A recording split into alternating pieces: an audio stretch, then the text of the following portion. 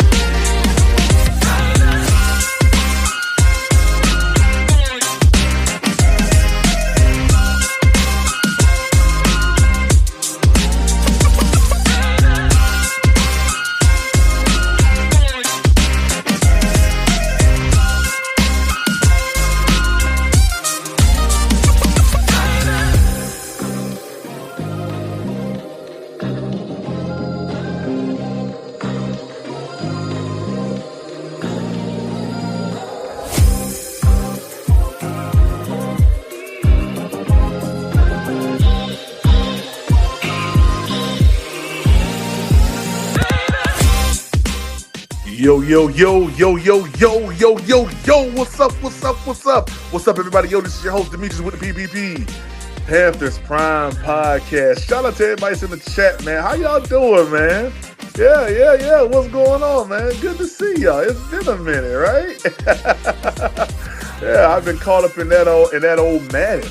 Yeah, that old Madden. That old Madden got me caught up, yeah. Man, it's good to see y'all, man. Shout out to my boy SC, Panther Boy 803 said, don't postpone the night, man. We here, baby. We here. Yeah, we here. Yeah, shout out Major Keys. What's up, man? Joseph Peterson. What's up, man? Good to see you. Candy Girl, what up here, my GR Zip? What's up, yo? JT Sports, what's poppin', man? Donna Dorian, what's up, yo? D Cash, what's poppin', man? Good to see you. He said this show about to be a good show. Yeah, it is. Gabe Mack, what's up, man? Yeah. Make sure, hey, Schizo, 11-6. You think I'm gonna do that again? 11-6, huh? Yeah. It's a possibility. We'll see. I ain't gonna show my hand too early. Daniel Berry Sports, what's up, man? Riz B, what's up, yo? PvP has been promising to go live since Lunar. Yo, it's only been 7 days, Riz. God dog, Riz. It's only been 7 days. Earl Locklear, what's up, man? Good to see you. Demetrius, what's up, man? Yeah. He said, can I get my wrench, my G? I got you, man. Hold on. I got you right now, my dude.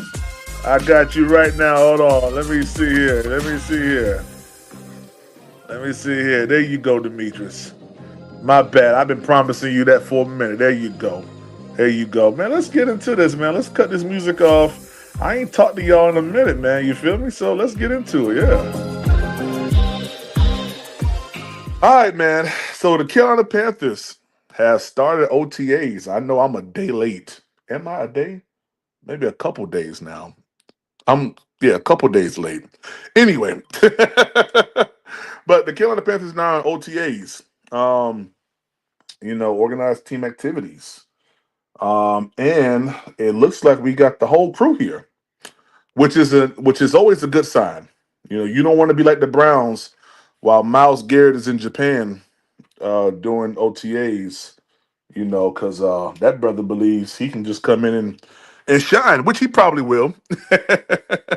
But it just shows just how enthused, just how much expectation there is on this season. When I go back in my mind, I think about all the seasons that we've had since I've been a Panther fan. That's been since 2003 when I moved to Carolina. I'm a Florida boy, and before that, I was a Broncos fan. I was not a Miami Dolphins fan. What up, Underground Kane? What up, yo? Uh, when I go back in my mind, I think about all of these seasons that we've had. I kind of got into football, NFL football, really, really, more consistently. I want to say around the 2007-8 season. I think that was I was, when the Super Bowl happened in 2003, 2004, my uncle was the one. Shout out to Uncle Kenneth, who made me a Panther fan because you could not live in his house and not be a Panther fan. Yeah, you was gonna do mandatory service out there in the yard if you was not a Panther fan, right? And let me plug my phone up before my phone dies. But when I finally, kind of settled in and said, I'm going to take this thing seriously, it was around 2007, 2008. More notable was the year that the Panthers actually played the Arizona Cardinals in the playoffs and lost. So y'all can go back in y'all mind and think about what year that was, because I've used too many brain cells today at my job to think about that. But it was around that time period. So when you go back and you look at all the different setups, and what I mean by setups is looking at how we came into the off season. And I'm not trying to gas up this season. I'm really not. I'm not trying to do that. But I will say this: there's a clear cut difference that Dan Morgan and listen, I'm gonna be honest with you. People may say this is a little too early, PPP. I can care less what people think. I really can care less what people think. I'm going to say this: Dan Morgan is on the path to becoming the best GM we've had. He's on par right now to claiming that title. All right. I mean, just the continuity that's been established year one as a GM, going out there, making hard decisions, making every Panther fan mad, with the exception of me, Risby, and Quantum. Going out there getting not Derek Brown, Robert Hunt, Damian Lewis, spending a lot of money on that offensive line at a time where everybody was really hoping that we would get rid of Bryce. And even after that time period, staying the course, being resilient in his decision making. Now, ultimately, to a place where just a year ago, I was having this discussion: is Carolina a free agent hub, a free agent market for free agents to want to come here? Not just any free agents, but premier free agents. Yeah, ones that actually have a name. Not the kick down the corner, kick down the road. Everybody has used them. CJ Henderson, you know what I'm talking about, type of players. Okay? Like real good players. And it's because of what Dan Morgan, Dave Canales, and listen, let's also give a shout out to David Tepper. All right, because he's played a role in this as well. All right, Brad Isaac. I mean, just from the top down, it's just absolutely amazing the change and the difference that just having the right people in place can do to an organization. Now, of course, we got to see it play out on the field, right? But I think that this season here, you have a lot more expectation than you have had in years past. There's a lot more to look forward to as a Panther fan. He said 12-5. We'll see. It's a lot, Riz B. It's a lot more to look forward to, right? You actually have a player who is probably, in my opinion, one of the most underrated players at the drafting of his, at his draft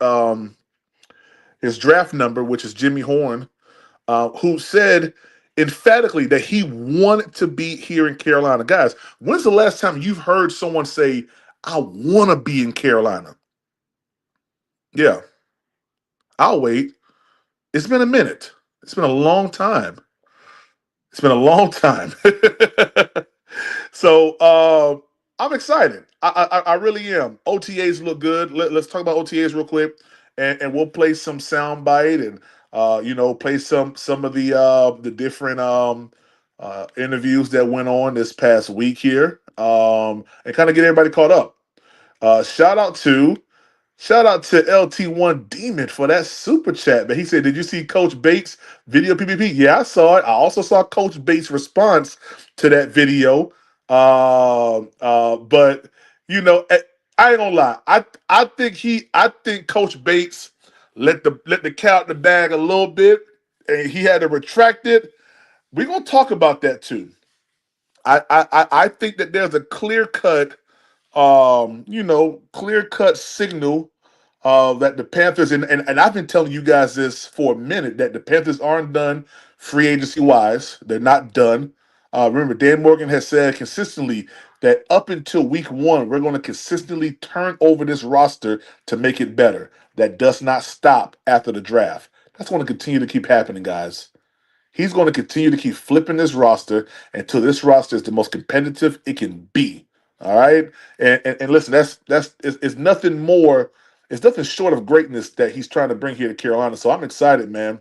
Let's get into OTAs real quick. So we saw everybody come together. Bryce Young out there looking phenomenal. They said on 11 versus 11 that Bryce Young had pressure in his face, and you guys know, y'all know Bryce Young is the pressure god. All right, pressure don't phase him. He's Psycho Bryce when pressure comes. Yeah, he's Psycho Bryce. Psycho Bryce. That's what he is. And he was able to deliver the ball down the sideline. I believe it was to Leggett. I seen some more videos of Leggett using his hands, catching with his hands. I mean, just becoming a better version of himself than he was last year, which is always a good sign. There was a little a setback in a sense. I wouldn't say setback, but an injury with Jalen Coker has some soft tissue stuff. I feel like it's going to be no issues. What's up, Block? What's going on with you, man? Chauncey, what's up, yo? Good to see you, man. He said Jimmy Horn, little brother, wanted him in Carolina also. See, you see what I'm saying? You see what I'm saying? Like, guys, listen, the Carolina Panthers are becoming. We're going back to the days in which the stadium was roaring in the first quarter of games, all the way through to the end. We're heading back to those days, and I'm just excited to be a content creator right now. He said Dan Moe is really gangster though. Yeah, Schizo, he really is, yo. Yeah, he really is, man. He really is. He from down in the bottom. Yeah, he from my neck of the woods. Well, at least he went to school down there. Yeah, T Cole, what's up, man? He said Horn Jr. did a draft video where he was buying hats for the draft. Chose Panthers first. Yes, sir. Yes, sir. Yes, sir. Yes, sir. So hey, listen, that's what I'm telling people. All of the skepticism that we've had in years past, throw it in the trash. Kick it down the road. It's no longer a part of the Carolina Panthers organization anymore. And I know we're going to have people who's going to have their strong opinions, which is totally fine. I have no problems with varying opinions and things that kind of go against the grain in a sense. But what I will say is this: there's nothing that shows that Carolina is going to be on a downward spiral this upcoming season. Nothing shows that. And listen, I want to tell y'all this, and I'm surprised that a lot of people haven't picked up on this. Do y'all realize that we've been getting a lot of talk about um, Ted McMillan and Jimmy Horn Jr. and Mitchell Evans and you know what's his name, Xavier Leggett and all these good players. Don't forget, don't forget, we still have Adam Thielen on the team. Don't forget, we still have Hunter Renfro. Don't forget that we still have these great play Tommy Trimble. You see what I'm saying? Guys, we have great we probably have one of the best issues that a team could ever want. When you have to try to offload good talent to get down to a certain number on the roster. Yeah, we're there. We're there. And if Bryce Young, which I believe he will, and the only reason why I say if is because when I say he, you know what, bumped, I'm gonna say he will. Bryce Young playing great this year, like how he ended off the last 8 weeks of the season. With a couple. I mean, you're gonna have a couple bad games here or there, right?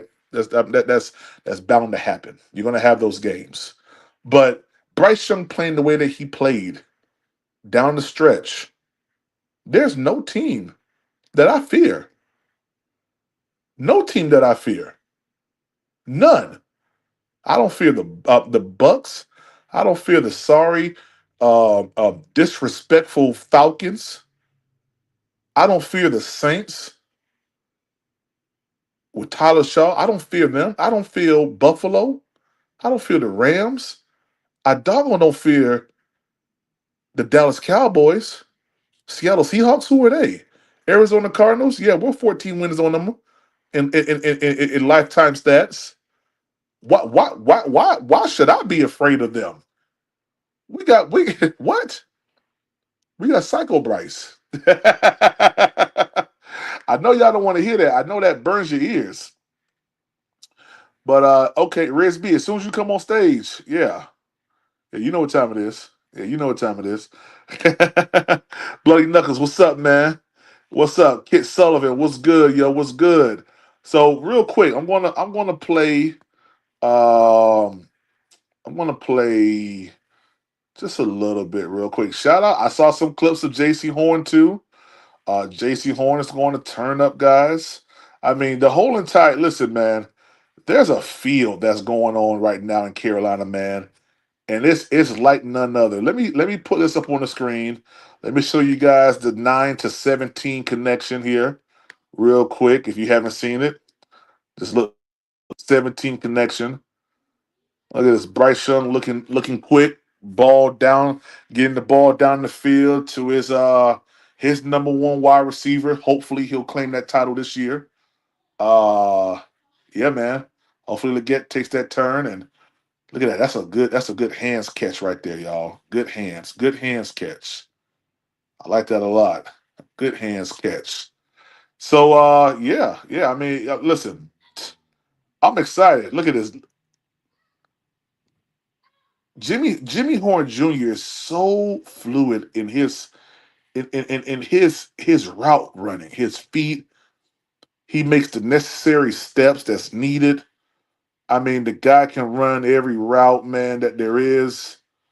He plays tall, plays big, man, has a big energy, big personality.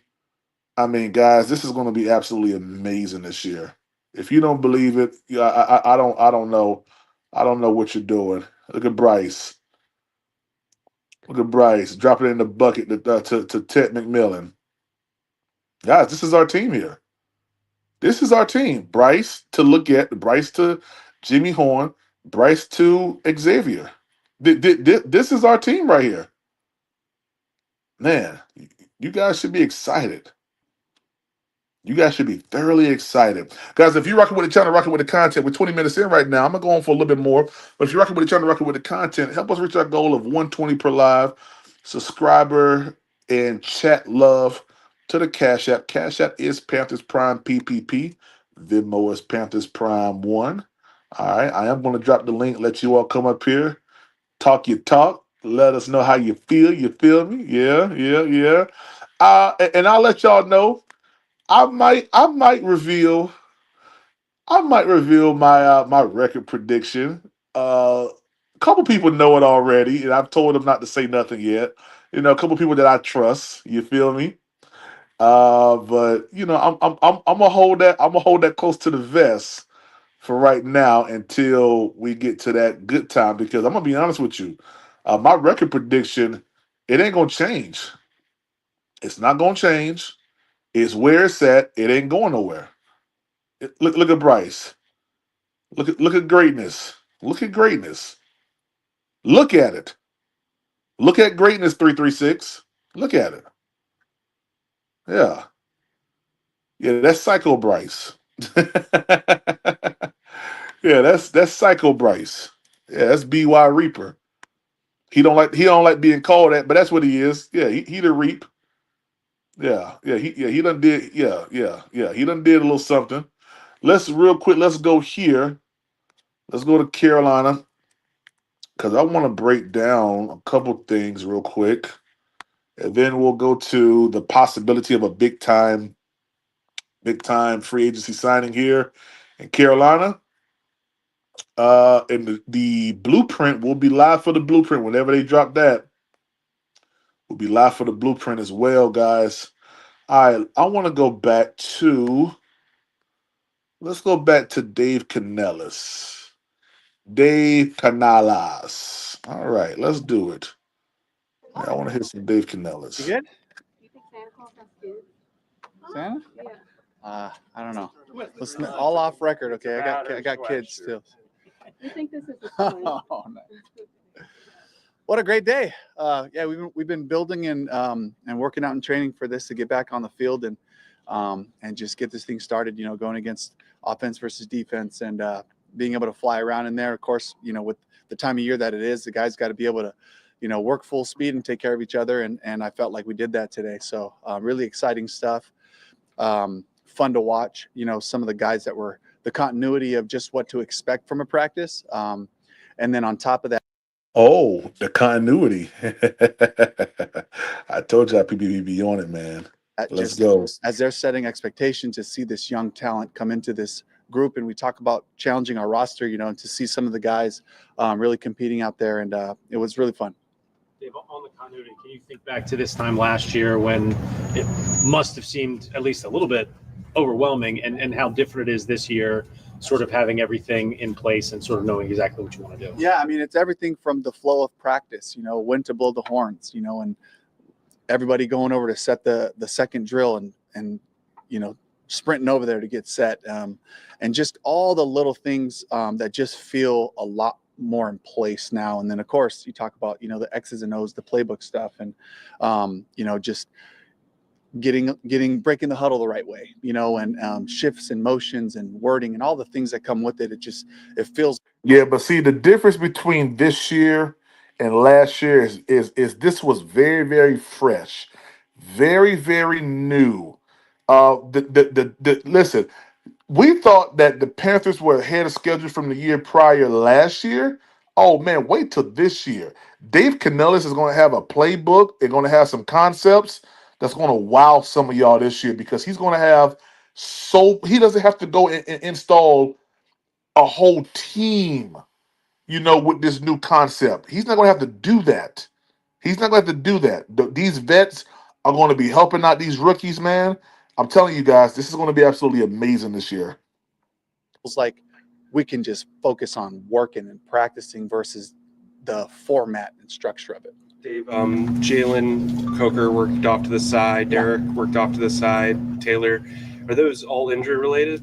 Yeah, they are. And so, Coker, just getting him as strong and fast as possible before we throw him out there in a competitive setting, just some soft tissue things that he's been working through. And he's crushing it right now. He's had a good, I think, week and a half of really, he's got the volume there, but we want to make sure and just playing it on the safe side right now before we put him out there. Derek, of course, just working back. Yeah, all that means to me is they just taking it easy. They know he's good. He ain't got no issues as far as anything lingering on or getting worse. So soft tissue, you take a break, massage it out, get some PT, some physical therapy stuff, some massages, and we good. In to things after the knee, and he's feeling great though, and he's feeling more and more confident with the change of direction, body on body, getting some weight bearing type of things that way. So they're all progressing, they're all getting after it. No setbacks right now. Guys are just taking leaps every day. So And then if I could follow up, Yeah. DJ Wanham wasn't out Yeah. there, neither was Tommy. I know yes. OTAs are voluntary. What's the Yeah, so DJ, just his back kind of flared up on him, so we're just trying to get that thing calmed down because you don't want it to kind of snowball into other areas with that. Tommy did have surgery on his back last week, a successful surgery that was, we were kind of thinking about it, talking about it, looking at timelines and all that, and just felt like for him to give him the he's 25 years old. Let's get this thing while he's young and strong and be able to. Hey, I'm gonna tell you right now, this probably was the sole reason why we went out there and got Mitchell Evans. Tommy Trimble might be that vet guy that'll come in on your third down type of stuff. Back surgery, I don't know how serious his back surgery was, but what I will say is this: I don't expect him to be ready for training camp, joint training camp.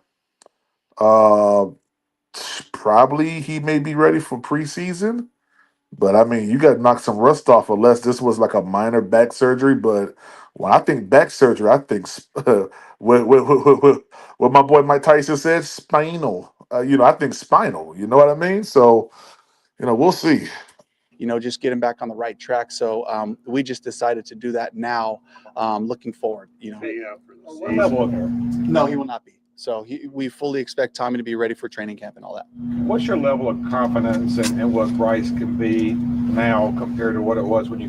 Yeah, I don't know about that, y'all. I don't know about training camp, but Dave said it. We'll see. We'll fact check him when training camp comes if Tommy's ready. What's your level of confidence in what Bryce can be now compared to what it was when you came in last year and didn't really know him? Honestly, my expectations are just wide open. I think especially as he goes in there with command, like he's been doing this offseason and really just leading the guys, and Going in there leading with command.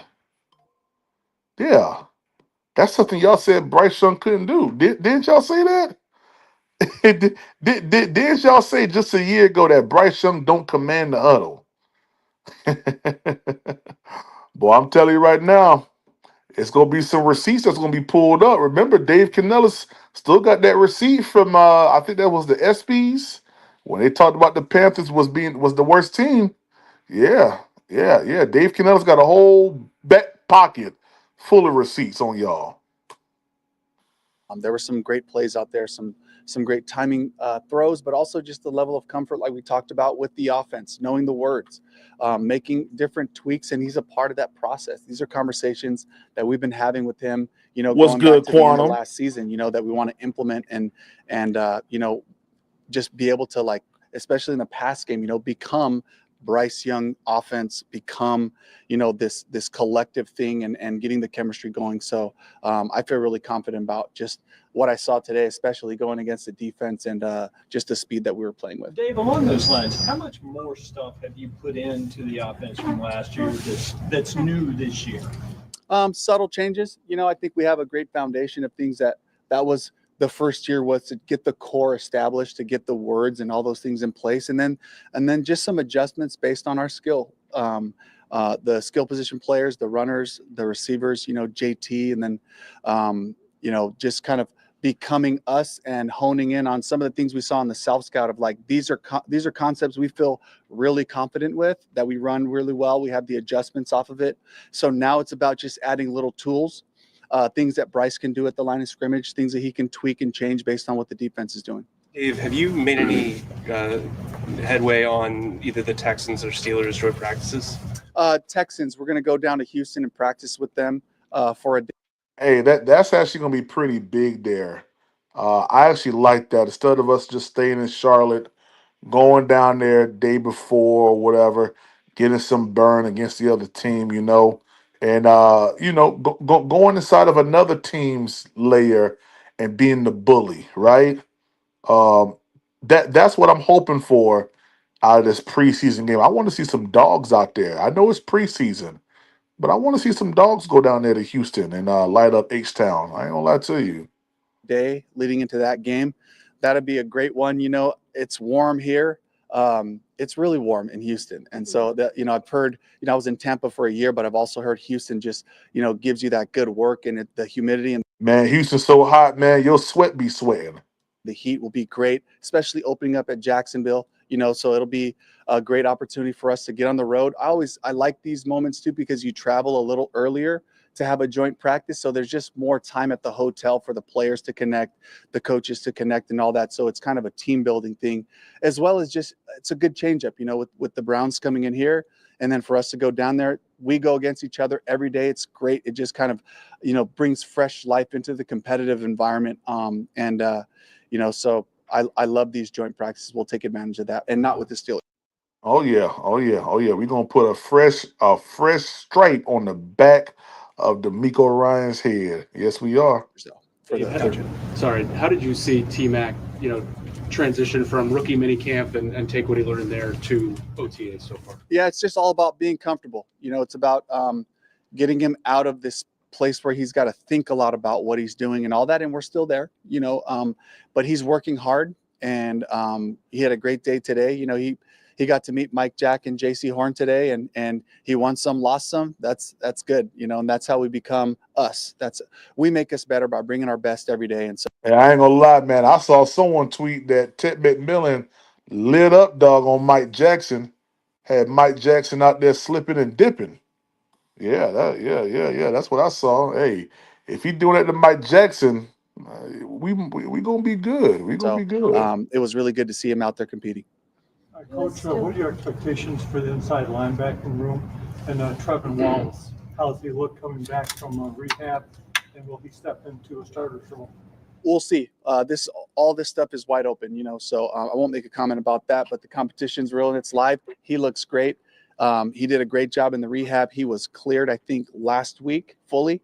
And he's looked really strong and fast. I mean, he's huge. I really expect him to make an impact.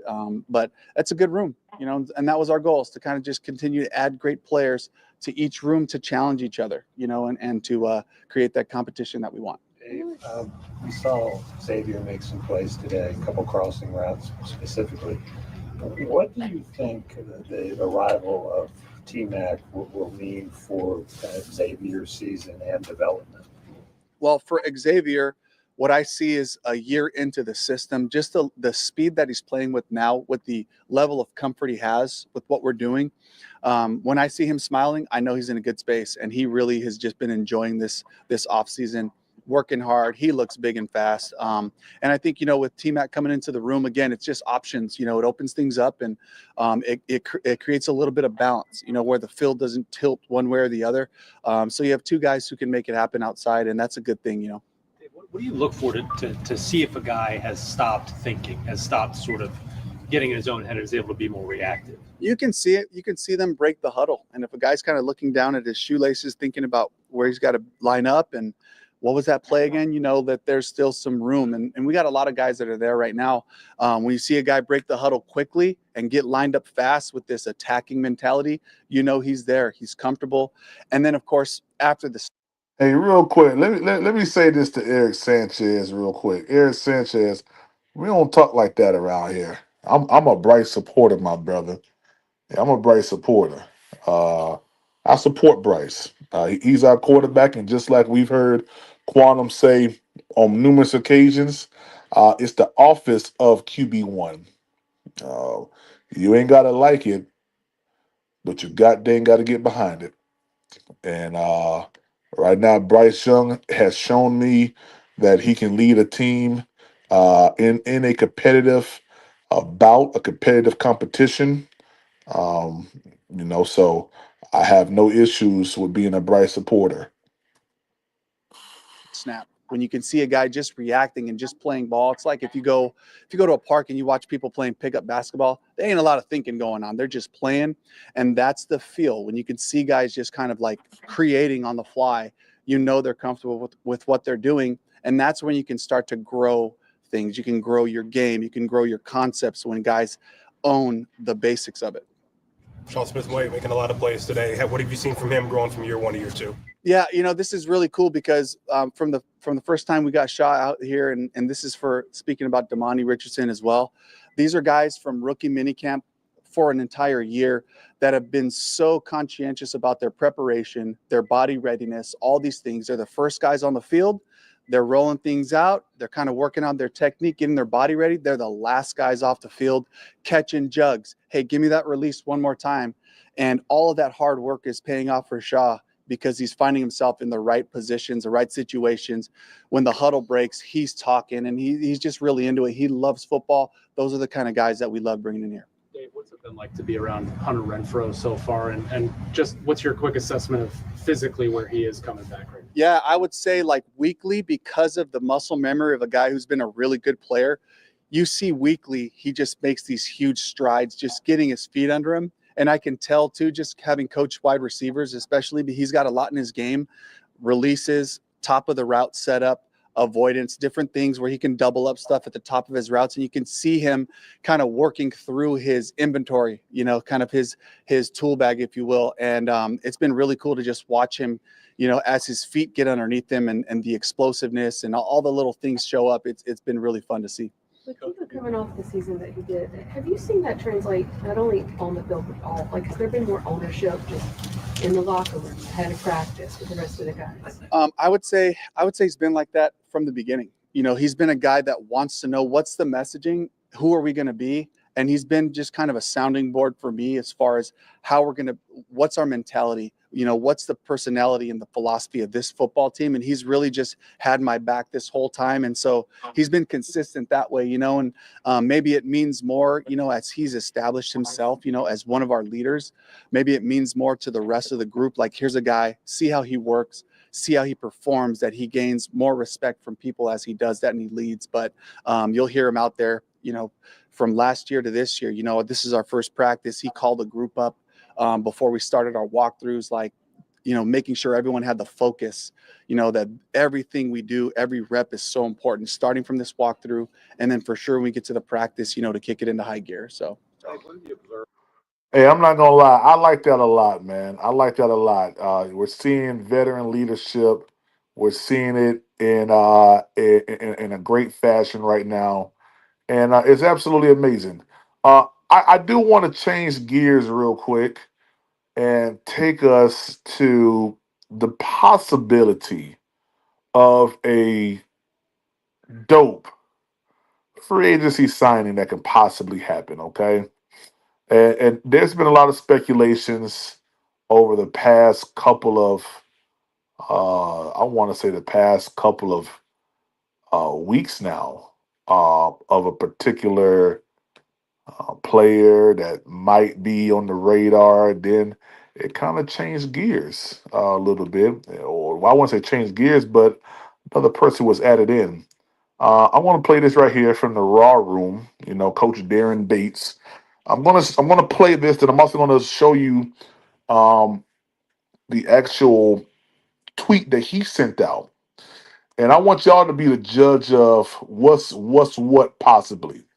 And the idea is this: there's a possibility of two players. One has actually been noted by our defensive coordinator, and there has been some back and forth, I would say, social media um, accolades and appreciation for one another, which is Jalen Ramsey and Ejaro Evero. Okay, so I'm gonna play this real quick, and I want y'all to be the judge of what y'all think. Here we go. We got some good players in that room, in that building. So Nice. looking forward to it. You know, we got I want to. Okay, actually, I can't say that. Don't get caught up in here. No, I wasn't caught. I was about to say some information that probably should be that's not known right now. So exactly. But yeah, man. Shout out to them boys, man. Shout out to the Panthers organization. Shout out to Dan Morgan, motherfucking Dan Morgan, getting that shit done. Okay, Dan. You hear me? You seen us in the off season? Yeah, make a move. Okay, Dan. D-line flooded. Yeah, okay. We got some good play. Okay, so that's the 24-second clip right there that has kind of been going around. And what's up, A. Kobe, the worst Madden player in history? Nah, shout out to A. Kobe. What's up, man? So yeah, that's our special teams coach right there, assistant coach Darren Bates. I'll play it one more time for you all, just to kind of, drive the point home one more time. Here we go. We got some good players in that room, in that building. So nice. Looking forward to it. You know, we got I want to. Okay, actually, I can't say that. Don't get caught up in here. No, I wasn't caught up. Hey, you see, I mean, he guys, whatever is getting ready to happen here in Carolina, they already know about it. Now, I'm not saying it's going to be Julian Blackmon. I'm not saying it's Jalen Ramsey. I'm not saying it's nobody. I do believe that there are, well, it ain't no hints no more. It's a clear-cut understanding that something's getting ready to transpire with some type of possible trade or acquisition of a player based on what Darren just said. So I don't think he caught himself. All right. Shout out to Coach Bates. He caught himself. He was getting ready to let the cat out the bag, and he caught himself. About to say some information that probably should be that's not known right now. So some information that's not known right now. Information not known right now. I mean, this is coming straight from probably one of the best coaches I think we ever had, assistant coaches I think we've ever had in Panthers history. I mean, when you see Coach Bates, this brother is in their faces, man, like cheering them on, and he's talking trash to the players and stuff on the other team, man. It's beautiful. Exactly. But yeah, man. Shout out to them boys, man. Shout out to the Panthers organization. Shout out to Dan Morgan, motherfucking Dan Morgan, getting that shit done. Okay, Dan. You hear me? You seen us in the off season? Yeah, make a move. Okay, Dan. D-line flooded. Yeah, okay. We got some. Hey, I'm gonna be honest with you, man. I see no lies about what he said, man. What we've done with the Panthers. What we've done with the Carolina Panthers, man, is totally remarkable. And that's why I started off this live by saying Dan Morgan. Dan the freaking man Morgan is definitely, in my opinion, one of the best GMs that the Panthers has the privilege of having. So, guys, at least in the chat, y'all want to pull up on me? Y'all can pull up on me. You feel me? We can have a good old conversation. Our last one was kind of crazy. I ain't gonna lie to you. That last podcast was it got a little crazy. You feel me? It got a little crazy. But what do you guys think? Real quick in the chat, man. We got 141 people watching on YouTube. Let me have 141 likes, please. 141 likes. Please hit the like button for me, all right? Hit the like button, show some love. Help us reach our goal of $120 per live and subscriber and chat donations. The Cash App is Panthers Prime PPP. Venmo is Panthers Prime 1. Super Chat, Super Stickers are the way to go. If you're not a member of Panthers Prime Podcast, we turning up. We about to have some good stuff coming up. So, hey, Kobe, Demetrius, Bloody Knuckles, what's up, y'all? How y'all feeling, fellas? What's going on with you, my guy? Fellas? What's going on, Triple How P? y'all making up, man? Hey, man, trying to put the paint where it ain't, baby.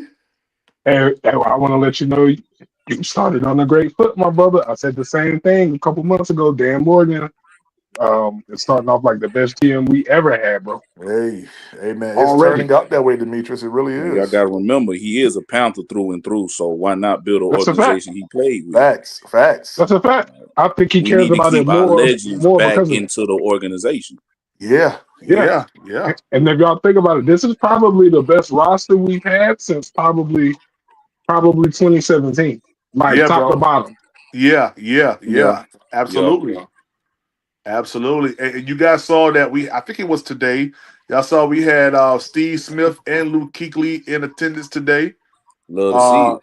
Yeah. That was good, man. You know, outside of all the stuff that happens personally with Steve Smith, having him there speaks volumes about where this team is trying to go at, what this team is doing, and listen, I love every bit of it, man. Shout out I do to too. David Newton, who was mad that he couldn't speak to Steve Smith because there was no media day. And man, let me tell you, them people chewed him up. Whoa, KP! Shout out to KP! Shout out to KP for that huge cash app, man. Hold on. I gotta drop a bomb on that joint, God dang. Hold on, let me do it again. God dang, let me drop a bomb on that joint, man. God dog. Hey, KP, Shout that's out to some you, love there, KP. KP. I ain't gonna lie to you, man. That's some huge love, KP. Yeah, that's some huge. Y'all, StreamYard done changed up everything. I don't know where all my stuff at. I mean, they done changed up all my stuff on StreamYard. I had my little bomb here. Bomb ain't there no more. KP, I appreciate you. Bomb ain't working right now, but I appreciate you guys. We are $20 away from my goal of $120 per live and subscriber donation. KP, I'm about to make you a mod, yo. Yeah, I'm about to make you. got to. Got to. Yeah, got to. Big Yeah. donation. Yo, one thing, Triple P, Appreciate you, like, well, KP. shout out to KP, but one thing, Triple P, I'm just glad that the Panther faithful is showing a lot of love and support for Jimmy Horn Yeah. Jr. I've been watching Yes, that brother sir. since, like I said in chat, I've been watching that brother since he came to Colorado. Well, since he went, to Colorado. And I know everybody was, Travis out and rightfully so. But when I looked at number 5 and I was watching, bro, I'm like, yo, this dude is a very good player and he was special out there. So like I told you on the pod before, when I seen my little brother showed me the picture that we drafted him in the 6th round, I felt like we got the steal of the draft. I mean, he young, he hungry, he a Florida boy, and you know what Florida boys bring. You know what Florida boys bring. So that's the guy I'm really excited for. For real, Yeah. for real. Oh, my bad, KP. You already a mod. Hey, I appreciate. Hey, KP. I got something nice. I also got something nice for my dude. I had another guy. I'm gonna send y'all stuff next week. I got something for y'all, man. I got something for y'all. KP said, "How far we is now, PPP?" Yeah, we just a slight $20 away now, KP. That's it. Just a slight $20 away. Hey, but you're absolutely correct, guys. When it comes down to this team, man, this is probably the best roster that I've seen in a long time, man. A while, bro. Long Wow. time, We man. got depth at a lot of Wow. positions. That's a great thing. Yes, sir. Yeah, we do. We And do. it's a mixture of vets and the right mixture of hungry young lions out there.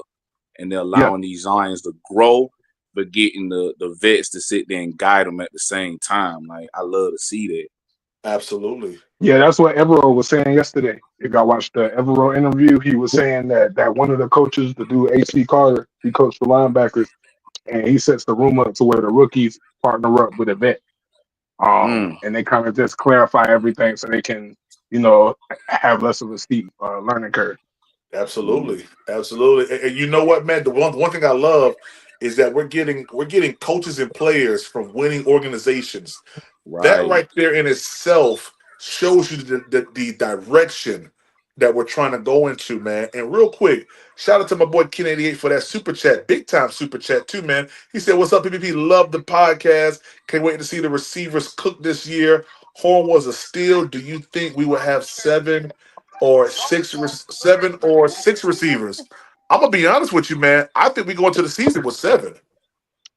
Yeah, Me I too. think we go into the season with Mhm. 7 receivers, man. I Me mean, too. dare I say 8?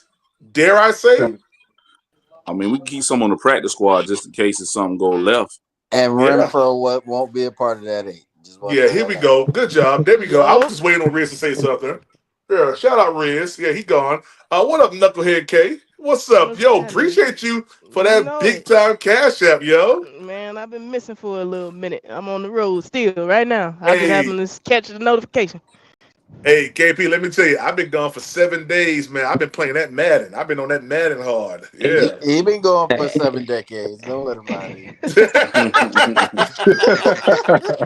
You ain't out here taking people money, is you, PPP? Man, KP, let me tell you, this Madden 25. Hey, Oh, it's like listen, that. this thing different. This Oh, I know. thing different. Yeah. I know. I'm on there. Listen, I ain't gonna say I'm the greatest because I ain't. I can move the ball, but my defense a little sketchy. I'm gonna go ahead and let Oh, you know that right KP, now. you gotta add me, KP, for real, for real. We gotta play, yo. I'm on the 5 with you. Well, it's got cross gen now. It don't even matter. Shoot, I'm on the 5 as well. I'm on the 5. All right. Hold on. Yeah. I'll shoot you my gamer tag on Twitter in the Okay, inbox. okay. I'm gonna put mine in the chat right now. Y'all want to play me? If y'all want to get destroyed in Madden, just let me know. Yeah, just Oh, let me I know. want my I fade back, know a PPP. Madden comp, but you know what I'm saying, I ain't gonna do you He like said that. he ain't Yeah. that. Oh, No, oh, it's not oh, me. I don't play. My little brother, he oh. be on there every day just slaughtering shit. So, what I mean, shout out to my little brother Sleezo. Hey. Sleezo. Yeah, man. Sound Sleezo like he Mania. throw. It sound like he throw pick sixes. Okay, that's cool. Yeah. Nah. Actually, bro, he played football in high school, so he works his way up the field. He's really good on defense. He don't like these spammer cheese guys that just like to go down the field all the time or run them college glitz plays. Like he actually remembers what you Run do and he RPOs. takes them picks back. Bro, good. Mm-hmm. Yeah. Hey Real y'all. good. Hey, if y'all didn't see that last the last one that I did live stream I did with Big Walk, man, I ain't gonna lie. It was the last play of the game. He kind of just threw it deep, and I picked it off and I ran it back for a pick six, man. Like into the game. He was beating me all the way through to that last play, man. And so technically, I put it on his top. Technically, I did. Technically, I did. Nah, it don't sound like that, PPP. Yeah, technically, I did. when people start bringing the technicalities and things, make it a little iffy. Red Oh, man boy, ain't nobody tell you to bet on me. Yeah, what you betting oh, on me trust for? me, I man. told you I just got 26 the come out. game. PPP really gonna be running with them Panthers for sure, for sure. And you all Hey, let sold me out. tell you. And see, that's gonna be the thing with me and PPP. I'm gonna have to find another squad because they're my boys too. Hey, listen, you go ahead and you take the Panthers. Cause I done did a little, I done sat back here last night. I actually got up at 3 o'clock this morning and got on the game. Worked on my Oh, settings and you turning into a gamer, PPP. yo, but I've been a gamer. Like I took a little break because I had a little, life was life and or whatever. But I was in them tournaments, yo. Like that was Oh my thing. shit. Yeah. Oh no, Hello. I ain't No, never no. been that bold. Yeah. Yeah. Shout out to my boy T. PPP. You want this work on Madden T? My gamer tag in the chat. What's up? Yeah, it's in the chat. Punk nigga, it's in the chat. Putting the offer out Yeah. though. Anybody come take the crown? Yeah. He said, what he said, I saw PPP be cheating this all. No, I don't, man. I don't be cheating, man. Hey, but real quick, what do you guys think about what I just played with the Raw Room with Coach Darren Bates? Do y'all think that, he done alluded to something, a little too much and, done tipped his hand that we gonna do something as far as bringing a player in from a pretty good team? Yes, Nah, sir. he sound like he excited. He He sound sound like like he he excited, think we y'all. going to. He sound like he think we going to the playoffs or some shit. The way he sounding. He don't like those kind of questions.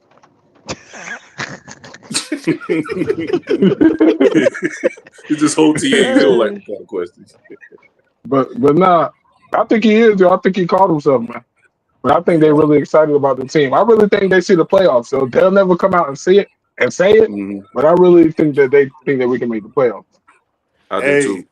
Y'all know where I'm at, and I told y'all my wins right now is north of 9 wins for this season coming up. On mine is too.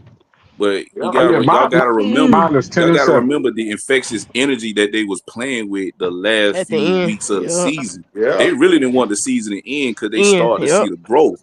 Now Yep. they Yeah, coming back fact. and getting the young guys in, getting these new vets come in. They excited. They know it's gonna be Mm-hmm. this a different chapter. So they ready to get back at it. So Yeah. it's all positive energy. But to answer your question, PPP, he knows something. He just had to catch himself. Yeah. But he knows something, like, you know what I mean? So it's still more to come. It's still more to come. Yeah. You're right, man. You're right. You know what I'm saying? We just stay tuned. The best thing about it, what I've been thinking about is Brady Christensen, right? Brady Christensen stayed with us Just and know took I'm a gonna be in the backup role building. for less money. You feel me? And when they took that, and he took that backup role when he could have went somewhere else, got the starting role, and got starter money. So that tells you that the players really see what we building, and we definitely headed somewhere, bro. Mm-hmm. Yeah. Hey, you know one thing that's gonna like kind of make me a little pissed. I ain't gonna lie to you. Is this center position? I hope and pray that the Panthers don't just go back to Austin Corbett. Not Austin Corbett. What's old boy's K name? Mays, K. K Mays. So who? Austin Corbett got injured, right?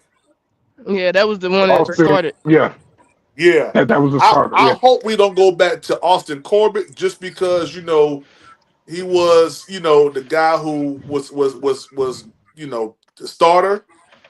I like Cade Mays. The way Cade Mays played at center compared to him playing guard, it's night and day.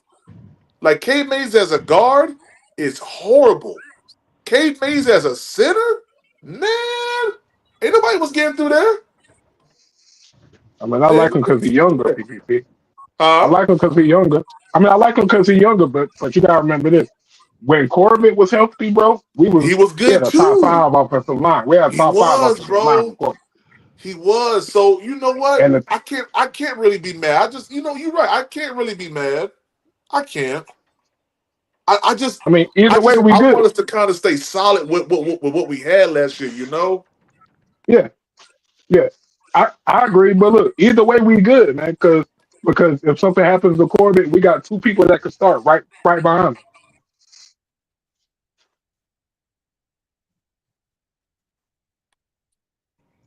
Warm. What up, Red?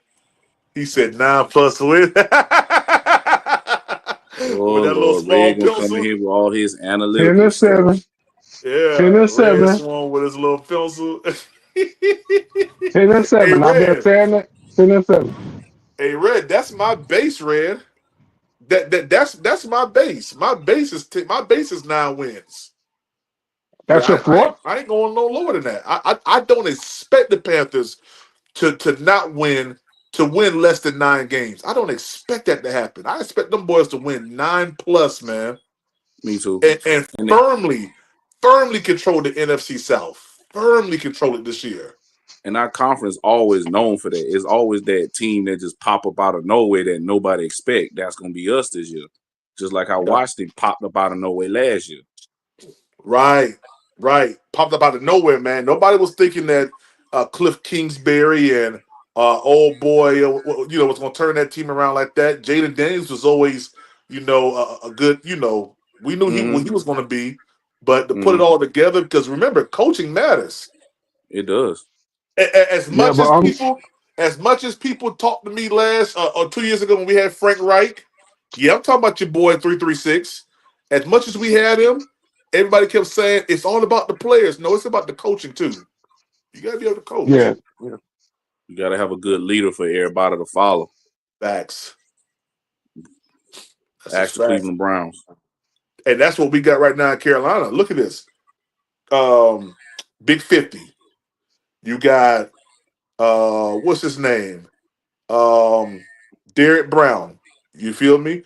You got old boy. I like him a lot. Who came in? What's his name? Adam Thielen. wide receiver. You feel me? We still got J.C. Horn. He's the leader right there. And I ain't gonna lie, Josie Jewell, he's kind of like that leader for the linebacker core right now, man. So defensive line, you got Derek Brown.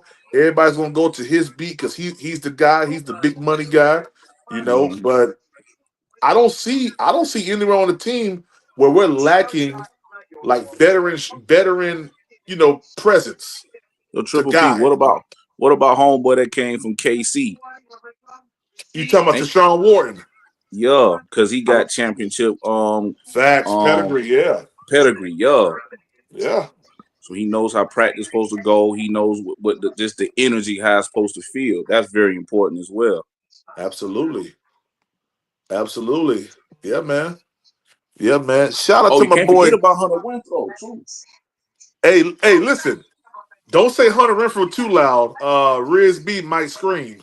But he can scream all he won't, but coach already gave him his flowers in the interview. Facts. Nobody gives a fuck about a bald ass old. You don't, bro. Yeah, let me get Riz up out of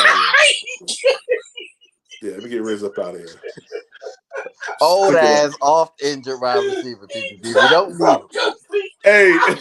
Hey, at least you ain't like Redman Boy talking about that man suffering from a debilitating disease. That was funny. Oh my god. Look, he on the everybody on Twitter. We know that he's going to be the guy, short yardage, red zone that you're going to want to, have some eyes on. You feel That's me? what we got Adam Thielen for, bro. But imagine him, bro. You're not seeing the big picture, Riz. I see the big picture. You're so caught up in Mason Graham, it makes no sense. Listen, PPP, I'm telling you this right now, right? Look, don't be surprised. Do not be surprised if Jacoby George makes this roster. Can y'all stop with the Hunter Renfrow, please? Thank you, Nick. Let's get both of them up out of here. Yeah, now y'all ain't about to mess up my vibe. Y'all ain't about to do that. Listen, PPP, I'll put it to you like this. Tet, XL, Thielen, Coker, Jimmy Horn, then Renfrow. No, Jacoby George. Right. I'm telling you, y'all keep thinking that Hunter Renfrow is gonna be like our number 2 or number 3 receiver. No, he's gonna be a nice guy to put in certain situations. Yeah, but he's not gonna be there for veteran difference presence. maker like that. He's there to teach. We get it. He taught Coker good enough last year. What can the Fresh Prince of Carolina, the Fresh Princely of Carolina. That's dope, yo. What's up, man? Hey, shout out to James Bates for that cash app. He said just for donation. Hey, I appreciate you guys. We're $15 away from our goal of $120 per live, man. If y'all rocking with it, trying to rock it with the content, show some love. Tri-State, did you hear what Coach Darren Bates said, my brother? Tri-State. Yo, what's good? My fault. Did you hear what Coach you talking about the Darren Bates Bates thing, bro? Yeah. sir. I don't take too much into it, in my opinion, because I'm looking back what he was saying, and I'm not. It's not, everyone's saying is Jalen Ramsey this, Jalen Ramsey that. Maybe, right? But it could be someone else. It could be Trayvon Diggs. It could be Greg Newsome. Could be Denzel Ward. Well, yo, could be Jair. This is what he replied. So I don't back to, my only thing is this. I don't want everyone to get their hopes up on Ramsey, and then if we get like a Denzel Ward or a Trayvon Diggs, be like, oh, well, I'm mad. Like, it's still not an upgrade. You know what I mean? Like, I'll take any corner at this. That's an upgrade. Absolutely. Well, this is what Coach Darren Bates said to Michael Bell, who I follow, on Twitter. He said, I understand it's the offseason and the news cycle's slow, but y'all got to do better. Shaking my head. And just to let y'all know, he was kind of alluding to, which I thought was kind of, kind of like the growing beacon of news here in Carolina was a Jalen Ramsey acquisition. So he's saying, it's just that's probably not it. Who knows? That could be it, guys. I don't. Question. Yo, what's up?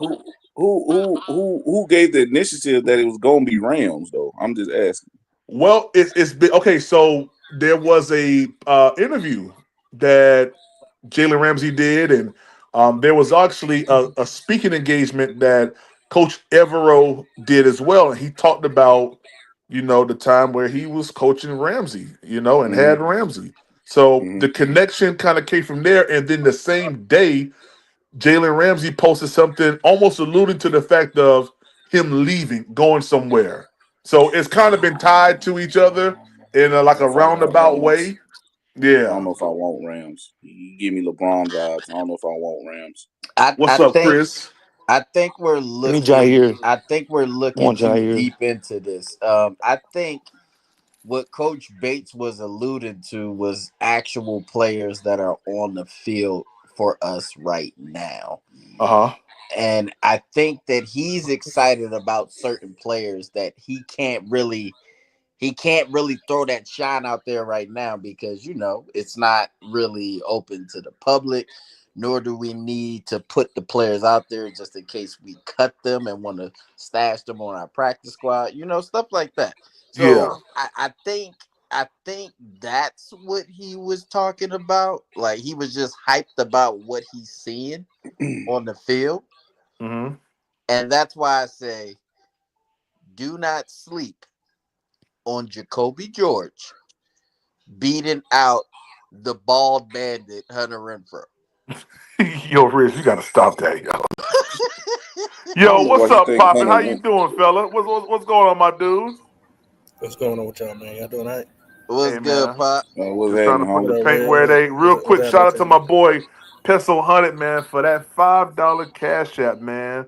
Said for the content. Appreciate it, man, guys. We $10 away from our goal of 120, man. I appreciate every single donation that you guys have given. Poppin'. What's up, man? Talk to Pop, us. PPP still pushing this Hunter Renfro propaganda. Oh, he's still on this, man. I already told you what it's gonna be, bruh. Chill. We He is ain't. not gonna be cute. He's not gonna be WR1, 2, or 3. Chill. Yeah, let him know. Yeah, Talk to him. Man, Riz. you act like this man gonna lead the league in catches, yards, and touchdowns, bro. We ain't saying it. No, I fuck think that. he. He needs. I I think. don't want him on my team, No, but but what we're saying is, how much of an effect are you going to make as your wide receiver 6? Like, how much is he? He's going to play. Realistically, that means he's going to play if someone gets hurt. That's the only time he's going Oh to see Okay, the field. no, he's gonna he can play, go in Yes, there in yo. bro. rotation. Yes. But He's my gonna be That's thing in why the is he's he can help rotation. 5 in front he of can him. help groom wide receivers in the offseason. That's what I Let look me at ask him y'all one as. thing. Let me ask y'all this. Can How he get many him to 5 go wide here? receiver sets did you see last year? How many 5 wide receiver sets did you see? 0. Dave Canales ain't opened up his whole 0. playbook yet. Exactly, Quantum. Well, that doesn't mean 0. Keyword, that it yeah. won't Yep. happen this year, though, Nick. Yep. That doesn't Quantum, mean what's that. good with your black ass? What's up, my brother? What's up, Well, Riz? hold on. Before Quantum gets Don't on the trust me. stage, shout out to Panther for Life for that super chat. He said Penix behind only 4 years younger than Renfro. Yeah, I know. Yeah. Shout out to Penix. I want to hear Poppin'. Poppin', what's up, Poppin'? Oh, did What's good, Poppin' man? What's drop? up? Oh, the Poppin' still there. What's up, man? What's going on, man? Y'all doing all right? Can y'all hear me all right? Yeah, hear you good, Yeah, we man. hear Go you. ahead, man. How Y'all you feeling popping? about what I showed you, man? About the whole possible big acquisition maybe happening, and kind of how things have been going with OTAs as of late. Looks like we looking like we're ahead of schedule. Honestly, I mean, with Mm-hmm. just a few people that has to get caught up. Of course, the rookies. I had posted in a Discord about Darren Bates. His comment, he's almost slip up. Yeah, That was interesting. I think he interesting. was going. Yeah, I think he was going to mention 2 players that nobody's talking about. Because when he said, "Ooh, we got," and it sounds like when you say "we got," that sounds like more than one person. Mm. He stopped. He's like, "Ooh, I can't say that."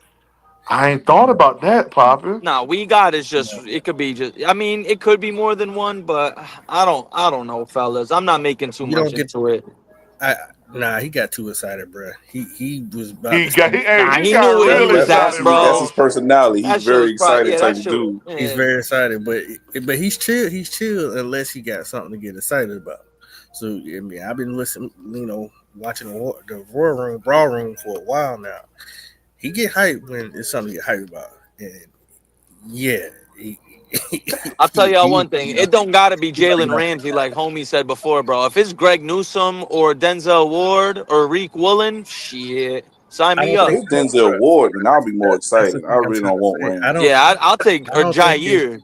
Give me Jair Oh, or Jair Denzel Ward Alexander? over Jalen Shit, Ramsey. I remember Bring him bro used to on, let man. He go. from Charlotte. Yeah. I don't think it's nobody that's already been playing somewhere else. I think it's the talent on the team already that we just don't Facts see. popping. Facts. That's what I'm Facts. trying to tell y'all. And you We know need a how I am. corner, You know what I'm bro. saying? It could be I a think We need a possibility. corner bad, bro. If not, be prepared to see Trayvon Morgan nickelback a lot. If we don't get a corner, be prepared, y'all. Telling y'all right Well, now. See, Be but prepared to see my Morgan a big lot you in know, thing nickel. you is be. my Well, big thing Nick, is did you because listen to the interview? Like, did you listen to the podcast? Because he broke it down. He said our depth in our D line room stacked. He said Oh, you that. talking about Darren He Bates? said, Yeah. And yeah. then he went back toward He said, damn Morgan, you did your job. You got us depth. He said, now you even got to worry about the backfield. yeah, he So said if it'll he's work that itself out. confident. He said it'll work his Eh, linebackers Yeah, in the the back depth of the end D gonna do line. what it do. Yeah. The back end gonna do what it do. So why you don't have to worry about that, Nick? Your Yeah, you coach just do. spoke to Yeah, you. you do. Yeah, Your you do. coach just spoke to you. Hey, Well, I like hey. that, bro. I like that, Well, man. and then what happens if God forbid J.C. Horn or Mike Jack gets hurt? What happens then? but so Okay, Nick, don't do the bad we juju not right doing now. that, Nick. No, I'm just saying, bro. You got to be prepared for anything in the I football season. Let's be understand, honest. but This is Nick, true, but I but ain't Gotta we be trying to got face to prepared that for right think. now. anything and Nick, We Nick, everything. OTAs. next We man are up, way Nick. too thin, bro. We are way But unless someone. hold on. Next man up, My Nick. my. Oh, you was what you was about to say, Pop? I was just telling Nick, next man up. We don't Next man live up, on fear. it don't matter if the next man up if it's a bum. See, but I think our problem is we're enamored with getting like the best available on the team when we just re-signed Mike Jack. And again, I think we're forgetting What's a about 2-year Charles Smith deal, Wade. Riz? What's a But listen, 2-year deal, Riz? What does that tell you, Riz? Let's be honest. What does a no, 2-year deal tell you? but I Are they think we're really confident forgetting. in him, bro? But That don't show but do confidence. you think that they're confident in Charles Smith Wade? Don't He's you a think they're draft pick. That's confident someone in him? he's a draft pick. That's not someone you don't have to worry about paying for Yeah, two, but 3 years. And he's a development piece. but if you But heard Canales, he wants the young guys to play. He said they need to play. So True. that Shaw extends played. to the cornerback room as well. We don't just have young guys in the front seven. We got young guys in the back end too. That goes for Lathan Ransom. That goes for Charles Smith Wade. And honestly, that goes for what's his name? Bartholomew, whatever the fuck his name. We gave him $3 Yeah, right. million. He was getting done like he stole something from Drake Bartholomew London week Simpson, dog. 18. We gave Drake him London was we doing him like gave he him a stole 3-year something from deal. him. but hold on. I think because I'm on the same page. I'm on the same page with Riz and Nick. I think you got to loosen up a little bit. You know, unbutton one of them buttons and just have a cold iced tea. Nah, bro, we need a What y'all got corner. to under? We need. Nick, It's Nick, too what you? thin, Pop. Nick, It's too thin of a room. hold on. It's not as thin as Renfro's hair.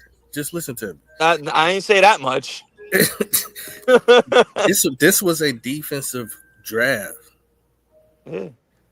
A I get what defensive you're draft. saying. If Go back. if the front seven plays well, then the No. back end, you feel me? I know what you're saying, but That's not what I'm saying. What I'm saying is this was a defensive draft. There was Yeah. so much talent. We didn't have enough picks to get all the talent. Go look at the undrafted free agent. We had one guy, Coker, who did a great job. And they brought in several corners as well and linebackers. Bro, we gonna be all right. Because this was a defensive draft. I don't got faith in a Khalib Evans and Shamar Bartholomew, and I like Shaw Smith Wade, but you know we're asking and expecting a big step from him. Hey, he's in the him. league. He in the league. He got to do it. He can leave, but I'm telling you, go look at the other corners that we pulled in. And I'm surprised you're not talking about none of those guys. I mean, Nick, you the. Cause I ain't nothing really to talk about from me, bro. You feel me? I'm not too big on the corner room. Besides JC, I'm even iffy on Mike Jack. I'm on record as saying I'm not the biggest You know, he'll do for now, but I'm talking about the undrafted free agents. I'm surprised you're not talking about none of them. Did you see that linebacker we got? That Hawaiian dude, the Polynesian dude. yeah. Thumper. We're trying to get Well, Frankie one thing about Louvu. Polynesian, they do Every Samoan well needs on Frankie defense, Louvu. especially from linebacker and safety positions. He is nasty, bro. He is nasty. Hey, you talking about my boy Tua? Yeah. Hey, he's the next coming. I don't put me on record. Mm-hmm. He's the next coming of Troy Polamalu. I said it. I thought you about to say Frankie Louvu. No. Nah, he's wired different. Nah. Yeah. Frankie, he'll run circles around Frankie Louvu. There you Damn, go. bro, that raw. He'll run circles. That for what I saw. I gotta look at tape on him. Safety too, so that's gonna be something to say. Hey, this Frankie boy, Louvu was second team All Pro. Stop it, Prime. I mean, was second team All Pro. Hey, he went to Frankie Fresno Louvu State. one of the He went ones, to Fresno man. State. All right. When you watch his tape and Nick, who pissed in your Cheerios this morning? God dang, Nick. No, I'm just calling it. I'm calling a spade a spade. No, well, God dang, I'm about to cut your spades, Nick. God dang. Damn, you gonna do him like Reds, man? Yeah. Yeah, I'm about to cut his spade. Yeah, he throw a king. I'm gonna throw a big joker. God dang it. Yeah. What up, T Cole? Yo, man, like I said. what up, fella? What'd you say, Tri-State? I mean, you know, God willingly, that'd be nice, but I ain't relying on it. I'm relying on Trevin Wallace to take that step forward. I'm confident in him taking that positive step forward this year. Hey, I am too, Nick. But that dude Tua, he's a beast, Bam man. and Tua, they are beasts, bro. I gotta look at tape on him, but I'm always positive on Polynesians on the defensive side of the ball. Yeah, bro. He's something different, they man. rule that side. My God, they rule that side. Hey, despite the reports, we're not gonna be a pushover in the run game this year, man. I'm sorry, I don't see it. Who reported that? Oh man, all these people, just the peanut gallery are always talking, oh, we gotta improve the running game, and we're gonna get ran over. Like, yeah, right, man. What you heard Coach Bates, he said, stop the run. Yeah, that's He right. said it straight out of his mouth. Stop the run. Yeah. Get after the quarterback. And get after the quarterback. And that's exactly what we're gonna do this Back year. in, y'all do, you know what I'm saying? Y'all do what y'all do. Who y'all see running past Big Cam Jackson? Like, really? Good luck. Hey, Nick Scoring is gonna have more Quantum. I can't wait to see our three down linemen. I can't wait to see Cam Jackson, Bobby Brown, and Derek Brown on the D line. Good luck trying to run on that. Good luck trying to run on that. They might just lay on you just for GP on the ground. Just stay there. That's 1,000 pounds right there. Yeah, don't even sucker. try to get up. Yeah. The boys got there talking like Dark Quantum to him. That's right. Nicholas. Hey, just tell the trainers to bring some blankets out here on the field. Y'all just stay down here. Stay down here. Stay down. Don't get up. Man, I'm excited for this season, fellas. I am too. Man. I am too. Excited. It's been a long time since we said that, though. So that's a great step in the right direction. That's true. Just the team, the overall team, the depth of the team. I want to see what the young guys can do. I want to see what how this defense improved. Man, and I'm ready to see a fully paid, healthy JC dominate. That's what I'm ready to see. Well, JC gonna do what he do. I'm real positive on him. Watching him since college, so I know what he can do. Where Howard at? I want him to come up here. Talking all that smack about Bryce the other day. I want him up here. Come on up here, Howard. We need Howard versus C-Dog again. That's what we need. That was a travesty, Riz. That was a travesty, Riz. Oh my God. Look, that's worse even Bates called Bryce the GOAT. Hey, that was a bar fight. And what's crazy is C-Dog was Howard in Bryce's rookie year. Now C-Dog going. That's what I'm saying. He's a part of BWO. He's seen the light. He's seen the light, Riz. He's seen the light. Where saw fish you bub in lie. the chat? Hey, it's undeniable, man, what this guy's gonna be able to put together this year with the squad he's got, man. Look at these weapons, man. Okay, I was watching something earlier today about this. We've never drafted a receiver, below 24th. DJ Moore was the highest rated receiver we ever took in any draft. Our entire franchise being in the league. What number was 24. KD? 28. Kelvin Benjamin was the 26. 28. No, he was 27 or 28, somewhere around in there. Okay. But we've never taken anyone below 24th as a receiver. That's insane. The entire franchise berth. Tech is the closest thing we've got to a top 10 receiver in a draft. Ray Caruth even went 27. Believe it or not. I'm calling it now. Listen, Ray Caruth was a bust. I don't give he was actually pretty good, Nick. If y'all say Riz is taking his mile again, I don't give a damn. I don't give a damn. It's in the season of hyperbole, goddammit. Listen, Tech will have the same impact for Bryce that Megatron had for Matthew Stafford. I'm telling you this right now. Bro, all right, that's a bit of a stretch. I'm telling you this I'm not gonna put that kind of pressure on him like that. Listen, I didn't say just you know need what's for a him to better be one? productive. Hold on, Riz. I'll give you one. How AJ Green helped elevate Andy Dalton in Cincinnati. That's a good one. But wasn't they in the same draft? Yeah. That was the same Because draft. AJ Green, Ted McMillan is a lot of AJ Green to me, bro. I see a lot of AJ Green in No, Ted but McMillan. then AJ Green get drafted in the same draft class as Andy Dalton because Andy Dalton was the second round. No. Cam and Andy came in the same draft. AJ Green and it was the second year. They was after that. Yeah, because he was in the same Green draft was in with that Julio. draft. Yes, that's true. Julio, right? 2012. AJ Green went fourth in that draft when Cam went one. Oh, he was in that draft? Oh, okay. Yeah, Maybe they all came out on the SEC the same time. In my opinion, that's the best draft ever, bro. When you look back at that draft, Yeah, you Cam, got Fletcher Cox, AJ Green, Julio, AJ Green, Von JJ Miller. Watt. What? Von Miller was number 2. That's true. Von Miller, facts. What? That class was deep. Patrick Peterson. Yeah, that's right, Patrick Peterson. Yeah. Like, that's really one of the best drafts, bro. Low key. Yeah, sick. And that's when, and like I said, I'm not an SEC fan, but that's when the SEC was at its peak, in my opinion. Hey, y'all know something funny though?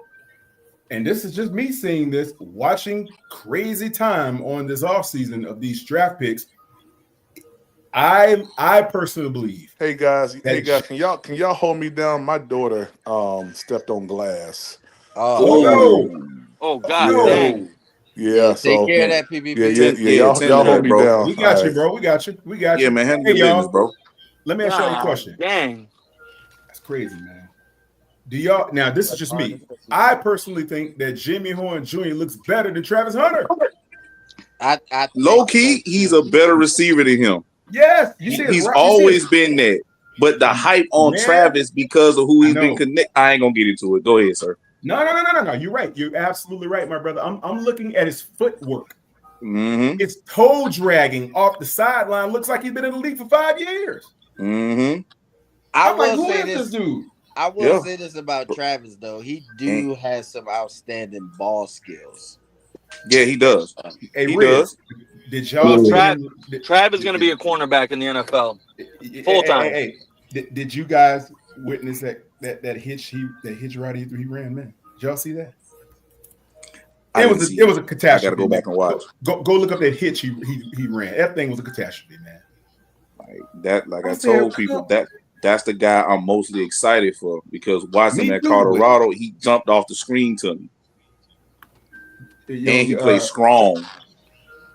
Travis Hunter ran a hitch route, man, in practice the other day. That thing was great. It didn't even look right, man. I was like, what in God's name? What kind of route was this? The way he stopped and had to try to come back to the ball. His route running definitely been choppy from what I've seen. Real choppy. Hey, Nick, it looked like one of those CDs that used to skip back in the day when you were watching a movie. Yeah, I saw him doing a 9-yard in route, and I was like, bro, that was horrible. Because he's just gonna be a gadget guy on the offensive side probably every once in a while, but just like bro said, he's a corner. He's a full-time corner. That's Yeah. it, man. He They're got gonna no he's gonna want to play first time. Just like, bro, in the beginning they were talking about Charles Woodson and Champ Bailey doing the same thing. What happened? They ended up being full-time corners. The same thing And is people gonna got to happen with remember, Travis Hunter. Chris Gamble did the same thing at Ohio Chris State, but Gamble. we ain't have him do it over here with us either. Nah, Chris Gamble just was a lockdown corner. You know what I'm Yeah, saying? he was. Shout out Chris Gamble, man. Yeah, he Mhm. was. A lot of people Man. forget Gamble ain't about nothing him. to play with, boy. You better not throw over there. They'll take your stuff. Mhm. Gambling with your life, you throw it towards Chris Gamble. See, I wanna see because I'm really excited for this just the season to start.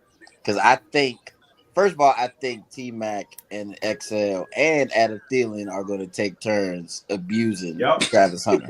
I think that they're going to take turns doing that. And then on top of that, I don't even think JC is going to worry about Travis Hunter because I think they're going to have him on Brian Thomas Jr. Yep. I think Mike Jack is going to put the straight jacket on Travis Hunter. Yeah, he's gonna need to be physical with him at the line. That's for sure. Mike Jack is a physical Mike Jack gonna do quarterback. that. That's the thing. Travis Hunter ain't that big, man. I like my No, chances. he's not. JC on Brian Thomas. I like my chances with JC on anyone. I have the stats. I've True. said it on this channel a lot. Jamar Chase had 3 catches on 6 targets against him last year. He locked Devontae up. AJ Brown only had 2 catches on him. Locked him up. Hey, don't let Red. I don't what give he a do dang against- about that coverage game, this and that. How do he do against the big name players is what I look I at. seen Don't him what he let did Red against hear Mike you Evans. say He that, locked Nick. him up too. Mike Evans And had that Drake nice London, you touchdown on next. him, but he usually, Drake London, JC Horn always has Drake London's number. Yeah. And he tends to have Mike Evans' number. Mike Evans had a nice one-handed touchdown on him this year, but JC tends to win the war more than the battles. He's top 5 corner in the league. Yes, Easy. yeah. Overall, Easy. JC has gotten the better of that matchup every time we played him when he was healthy and he played. Mike Evans didn't do much to JC Horn.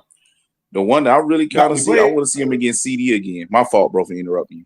No, you got to go ahead, brother. You got it. Nah, I just want to see how DBs look against that newly offensive weapons that the Cowboys think they got. I want to see how that looks. See, here's my thing on that. When we play teams, like last year when we played Dallas, that's a game that Ejiro should have had him shadow CD the whole game. When we play a team with only the problem this year that I'm really scared of, fellas, this is my honest opinion. We play a lot of teams with 2 great receivers. I'm sorry. I like Mike Jack. He's gonna be tough for him, bro. He's gonna have to, we're playing Tyreek and Waddle again. We gotta play CD and Pickens. We gotta play Cooper Kupp and Devontae Adams. Yeah, but we gotta play Jackson Smith and Jigba and Cooper Kupp. But Nick, that's it's gonna be not fun. flag football. Those are gonna be tough outs for us, bro. Because we're gonna have. It's not flag football, and we got better safety play than we had this past season. Talk it, Riz. Talk that, Riz. And then we're going to have, hopefully I'll keep my fingers crossed. We're going to have more pressure up front. To make the quarterback throw the ball than he wants to mess up their timing. So, I mean, I'm not really stressed about having JC and Mike. But how much percent of the time do you see Ejiro ever run a press corner? Press corner system where we're pressing at the line. It's usually off ball.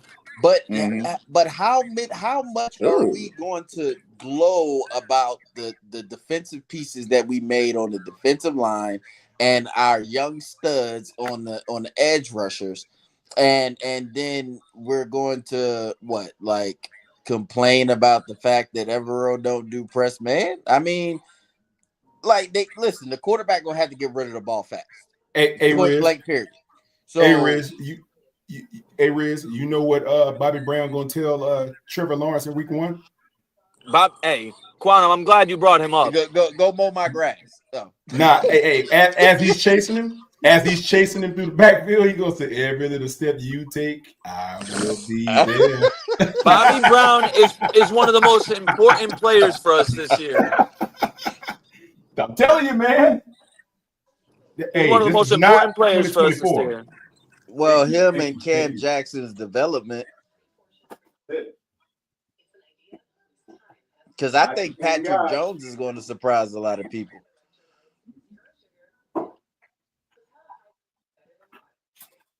There you go. I forgot about Pat Jones. And I see a lot of people hating in the chat. Shout out to Red Swarm hating ass, High Yellow ass. Shout out to the Real Sunchild hating ass. What We they see talking y'all. about? We see what y'all talking about. We know. That shit so small. I can't see nothing. Like like we hyped about the team. Oh, they still got a lot more. They still got a lot of negative numbers to throw out. Like just being negative, saying that we making everybody else sound like they suck just because we got new players. Like we're hyping up our guys, and we're excited to see what our guys can do against the other guys in the league. And do we feel as though our guys is better? Yeah. Are they gonna lose certain battles? Yeah, they're gonna lose them, but we're gonna win the war. That's how we feel. We ain't gonna come out and say, man, we losing to Dallas, we losing to the Rams. Damn, man, we gonna lose to the Jets. Like, we ain't gonna come out there on no shit like that. Facts, Knuckles. Better safe than sorry. We're gonna smack these dudes. I keep hearing a lot of people. Who was about to say something? Go ahead, brother. You got it. Yeah, I was just about to ask you, Quantum. You was talking about the when you was talking about Jimmy Horn and those the routes that he was running, and I think it was the ladder drill. You see the one where he was doing the ladder, and they had the bag. Yeah, he was like where he was trying to like knock the DB hand down. That's what I'm saying, bro. There was another video that somebody else posted. It won't on the regular social media that I've been seeing, where they had Excel, Chet, Renfro, and it was somebody. Bro, he looked better than all of them niggas. That's what everybody's saying. When I tell you, they couldn't even. You see how he was keeping his arms moving in motion like he was running. Like he was running, but he was running without running. The other five niggas could not do that, bro. They could not they could not move their feet and try to hit the bag at the same time. He had that shit down pat. That is a Florida boy. I'm trying to tell you about them Florida boys, man. Must be a Florida boy, because they said, now I've seen reports that stated that Jimmy Horn looked better than everybody out there. That's the coaches were saying. One coach said, I have never seen anybody that fast before. A coach said that. I'm like, criminal, boy. How can a coach that's been coaching for a number of years say that Jimmy Horn is the fastest guy that he's ever seen on the field? That was insane. Now, Quantum. That's what he said. Over here, but I think it was on here at one point. I said Jimmy Horn is gonna take somebody's job. He's automatically gonna be a starter because he plays two positions very well. And people want to argue with me over and over again. I'm like, bruh, did y'all go look at his video before he got drafted? He went to go buy the hat. The first hat he picked up, he said, when he manifested it. Carolina. Hey, that gave me chills though. I want y'all boy need to come get me now. Yeah, come get me. Yeah. Hey, ready right now. Right now. Hey, Pop. That gave me chills, Pop. I ain't lying. I was like, dang. And then this little brother got up there and said the same thing. His brother, when his brother said, I said, man, okay. I'm like, boy. I gotta come up with a name. I don't know if I want to call him Jimmy Horn the Jet. Like, I don't know what to call him. I gotta come up with something. He's man. This guy. Here's what I'm saying. I know everybody's gonna have their say about Bryce and what he can do with that speed. Can Bryce throw him open down the field? I think he can, but hey, that's just me saying it. But look, I'm gonna tell you what it is. Quantum is. Yeah. He has to. His superpower is in anticipation. Mm-hmm. I know. So I got an argument with somebody last night about that. If the play breaks down and he's already 50 yards down the field and running full speed, he probably ain't gonna be able to get that to him. Like 60, 75 on the run with the play broken down. Right. Within the structure of the 2.8 seconds and his man is beat and it's in stride and within rhythm. Yeah, any quarterback can make that throw. Now y'all And also you got know to what? remember now, Bryce did play with Jamison Williams at Alabama, so he's used Yes, to he throwing did. to They don't want Yes, to. he speed They don't is. want. They down the don't want to field. hear that. A We Mechie don't too. use A that. Mechie too. They A don't I want to Mechie hear mean, too. that. it But don't you matter know, what they let's I've been don't want to saying keep that hear. for a I telling few mean, when Bryce you he get years. a know how player to that use has the rivalries. same capability as somebody that you done threw to before, you just got to get that timing back. Yeah, Facts, Muscle man. I'm memory. with. I'm with you, Hey, but I done listen. brought that point up thousands of times on this podcast. That's Hey, in Yeah, college. hey, yeah. College ball is smaller. I'm just like, I just left it nah, nah, alone. nah, nah, nah. But look, look, It's look, look, not look. just You about the still, ball; it's about the timing. Exactly. small or not, Exactly. you still have to run with Jimmy Horn, regardless if it's college or pro. You got to run with him. I don't give a crap. He's playing on the JV squad. You still got to trail him. If you don't, he's wide open every play. And let's So not forget, he imagine. likes to go across the middle a lot as Because he's Yeah, he well. strong. does. Yep. He a And small dude, but he's So strong. he's shifty so too. if those Yeah, he is. safeties fuck around and worry about T Mac and XL and That's what Jimmy I'm Horn saying, coming Riz. down the It's middle, gonna open it up. man. Riz. Hey, le- it's the partridge in the pear tree. It's a 7 days of Christmas, brother, all over. It's gonna be Facts. beautiful. And we saying all this, we haven't even mentioned JT Sanders or Mitchell Evans I because was I I don't was think just Tommy Tremble thinking gonna that. be ready. Oh, Boy, let's talk about that real quick. But before we do, boy. the Fresh Princely of Carolina, I love that name. He said Hemi Horn is what he gonna call him. That's dope. Hemi Horn. Hemi I Horn. like him. He a little too small to call him a Hemi, but you know what I mean. I like it. That's cool. Timothy Horn. But this I is get this it. I get it. Oh no. check me out though. This is exactly why I didn't want to pay that light skinned curly top Gerald Curl wearing tight end. Oh, cause now he done had to have back surgery. Why you Tremble? Why you pay Tremble, man? Why Trumble's a Oh good man. TE, man. I He's a think solid it's TE. dependable. He's dependable Yeah. and he's athletic, man. He's very athletic. No, He's better than the last guy we had. Who? Jimmy, What's that he is boy's not. name? He's The not. dirt bike runner? He's not. The dirt bike runner? Ian Thomas. That's not Ian hard. Thomas. Yeah. Him. The dirt bike That ain't runner. hard. That ain't saying He's just a much. blocker. No I'm disrespect, just. bro, but he's a blocker. I'm just saying, bro. I don't think Tommy deserved a contract, bro. I just don't. I really don't. And not only that, now he done come off of back surgery. And I'm one thing that y'all don't know.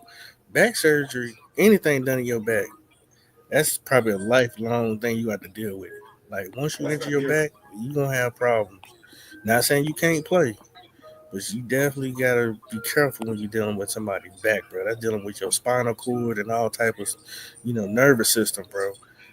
That's why I didn't want to sign him, man. For one, I didn't think he earned it. Two, I don't think he's a tight end. I think he's a fullback, personally. But man, I just Yeah, I get that. yeah, I ain't like that. But that's why we drafted a tight end out of Notre Dame just for extra depth, just in case. Mitchell Evans. You know what though? Mhm. I'm already saying he our listen, number here's 2. my point. Here's my point though. You got to track Jimmy Horn. If you don't, you plain stupid. He's going to take 2 guys with him every time he streaks down the field. You just got to know that. Now look at the underneath. Look at the underneath. They can't do that. They can't do that. Okay. You can't. I'm gonna tell you. You're not running with him. XL and you got no. Y'all forget about Coker. Coker nice too. I was just saying. I didn't get the Coker yet. I haven't had a chance to bring him up. And you got Forget about Coker, now. You can't double up Jimmy Horn. It's every man for themselves. Oh my Somebody gonna be God. open. Hey, I'm gonna tell you something. For all the slack that the Coon Eater gets, the dude runs amazing route. His route running is awesome. Go back and watch. Go back and watch his route running and anybody debate me on his route running. This dude gets open almost every play. You talking about Coker? I'm talking about the Coon Eater. Oh yeah. It's the Coon. The Coon Eater. Cone, that Mullen now. Yeah, that the old Mullen now. Man, Mullen now. Shout out to Mullen. You know what I'm saying? Dollar bills and give me some news. I gotta see that boy. He was mic'd up. Shut up, Hey, that's a big, strong, fast dude. He runs a 4.3. He do. People forget that. People got to go back and look at his South Carolina tape to see what he really can do his senior year. Yeah, man. Because that's what really jumped out. Because I'm down here in South Carolina. I'm in the city. So There you go. I didn't see his first 3 years, but that last year when Antoine Wells got hurt and Spence kept throwing in the ball and he high pointing shit and being their go-to guy, I'm like, yo, this dude, he actually got the ability. It's just the fact he got to get that confidence. He got to touch that ball early, so later on he can make those plays. Hey, Knuckles, you know something? What's that? I ask everybody this. What had to happen in order for him to actually drop that ball in the Eagles game? See, people don't think about that. You know what it was? Not having the confidence. fact that he blew past everybody to get down there. He was too open. He was too open, Riz. Like, he Yeah, had like he three steps on everybody. It was that bum ass wrist because he had the ball. He had the ball all the way to the ground. It was bruh saying being too open was overexcited. That's what it was. He's like, I beat them like that. He said it in his press conference. He said, I've been working on nothing but the jug machine, making sure I catch everything in my hands. And that nigga up there. I thought I caught that bitch. I'm gonna get open. He just gotta play like he just gotta play like he back here in the city. If he play like he back here in the city, he gonna be good. I caught that bitch. Hey, Ocho Cinco told him you gotta develop a captain in the inside. You gotta develop a captain. T. Cole sound crazy. He sound like both of them. Hey, that was Unc saying one day, but a nigga Unc had me rolling. I thought I caught that bitch. I thought I caught that bitch. Hey man, that's their mothers in them. That's how we talk down here. For real. I ain't from mothers, but that's how we talk down here. I ain't mad at SL, man. He was Ricky, big lights. He ain't been around, so it was a lot of, It's a slow development for him. See, everybody expect for him to jump off like how Jay Jettas or Chase and them boys, because they see a lot of these rookies come out of college and just feel like, well, damn, they jumped off. Why he ain't jump off? Everybody's situation is different. Everybody's career path is different. Everybody's development is different. They gonna be all right. slow roll him because we had Deontay, so we was gonna slow roll him in. Right. Deontay and Thielen went down. He had to kind of pick up the slack. He had to step up. The thing about XL, man, he'll make the catches that you don't expect him to make, and the ones you think he should make, he'll drop them. That's the inconsistency. You got to just get better. And that's the thing. The ones that you don't expect him to make these pretty big catches.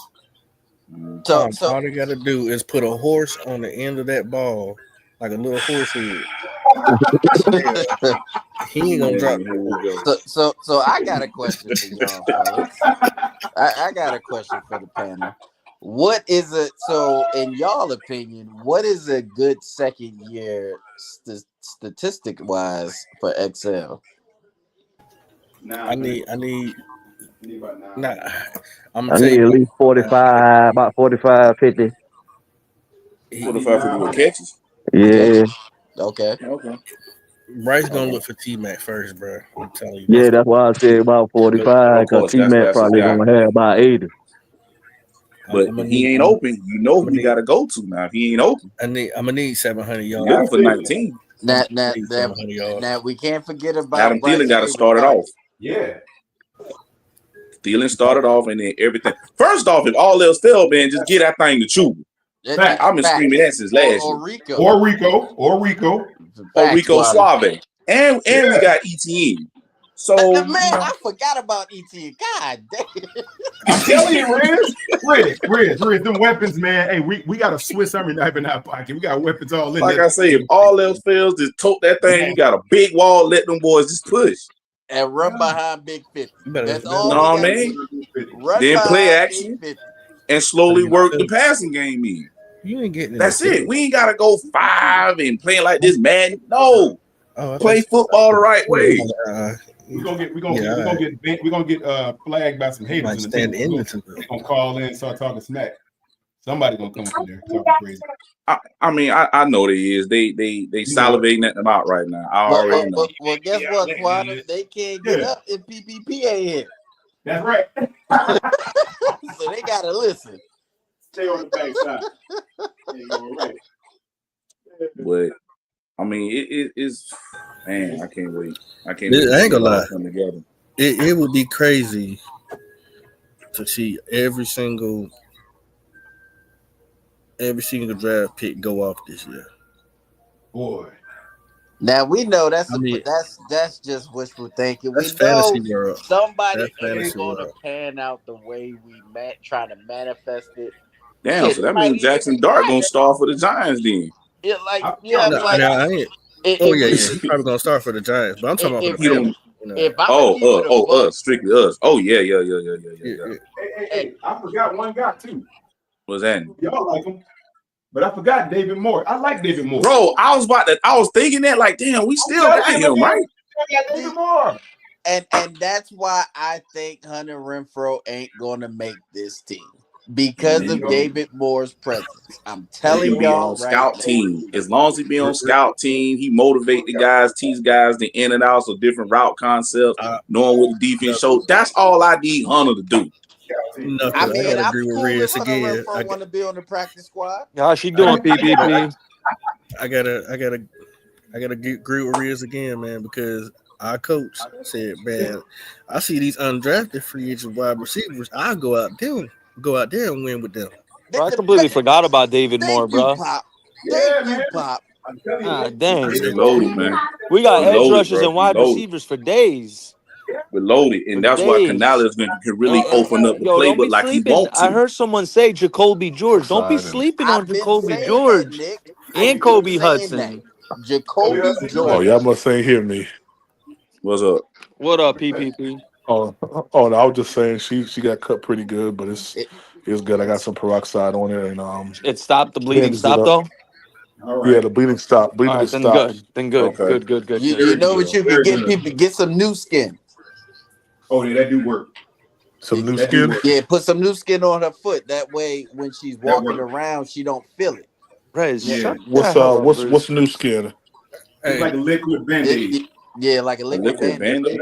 Yeah, man, I was Yeah. just thinking about Neosporin. Don't do that. That sound like you don't want to spray it on her, PPP. That sound like that got that chemical stuff. You don't want it to be on her skin. Yeah, Nah, nah. new skin. Nah, man. Listen, if I you got ever was in the Neosporin here military, already. you There know you about go. Okay. new skin. Goddamn it. I know about Neosporin, it. that's old It's like school. Yeah. Shout out the an money. ointment, Shout but out the money. Shout out the money. it turns to like a gel type of substance, Yep, and it and actually just and feels. it's Yeah, water it feels resistant the too. So let's get So to the right. nitty gritty. Would y'all be mad if we Okay. got Trayvon Hold on, Diggs? Oh, go hold on, ahead. hold on, right quick. So you said new skin is like it turns into gel. You said.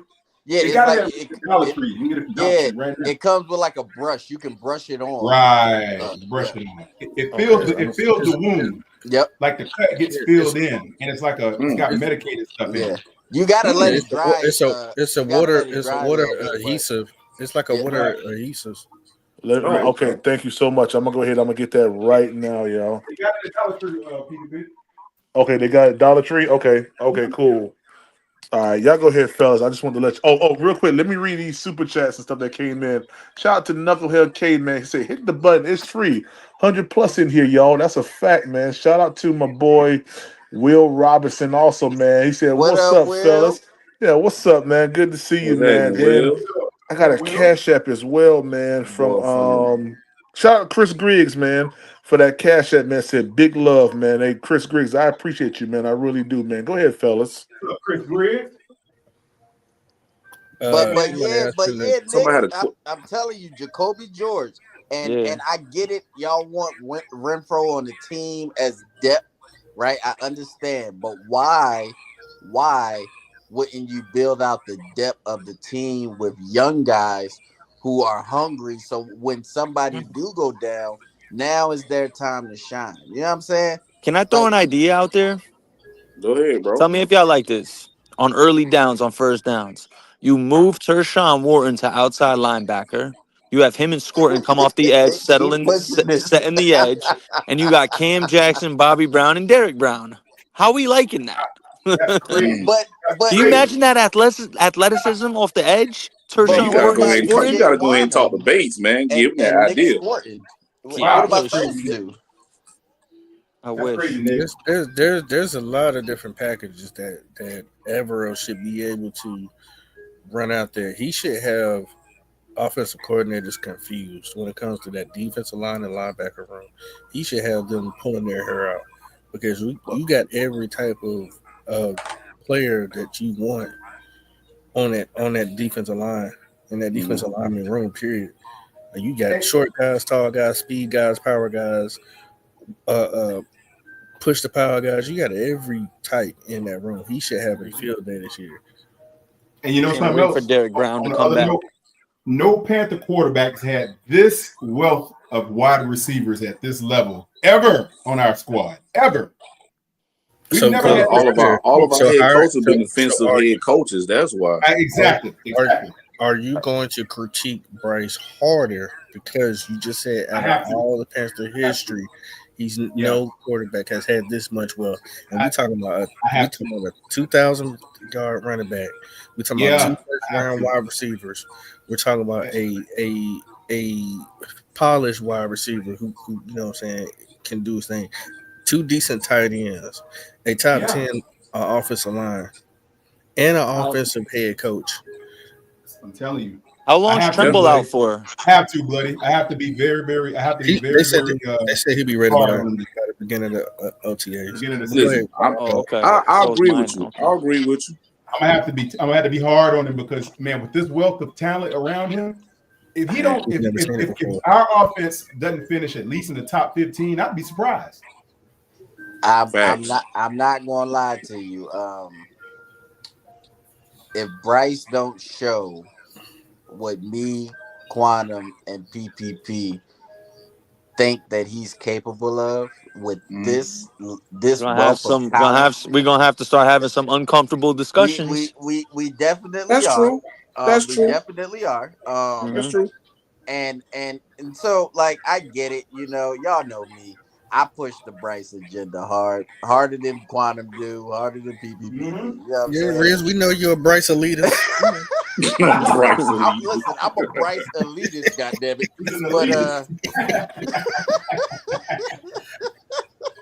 For real, I don't know. I don't think I know anyone who goes to bat for more than Bryce than Riz. But listen, I'm gonna just be real, fellas. I'm gonna just be real.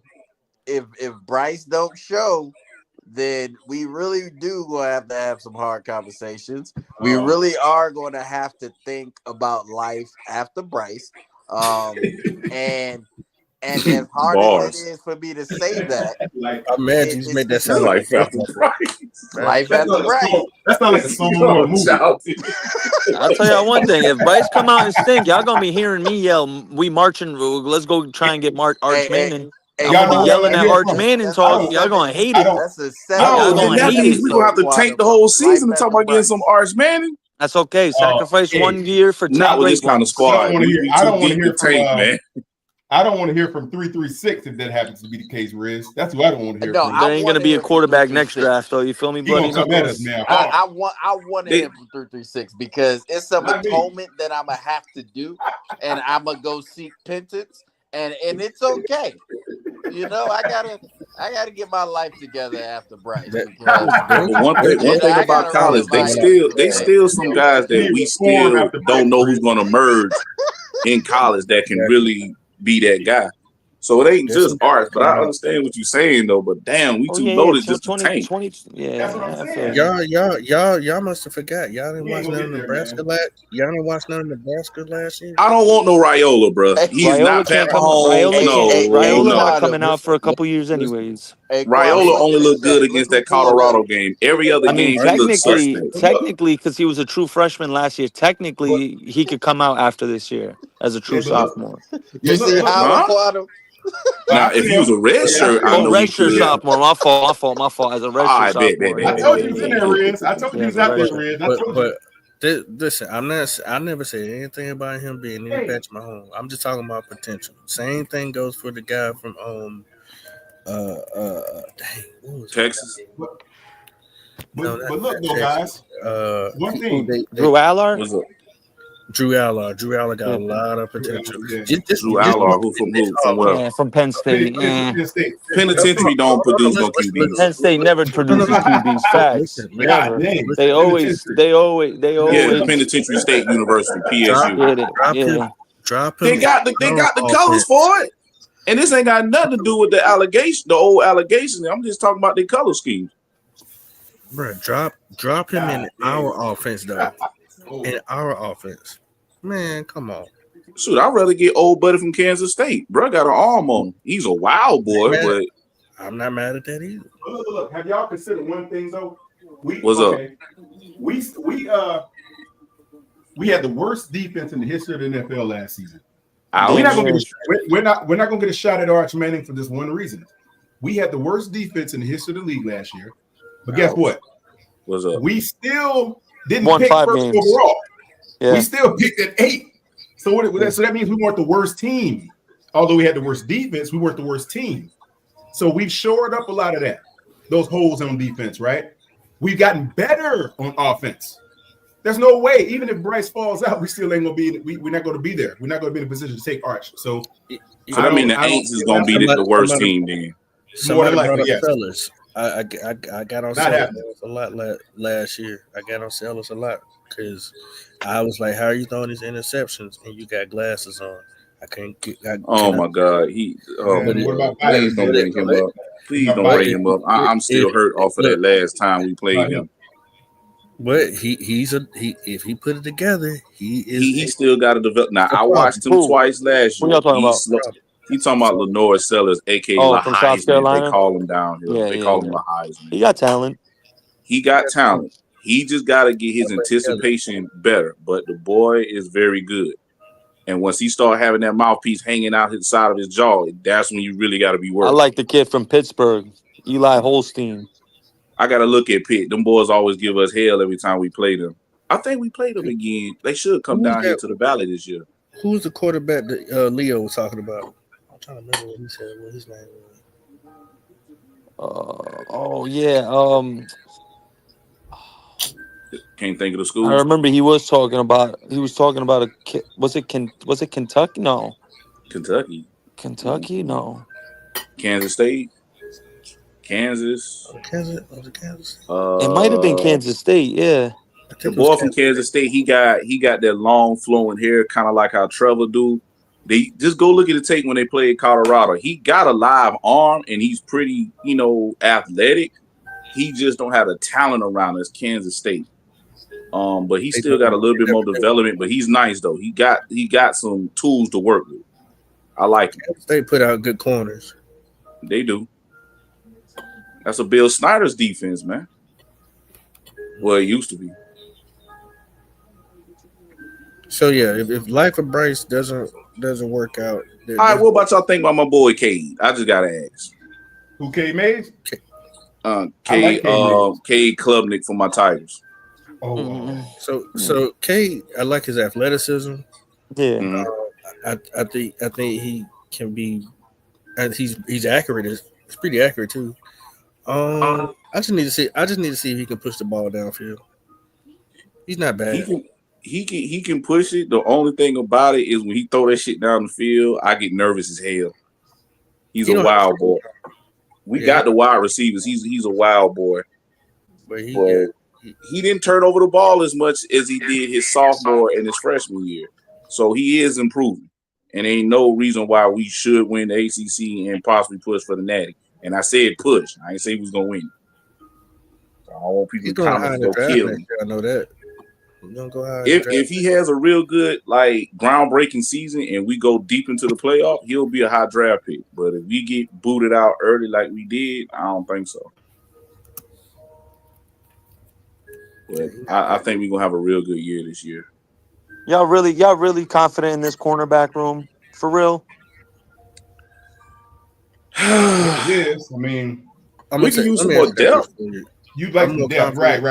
I'm so confident in the front end that I'm not as. How would y'all? I know the hype has been Jalen Ramsey. How would y'all feel on a Trayvon Diggs? I don't want Trayvon Diggs. He get burnt too bad. He always gamble for picks. But he gets turnovers, and that's another thing with us. We don't force a lot of turnovers. And that's what helped us get to the Super Bowl. You're right. You know what I mean? That's been a problem for our defense the last 5 years. I'm pretty sure if you look back at the last 5 years, we've been bottom 5 in turnovers forced every single year. We don't force turnovers. But did that Trayvon Diggs? One thing with Trayvon Diggs, he gets turnovers. He gets interceptions. Well, I mean, if we playing two man and we playing the two cover, then yeah, he can sit there and gamble. He got somebody over the top. I think in Evero's scheme, because he's a zone heavy scheme kind of, and Trayvon is a zone corner. I think he fits the scheme. He fits what Evero's trying to do. I think he Okay. could be an instant upgrade. I like Mike Jack more as a nickel corner, anyways, because he's so Hmm. physical at the line. You could trust him more at the line of scrimmage to make plays in the run game. You don't think He ain't Jair afraid to get Alexander? nasty. Oh, that's my number one pick, bro. Oh man, him and I, JC on the outside, you cooking I with some like grease Jair. out there. I've been watching Jair since Oh Louisville, man, so yeah, bro I've been a special. big Jair. To me, he's still like when he's on the field, he's one of the best corners in the league. This It's is just facts he's been hurt the last couple years. because he's been the number one guy. But I saw Il Jair stat in his 4 years when the Packers were in the playoffs. He's Hmm. played in 4 games. He's gotten 3 interceptions, only allowed 1 catch. So he comes to play when the lights are the brightest. He's coming to play. Mm. Interesting. And he hometown, baby, Charlotte. Hold on, he from the Queen City? Yeah, he's from Charlotte, bro. Blood might as well come Wow. home. Just like Yeah, Rico, he yeah, might as well bro. come He's from home. Charlotte. Bro, That come ain't even the home, best bro. part, bro. Come Yeah, home from. Who do We y'all building think? something nice over here, and We you are. know, Who? depends what his priority is. Does he want to win a championship? I don't know. Maybe he wants to come home and finish his. Who knows? I don't But know. You talking about who Jair? do You y'all talking about think Coach Jair? Bates was talking about though Yeah. in that podcast interview? Who do y'all think he was talking I about? think we're talking about players that we got on this team that he just don't want to mention. That's what I Yeah, said. I Okay. think so Okay. too, bro. I think a lot of people are digging too deep into it, especially when you think what he was saying earlier. Going into that, people just they cut up and listen to that part. They don't listen to what he said right before it, leading up to it. He was talking about the people they have in the room Hmm. leading up to it. Yeah, he did So say that. I think Panther fans are just digging. With the Jalen Ramsey, he tweeted 5 when it was 5 days ago before June 1st. So he know what he doing. Jalen Oh, they Ramsey's trying to do all the little he a cryptic shit. smart dude. Yeah, yeah. He get the church. Get the rumor talk going. I mean, our fan base is just overly excited right now, so that's probably why. But hey, if like I say, I really don't want Rams because he's a great corner. Don't get me wrong, but this team hopping thing he doing, and if it don't work out the first year, he seemed like he was just quit on you. I don't want him. I think what it is, Knuckles. I think being in Miami in that fast life is just worn out his welcome. He's like, okay, look, I'm getting older. It's time to like chill, raise the family. What better place than come to the Carolinas or South Carolina? You know what I mean? Where you can buy you some land, you can invest in all this building that's going on. You out there in Miami, it's a lot of stuff going on. A lot of paparazzi in your business, people breaking into your houses and all that. Like it's a whole nother different lifestyle here than there. But to answer your question, Quano, yeah, I don't think he would get that excited about somebody that's already been playing on another team coming here. That's why I definitely, because when he was wording it, he's like, oh, so I think he was talking about multiple guys. I mean, he don't care about nobody else that's coming from another team. He a coach. He looking at what's there already. He's like, man, I ain't know we got this. And then how he got hyped about talking about Dan Morgan. Yeah, that was crazy. I know he talking about who's on the team. What up, Will? Yeah, he got to be. Riz, you back, Riz? Will, what up? Yeah. Hey, what's going on, fellas? What's up, fellas? What's up with you? What's happening? I had to tap in when y'all started talking about that cornerback depth. That's where I'm worried, man. You're worried about it too, right, Will? Yeah, I just think that if you look at when you look at our roster, the games that, especially the games that we think that we could possibly win, right? But it's going to be our tough games, like the Cowboy game. We got to have 2 A1 corners out there, right? Yeah, I was saying that. You We look play a lot at of you look teams. at We play a lot of teams Let me with ask you 2 a great question. wide receivers. We got to play Well, Devontae and Cup. We got to play Right. Waddle and Hill, Pickens Right. and Well, let me ask you a Lamb. question. Well, let me ask you a Right. question on that. Well, let me to your point though, Will. Let me ask you a question. That's a good question you asked. But listen to this. Look at it this way. What does a quarterback refer to when he's under constant pressure from his line and his line is breaking down? How can he really set his feet and throw the ball? He can't really calm the pocket. Yeah, So what does he I do? agree. See I what I'm agree. saying? He's gonna look for slant routes. Going to look short routes. Going to try to hand the ball off. Exactly. Going to try to slow the Right. pass rush down. I Right. agree with you that our pass rush is gonna. I think our pass rush is gonna be drastically Yeah. improved. I don't know how much Yeah. improved, but Yeah. I don't think a lot of quarterbacks are going to remain comfortable in the pocket. That's my point. What, and I agree with you on that. However, Mhm. if you really want to make, if we really want to like set ourselves up to be in the catbird seat in the NFC Mhm. South and Right. have people scared to show up to the BOA, I Right. believe, I believe that having another corner Facts. and and moving oh boy D Jack to the slot like I was just talking about. Mhm. Yeah. And then that really helps that guy, that young kid who's the free safety, that was an undrafted free agent, Amani Oh, Richardson, Damani Richardson. Yep. Yeah. Damani Richardson. Money. Oh, and so if it's on a true passing down, now you got Damani Richardson and you got Damani Richardson in that. You pulled the rookie off the field. If it's a rundown play, now you got Morick and the rookie. I believe that it allows us to impose multiple dilemmas on an opposing offense if we were to get someone that's a Yeah. true standout corner. Now, with that being said, when I was looking at his contract is digestible by us, right? And I'm talking about what's the guy named Ramsey. Jalen So Ramsey. I knew you was going Jalen there. Ramsey, I knew it. his contract is digestible, and because his contract is digestible, bruh, and we could keep him for 2 years. Think about it, we keep him for 2-3 years. Our defense, we have, if everybody stays healthy, we a problem. Do we got the cap space I, to go after him though, Will? You think so? yeah, we do, because this year, Ooh. if we sign him this year, he's only counting like 2 million and 2.5 million of guys against our cap, because they got to either Okay. sign, they converted his stuff into a signing bonus. The following year, he's like 12 and a half or 14.5 million. And then the third year, he's like 17 million. I'll tell y'all one thing, Him and fellas. Bitcoin. Weeks 5 through 9, we're gonna find out about our secondary, because 4 of those 5 games we gotta play Miami, Dallas, Buffalo, and Green Bay. We're gonna There you find go. out about our secondary. And that's Have that we meaty have we part signed of our entire draft? Those Have are we signed 4 the entire pass draft heavy class yet? teams. Have we signed the draft class yet, no, Nick? we have All of them? no, we I haven't. think I Is don't think Scorton they have. signed yet? I thought No, he did. Sporting isn't I don't think signed. Scorton signed yet. No. I don't think Okay. Sporting is signed. But he out But there, that's that. so you know what I mean? He's not pulling a Shamar Stewart like Shamar Stewart was. Thank God we didn't get him. Well, Ted Oh, signed. That's all. We got Ted out the way, so that's the biggest contract right there on the rookie side. yeah, we'll He's get gone. Scorton out Right. the way. That's not a problem. We'll So we get got Sporting Ted. out the way.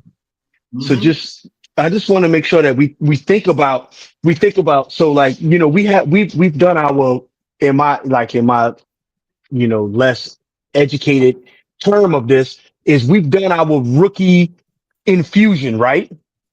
Yeah. Yep. With edge rusher, D line, nose tackle. We got guys in free agency with upside. Yeah, I think that there's nothing wrong with splashing with a second lockdown corner. It Yeah. would be, I think it would be incredible. Yeah. I That's agree. yeah. It ain't gonna hurt us, Will. That's for sure. Yeah, it ain't gonna hurt, but it'll Nope. cap, but it won't hurt us personally. No. If we did that, man, with the offensive weapons that we put into place now, bro, imagine what that's gonna look like, man. We're a totally different team. We're a totally different team already. You know, than we those were those last year. last 10 weeks, Quantum, we averaged 23.1 points per game, which would have been 11th in the league. So That's all what I'm I'm gonna saying. say is this: With who we already had, Nick. if Bryce plays, Yes. he doesn't even have to take a step forward from last year. If he Nah. plays to the capability that he played those last 10 games this year, I like our chances. Let alone if he takes a step forward. God willingly he takes a step forward, you feel me? But Yes, if he sir. just plays to that ability, we'll be all Yeah. right. I think we'll I be got. all I right. got. With the addition of Tet and Dowdle, Chuba and Dowdler is a top 5 running back combo in the league. You can't name me 100%. a running back pair, 5 of them better in the league. Besides maybe Montgomery and Gibbs. As much as it pains me to say Bijan and Algiers up there, there's not that many, bro. There really isn't that many. I had guys telling me last night, and it's funny. I don't even know if I should talk about it, but I had guys telling me last night that Penix was more accurate than Bryce and he has a higher ceiling. I don't know what people thought when they said that, but he's going to be really good. But I don't know about that. Red Swarm sure and shout out to Red Swarm who thinks that I'm always scared of Red Swarm. This is not shout out to Red Swarm. He pulled up a graphic. Yeah, Michael Penix was very good at 20-yard throws, but it's only 3 games. That's it's only 3 games. Now, like I say, looking at So- Michael Hey, Penix guys, so live, arguing he got a about live last night. arm on him. He's a good quarterback, but he still has to He develop got a live himself. arm, bro, but he got a lot. He Yeah, is, he he still has is, a lot he to is. He's learn very and good. pick up. He There's a do, lot but of he do. throws. There's a 3-minute highlight video of him. Think about this: a 3-minute highlight video of bad throws of him on the internet, and that's in 3 games. That's So what I saw that. You saw Nick, he played that. We saw it. yeah, it's a So 3-minute. so Like so you know how many bad throws you gotta have in 3 minutes for only 3 games? That's a lot of bad throws, That's a bro. lot of bad throws, bro. Hey, so and then on it's top not. of I that, don't think it's not. I'm sorry. Yeah, I'm sorry. no, Go go ahead. ahead, Will. On top Go of ahead, that, Will. No, go ahead. no, Go ahead, no. Will. I was gonna say on top of that is 3 games. That's one. Number 2, in those 3 games, he threw 3 touchdowns, 3 interceptions. That's 2. But one of them wasn't his fault. The one against us wasn't his fault. Now, also, I will say this. You cannot tell me that they installed that entire offense, those 3 games that he played. That entire offense was not installed, right? Hey, No, So he ran the same offense that they ran all year. They didn't change coordinators. Will, you were there. What did you see out of him? You saw the game. You were there. What did you see? I saw him make rookie mistakes, Okay. rookie errors. If you go and look at how the game kind of progressed for him and kind of things that you look at, I believe that he will be a good quarterback. I believe he has the potential to be a good quarterback, right? I'm not saying that he's not. What I am saying is the grade is incomplete. He does not have an A, B, C, D, E, or F grade or whatever. His grade is incomplete. He only has 3 games. He made rookie errors, which he's supposed to make. And you telling me week 1, he gonna go to Tampa? And all of a sudden they gonna beat Tampa. Hey, speaking of I don't know. Tampa, y'all heard about I Reddick? don't know. Hassan Reddick's not even at OTAs. You would think when you're on a brand new team, you would go, even though they're voluntary, you would think you would go to OTAs. He not even Why? going to OTAs. Why not? It's not a contract dispute, obviously. It can't be. He No, signed the contract. He signed it. So no, what's the problem? no. Go to camp. I'm man. sorry. Go to camp. He doesn't think. I guess he doesn't think he I needs to still go to follow him. voluntary OTAs. Get I your tail in follow camp, brother. Hassan. I still follow Hassan, and Hassan was saying, he was He's posting washed. videos, working He out said all the he's stuff he's working out and condition his body. I think he's down in Texas with his trainers. Yeah, He but washed. anyway, that's fine. As long We need that I'm gonna tell anyways. you Yeah. with Princely and Scorton, I'm feeling good, fellas. I'm feeling I good. know, right? I'm liking Hey, I'm Will, liking the whole edge unit together as a I'm unit. telling It's you. solid.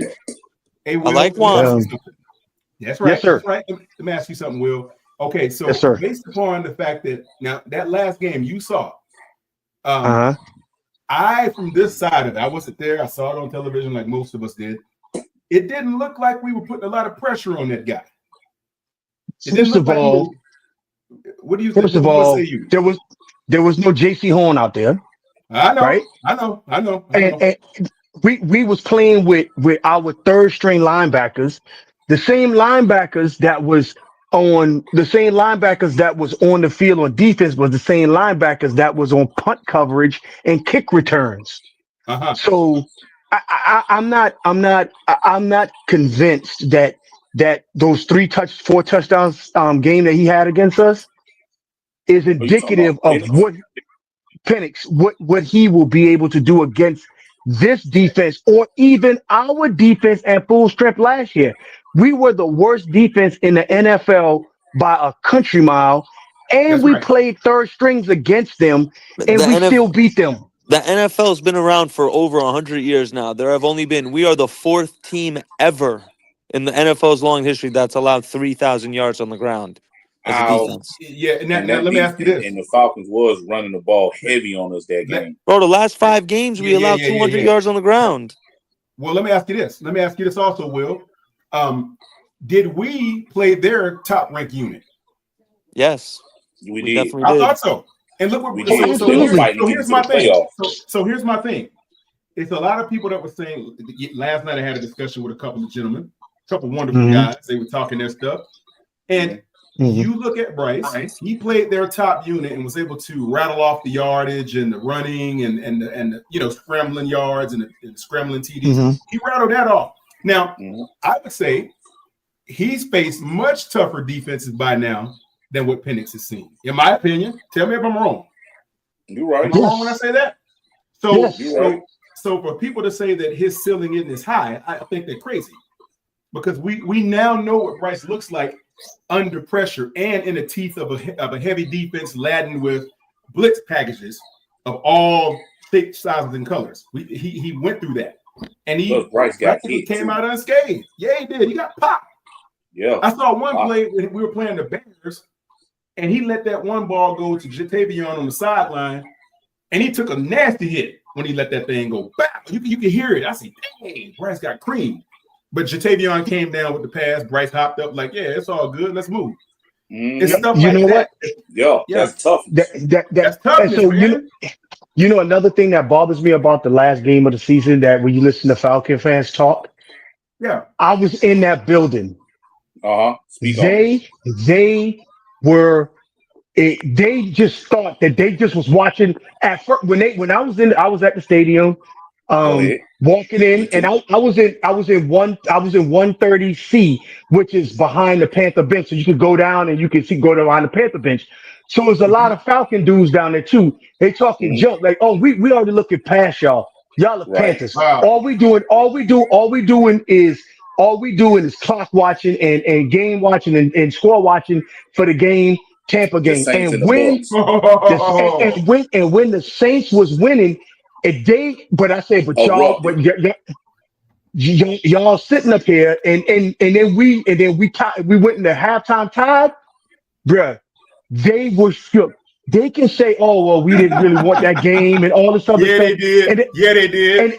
And then talk about, "Oh, y'all didn't kick us out the playoffs, dude." Yes, we did. Y'all wanted that game bad. You know the reason why I could take the Falcons, the Atlanta Falcons defense wanted that game bad. You want to know why? Yeah. If it was after the game was after the Tampa had won, right? That same flip pass that Bryce threw to Coker. Yeah. You see how he snatched him out the end zone. He was like, "Y'all not winning this game." That was six. That was six. That was six. They could have walked off the field and that would have been it. But I'm sorry. Yes, sir. I'm sorry. No, you got it. Go ahead. No, I'm with you. I just wanted to ask you. I'm gonna add on to something that you saying. Go ahead.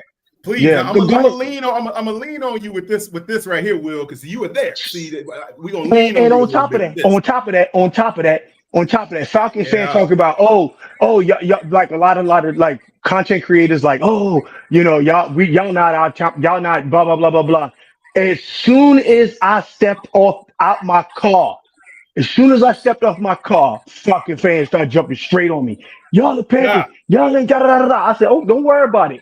BY9, he about to carve y'all up. Ginsu knife. Y'all about to get cooked. They didn't believe it. They didn't believe it. Because they believe, because you know what? A lot of people believe in the national narrative that Bryce Young is expired. No one's watching our games. That's fine. They're not watching. And they're not watching our games. And even when I'll just say this one last thing. Even when you look at national podcasters, when they talk about the Carolina Panthers, and I always discount everything they say about all other teams because I just go straight to the Panthers. And the first thing they say about our defense is our defense will never improve, was not going to improve. We made subpar free agency signings. And they can say that. And they can say that, but when they never mention that Derek Brown is back, and we got Morik and Derek Brown is back. If they don't never mention those two things, that means they really haven't done their homework on the team to really speak on if we're going to be plus over 6.5 games or below 6.5 games. Hey, That's the I way was I talking. feel. Will I wanted to and raise Red Red Swarm, from the Quantum That edge. ain't Red Tri-State. How Swarm. y'all doing, man? That ain't Red Swarm. What's Red good, Swarm, fellas? he's playing right now for the Knicks. He just hit a three. Hey, He just hit a 3-pointer. Hey, Net. Red, thank you so much, my brother, I wish for the that was text me. message, You man. have. I appreciate you, man. Yes, sir. Yes, sir. PPP. Yes, sir. How is Layla doing, man? She's doing good. You know, Okay. I'm Dr. Daddy. That's what they I call me. feel you. I feel you. Man, listen, I done prayed over it, man. We done got it cleaned up, peroxide and that liquid bandaged up, gold. man. She look like she look like Quantum. That when Quantum had his legs wrapped up that time. Hey, PPP. I'm gonna say something that might be a little coded, and a lot of people might not get this. But a Okay. couple of Saturdays ago, I caught a piece of, and you'll know what I'm talking about. I caught a piece of a show that you went on to, Yes, sir. and we were talking about the hands of a father. Okay. Yeah. This is one of those instances where, and this is not taking a shot on the other gender. I'm just simply saying Uh-huh. there is nothing, especially when it comes to dads and daughters, Oh yeah. there's nothing that can replace when a father cares for his girls. Oh yeah. I'm just telling you right Facts, now, man. facts, Red, Yeah, facts. yeah. Yeah. And single fathers do the best. You know that, right? There's a Yeah, statistic on and you that. were so true with the stuff I'm that gonna you leave that were alone. saying. We teach them the way that a man is supposed to. We show them at an early stage in their life. Absolutely. This is what your expectation is for Yeah. the way that you are to be treated. My daughter will not stick her hand out for no door if it's a man around. Absolutely. She won't do it. Absolutely. Yeah. Because I Yeah. taught her that it's just as much your responsibility to give a real gentleman an Mm-hmm. opportunity to be a gentleman. So just sort of give him a second. You know what I'm saying? If Yeah. you're with a buster and nobody reaches for that door, well, you know that one ain't for you. That one ain't for you. You And know you what know I'm it, Red. saying? You know it, Red. It's so true, man. And you know, I know we'll get back to it, but Yeah. fathers are the anchor of the Yep. family. Yep. Um, I grew up with my mother raising me, Yeah. Yeah. but that was not the proper way that I was supposed to be raised. That's right. I That's was right. supposed to be raised by my father, loved by my mother, Yep. okay? Yep. And I was supposed to go into the world with my father's knowledge Yeah. and carrying that on, Yeah. you know, to my kids. You know, you understand what I'm saying? You were actually preaching in that session. Yes, And sir. and and I'm not knocking one way or the other. I'm just simply saying you never said that it wasn't right when the woman is left in it. See, that's what I say. Left Yeah, in a absolutely. position to have to do it all. You see what I'm Absolutely. saying? And it's not Mm-hmm. her fault that some man shirked his responsibility. Or it could have Right. been something catastrophic that Right. kept him Right. from being there. But Yeah. that doesn't replace what you were saying, which is that's God's plan. Absolutely. And it is. Yeah, man. Yeah, That's where man. you Yeah, can man. stick the period on the sentence right there. That's his Yeah. plan. Yeah. And you know what? If any woman hears this, Yeah. they shouldn't feel slighted. At all. They should actually feel what's the word I should say? They should actually feel accomplished in That's right. knowing or comforted in knowing That you that doing the job of two. right. Oh And man, you that's and you don't phenomenal. and you don't have to do if you got a man that's in your kids' lives, right? Yep. Yep. That does not allow you Yeah. to be the anchor Yeah. because you're not supposed to be the anchor. You're not supposed to Right, be right, the right. one to ground them. That's a father's responsibility. The Yep. father grounds. The Yep. father set course. The Yep. father aligns. You Yep. know, we can say one word. Hey, look here now. That's And, right. and, and we said everything in course. We don't Yep. gotta yell at them because it's already pre placed in us to Yep. do that. Yep. It's not pre-placed inside of a woman to do that. She has to go over and beyond. No Yep. disrespect, none of that. But that's not the original design of what a woman is supposed to do. Now, the Bible does say women teach the younger women That's right. how to be a woman. Yep. To be It chaste. tells There them you go. that. Yep. But the father is over the son and the daughter. That's right. All That's right. right. Now there's certain things that, of course, a man can't navigate. When it comes to Right. that time of the year, that's specifically for them. Yep. But everything else, oh yeah, oh yeah, oh yeah. Yes, sir. All right. So yeah, I was. Damn, I'd rather Enjoy y'all it, man. keep that conversation rolling. Shit. Yeah, and after all that For real, single for mama real. raising, after all that single mother raising, we ended up with this hot sauce pig eating jelly ice cream flavored PPP Look at cool it. coon Look at nigga. it. Look at it. Y'all be careful. He gonna turn into dark quantum on us. Hey, Quantum, I ain't gonna lie, boy. That thing be funny to me, man, when you be saying that in the chat, man. And I make sure I read it just like how you say it, too, man. You do every time.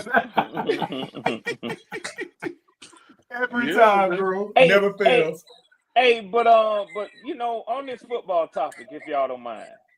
Yeah. Go ahead, Red. It's interesting. I've been listening. I've been here from the beginning, from PPP's monologue, and just following along on the show. It was a good monologue, wasn't it? Oh yeah, it was. Good. It was, Very good. particularly for you Panthers fans. But listen, with that being said,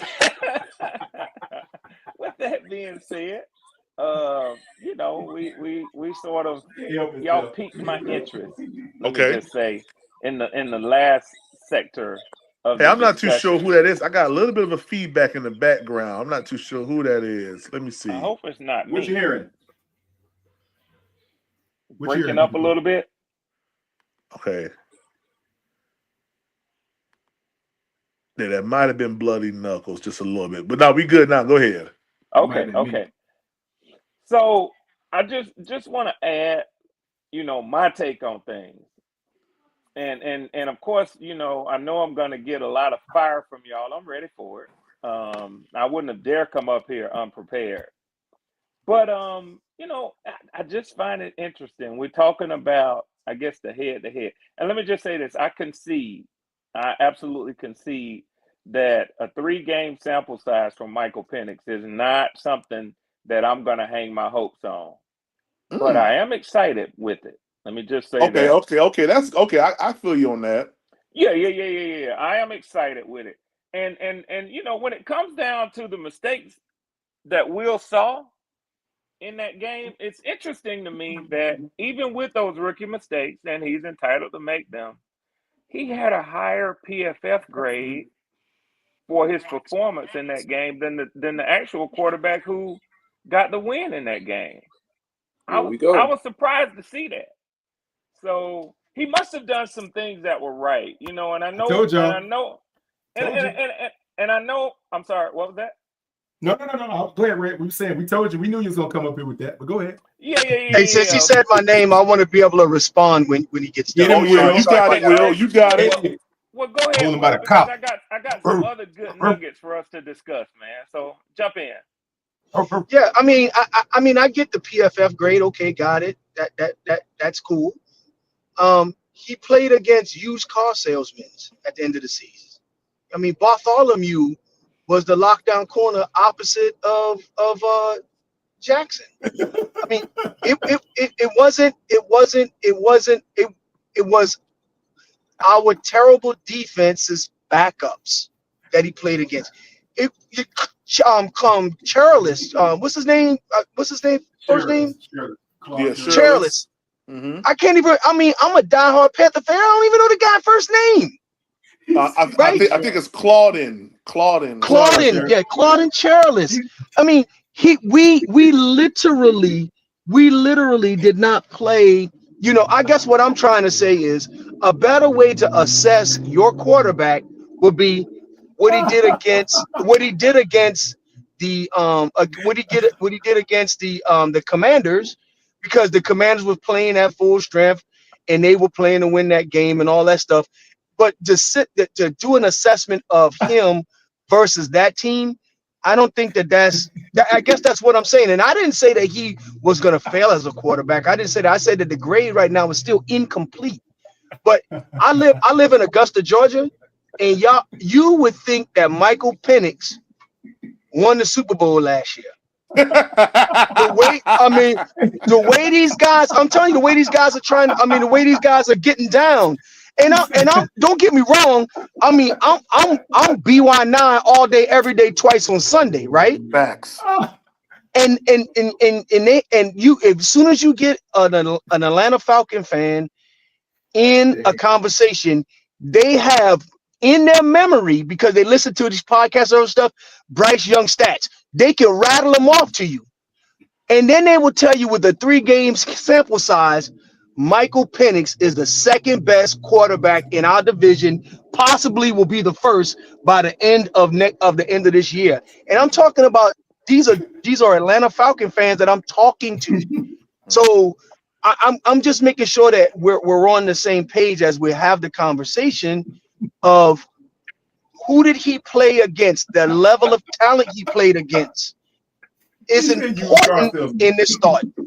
All right, sorry guys, but that's the only thing I would recommend to you as you talk, because as soon as you say Penix 3 times, Red Swarm twice, his phone automatically dials in.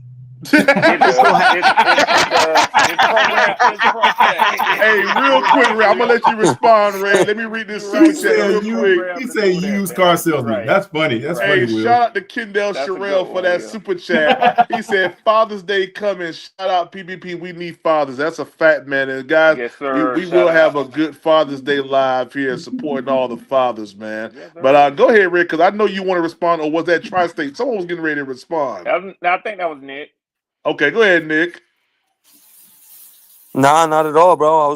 I was enjoying Will and Red going back and forth. Okay, go ahead, Red. So I guess what I would say is, you're right. I got my phone program to do that. Will, how did you know that, man? You see what I'm saying, bro? But it's a quota. It's all about a quota, man. There you go. He hit my demographic on it, man. So, but listen, again, like I say, I can understand the fans' enthusiasm. I am a little bit more reserved, but like I said, coming on, I'm very excited, even with the sample size that I saw, because I think he fits nicely with the weapons that he's gonna have around him. And when it comes to talking about weapons, I chuckled a little bit. Didn't interrupt you, but I chuckled when you said he was playing against used car salesmen. And they are the backups to the worst defense. Now, I don't know really all of Bryce Young's statistics, as you say, but there is one that I'm apt to throw out, and I do it all the time. 6-22. That's the one that just kind of is etched into my brain to see if he vastly improves it or if he stays along the same lines of a 3 or 4 games of season winner. But it's interesting when you talked about the cast of characters, because today PFF published, they've been going through doing rankings. One day this week they did, I think it was over the weekend, they did the quarterback rankings and they had them in tiers. Then they did, I know they've done a linebacker ranking, they've done a wide receiver ranking, and they did a running back ranking. But today they put out and I do disagree with you, Nick. I don't think y'all have a top 5 running back tandem, but and a lot of it has to do with PFF's ranking. But they You can go off the PFF ranking. I know this. There's 32 teams in the league. There were 12 1,000-yard rushers. We got 2 of them. That's all I know. Okay. Yeah, but today they put out their roster rankings, and I don't know. I know I read it. Did any of y'all read their roster rankings? I don't follow PFF at all. I'm sure we're in the 20s or somewhere, probably. Okay. Well, I know, and Bloody Knuckles, I know you said that before that you're not really a stat guy. Some of us are. Some of us up here are, and we like to loud stacks. You know, when they're favorable to us. But so I don't know, Nick. You say you didn't, but you just kind of have an estimation as to where you think they put y'all.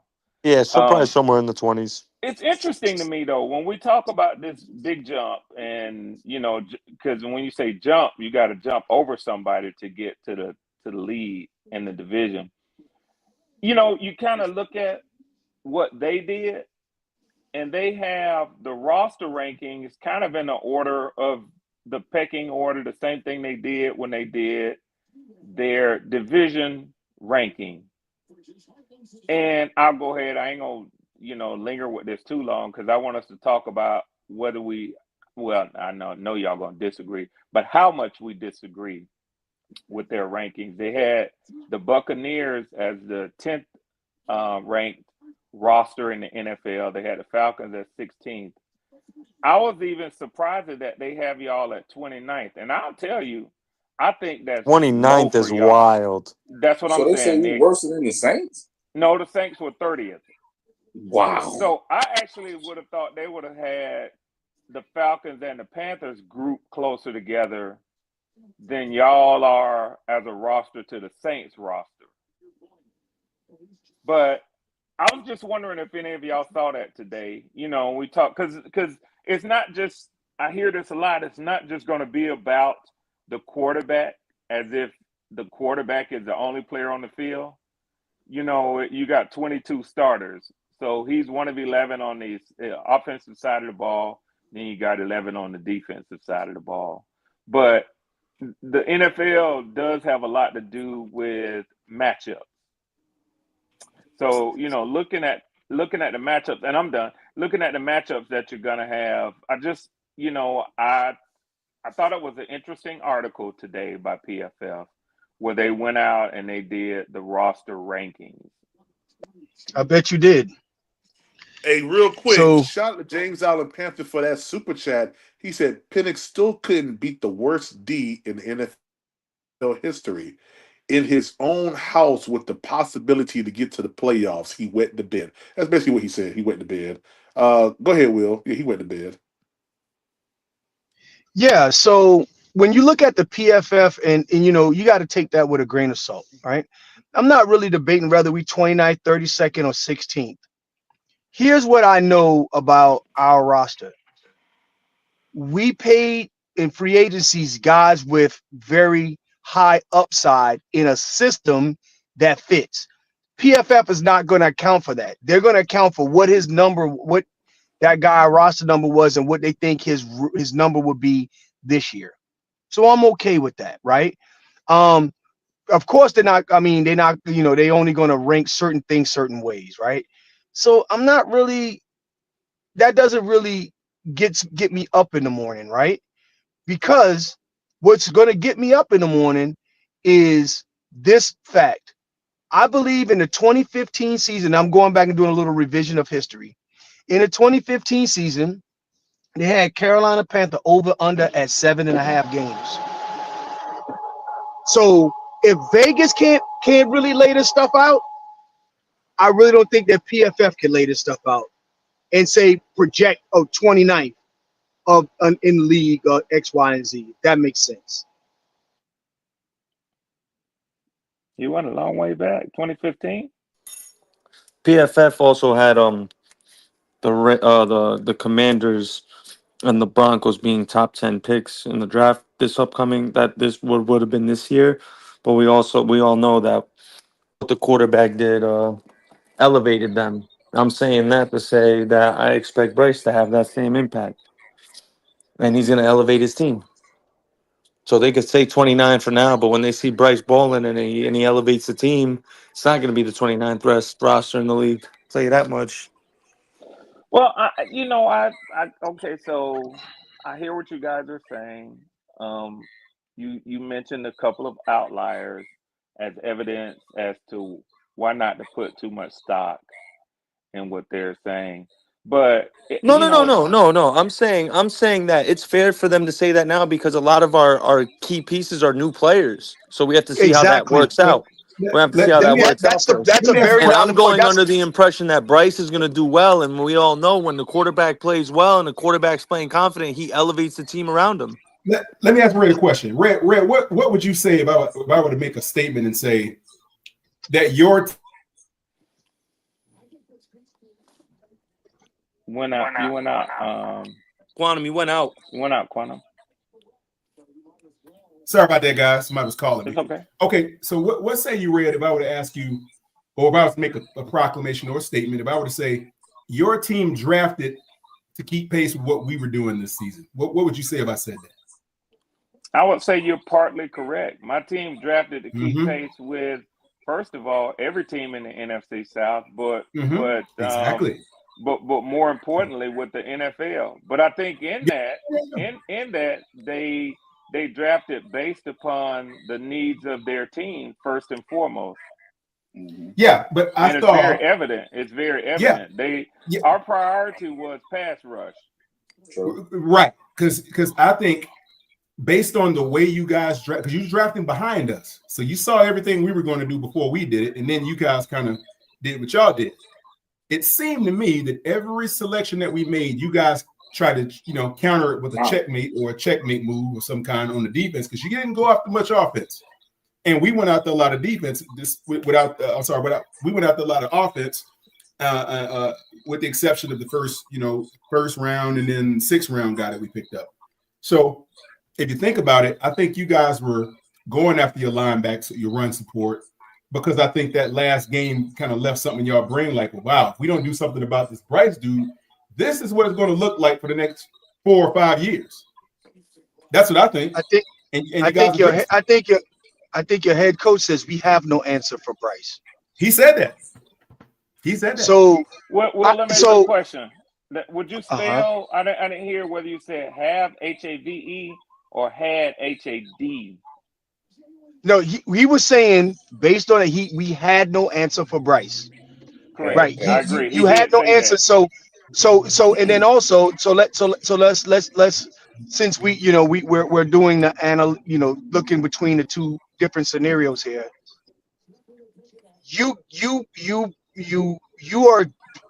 Not saying you, but the Falcons are placing I'm a Falcon fan. No, I'm saying the Falcons are placing high value that y'all are going to pick low. So y'all traded that first round pick for another edge rusher, right? Another, what you would think is a cornerstone defensive player. Aggressively too, might I add. Basically, in other words, Atlanta saying we're going all in this season. And you slid your chips to the center of the table. Exactly. And that's fine. What I'm going to tell you is this. I don't think, and when you remember, I think we were on another podcast and you were saying, oh, well, you possibly going to be 0-6. It's a strong indication that you may be 0-2 coming into the bank. I'm not talking about our 0-6 or whatever the case may be. And I'm not saying 0-2 pie in the sky. You got Tampa, right? Which we swept last year. Okay. Who did we not? I'm just asking you. You swept Tampa. Let's go Red Swarm. 4-point play, Red Swarm. Okay. Hey. I'm just asking you. I'm just going back and forth with you, Will. That's all. No. I got you. With which quarterback? But my point is the team. No. Answer the question, sir. The team swept them. Sir, if you want with that quarterback, what I am trying to say to you is this: on week one, swept Tampa with a bench 36-year-old quarterback. We absolutely no. What I am saying to you is this: when you put that new quarterback in that system, right, and he's gonna y'all. I don't know if y'all playing home. Are y'all playing home or away? Red, you squirming. They're home against the Bucks week one. Y'all home against the Bucks. If anything, we know that the Tampa Bay Bucks head coach is going to impose multiple dilemmas on that defense. So he ain't gonna be able to go out there, and he's gonna have to have the full playbook ahead of him. And this is only his 4th game ever playing, and they got some tape on him. So the Tampa Bay Buccaneers are going to be fully prepared. Jack quarterback is going to have to win that game. He's going to make it about Penix beating them. You can absolutely agree with that.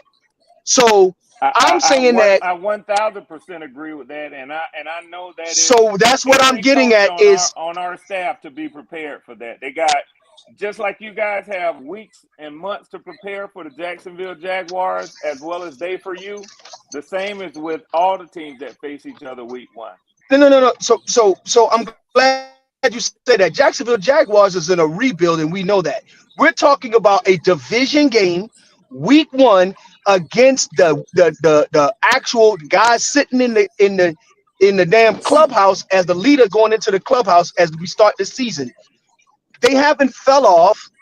They got all those Oh, they're falling off cornerbacks. this year. They are no, I'm saying they haven't fallen off as it relates to talent, right? Oh yeah, What I'm telling Red Swarm is this: is your quarterback ain't faced that Bucks defense Check this out. ever.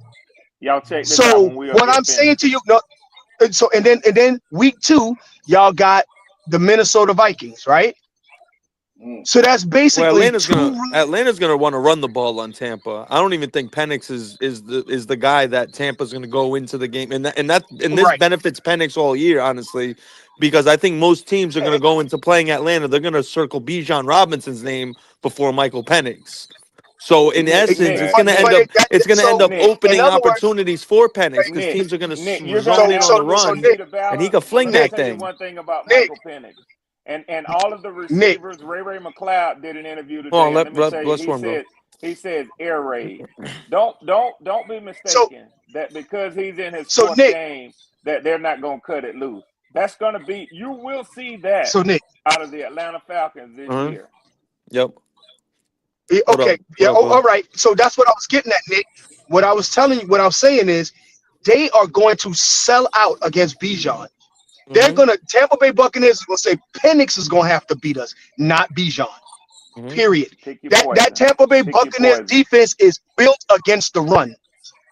They're gonna that's gonna be going in now. So the second thing I will mention to you is y'all got the Vikings week 2. The Vikings week 2. That's basically rookie. And that's hold on, but Sunday night, and it's their home opener, and we know how Minnesota get. Minnesota's one of the toughest places to play. What I'm trying to say is, going to be rocking. What I'm trying to say is, Nick, he'll be hold on. I didn't even get the chance to make my point. Rookie quarterback versus rookie quarterback. Yep. In a hostile environment, blowing that horn, and that defense is Minnesota defense is real. Minnesota defense is real. Joke. Okay. Yeah. So what I am saying to you, when you were sitting there and it was diabolical when you said we would possibly be 0-6, right? Yeah. When you say that, when you, I can see you going, and I'm not talking about your whole schedule. I can see you coming into the bank 0-2. Yeah, it's possible. Okay, I'm just making sure. I just want. It's not anything's possible. I really wanted to lay out systematically as the Atlanta Falcon fan base sits up there and start looking past people because they think they got their quarterback. Their quarterback has some developing to do, even if they got their quarterback. And he's going against 2 top-notch defenses week 1 and week 2. So Will, what you don't know about me is I'm not the fan that looks past any team. I'm not Twan Dunn, famously, who says he's looked past the Falcons and the Saints 2 years ago, week 1 and week 2. But let me tell you what I will say. It's ironic and somewhat laughable to me that you would admit that even down the stretch after Kirk Cousins had been benched, that we were in a playoff hunt when we played y'all. Meaning that Tampa Bay wasn't some juggernaut that had a stranglehold on the NFC South. And the reason for that is because we were on their heels. Now, what I will say to you is I can absolutely understand your appropriate, I don't like to use term fear because I know what you've done for your military and professional career. And sometimes words like that just don't float well with certain people. So, but I can understand your respect for the Tampa Bay Buccaneers because they swept y'all last year. Now, it's not me saying that I think little of them because my team swept them, and I agree with you. That was under the arm of Kirk Cousins, not Michael Penix, and that's a huge I saw what you undertaking for did there, him. Red, but go ahead. Yeah, You that's saw what Red did, right? I just I want to saw make he sure did that there. y'all saw that, right? I saw they did that. Go It's ahead. just the way I speak, You know I Slim. know. It's just the way I speak. It's all good, brother. But I heard it. But go ahead. Don't let his high yellow ass get away that with is that. a huge Oh, we checked him, undertaking for Riz. That's why Michael we said Penix it. as the true starter for the full season after full off season to come in at home and have to play. I love the fact that he gets to cut his bones right out of the gate against the four-time division champion Tampa Bay Buccaneers. See, some people that might make some people be really, really concerned to say, "Oh man, I don't know if we can do it as a team." But see, what I know is it ain't gonna be Michael Penix alone. All he needs to do, as y'all often say, is do his part. And that roster that PFF doesn't rank quite as high as Tampa Bay's is gonna have to be good enough to beat Tampa Bay's roster. But I will tell you Quan, this. it's I will fair. tell you But hold on, this. real quick. All Yeah. that PFF preseason stuff. It's fair to. I'm sorry, Quantum. I just want to put this in. Go It's fair ahead. to say though. All that is subject to change. Oh, it's gonna change as the season Yes. goes. Okay. Got you. I just Yeah. have one little question. I just have one question for Red. It may be off Yeah. topic a little bit, but it's still one that burns my bottom, and I think it's gonna. You got to feel some type of way about it. You're a very exceptionally intelligent guy, but tell me, brother, with your experience, your background, and your gravitas, might I add, what do you think about Michael Penix wearing that do-rag every time you turn around? I just want to hear what you think about this. Yeah. How you feel about the condom? I gotta hear this. Tell me, Red. Hey, real quick, guys, we're live. I'm live on this show. I'm also streaming right now, Madden at the same. I'm live on Oh this snap! show. My bad. I'm Hold on. also Hold on. streaming right now, Madden at the same. God Yeah, dang. let's My get bad. PGP My the bad. fuck up Hold on. out of Hold here. on. He thought he was simulcasting. Yeah, there we go. There we go. There we go. Yep. Okay. All right, yo, we live streaming both joints at the same time, man. I got two shows going at once. Who want this Madden smoke? Both joints at the same time, man. I got two shows going at once. Yeah, $50 Yeah, for PGP. that echo crazy, doggy. So, hey, Quantum, I want to answer your question, but I want to do something real quick because Riz was up and then he pulled down. Riz, I want to make a small wager with you. Can you hear me, Riz? What up? So I want to give you the best opportunity at a bet that you ever had in your life. Here we go. Red, I you will ain't bet about to you. slick talk me into No. nothing. I just want to see. Well, it's a gut check, really. But if you take it and if it works out in your favor, you're gonna have me on such a lock. I might go away and never show up again. So take this bet, please. Oh man, don't be lying, Red. I'll bet you $100, and I'll give this bet to anybody else. $100 to $500 that Bryce Young will not win the MVP this year. Oh, Man, man. Oh, come on, man. Serious right now. Come on, man. Come on, man. Red, Hey, he's sensationalizing things, man. Red. That's one of them offers you make to a crackhead at the corner. You know damn well that's a crackhead offer. Well, I mean, I would make it a straight up bet, $100 for $100, but I know Riz won't take that. So here's the thing. Here's the thing. What Hold on, real happens quick. is, Well, I got a okay, solution for them. I got a okay, solution for them. Y'all should just bet $100 who finishes higher in MVP voting. Because if I'm not mistaken, after the season they come out with the top 10. Nick, week 1, you already gonna owe me $100. So don't tell him how to Bruh. Nick, No, I found the clip. I can send it to told you. PGP right Swarm. now.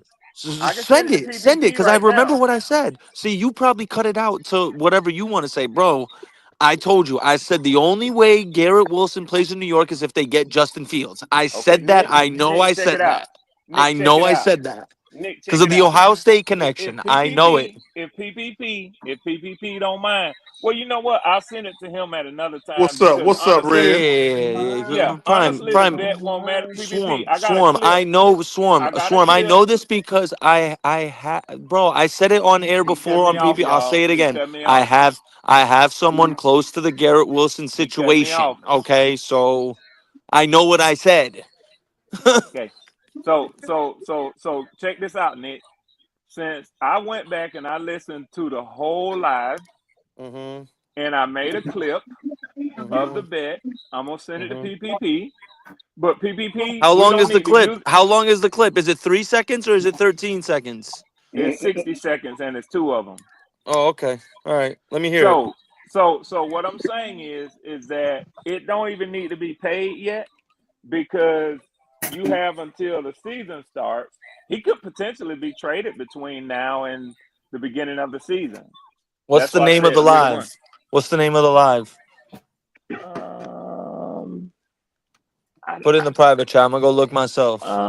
I don't know right now. I know what I I'll said. get it for you. I'll get it Give for you you. a grace period. Nick. Oh, you got screen record, but you don't got the name of the live? Stop Tell you it. what. Already sounding Tell you what. sketchy. Tell you what. Let's Give go you on a with the grace show. period, Nick. PPP. I'm gonna send this clip to you now. Then I was With gonna Red, wait, but since you he gotta ask my pressing question, me, I bro. was gonna wait, Quantum. But since he Okay. pressing me, I'm gonna go on and send it to PPP. No, I said But all I said is I want to know the live name. That's all. That's all I bruh, said. Please answer my question, Red. I gotta hear this. yeah. So Quantum, when it comes to him wearing the do rag, all right. So I got to be honest with you. That That's doesn't him. bother me. Yeah. I mean, I get the joking aspect of it, but if you're Hmm. asking me on Red, seriously, where you at on this? Right. That don't really bother me. Yeah, it Now, shouldn't. if I thought it was awkward that he takes it too far and says he never takes it off, his teammates say he'll go in the shower.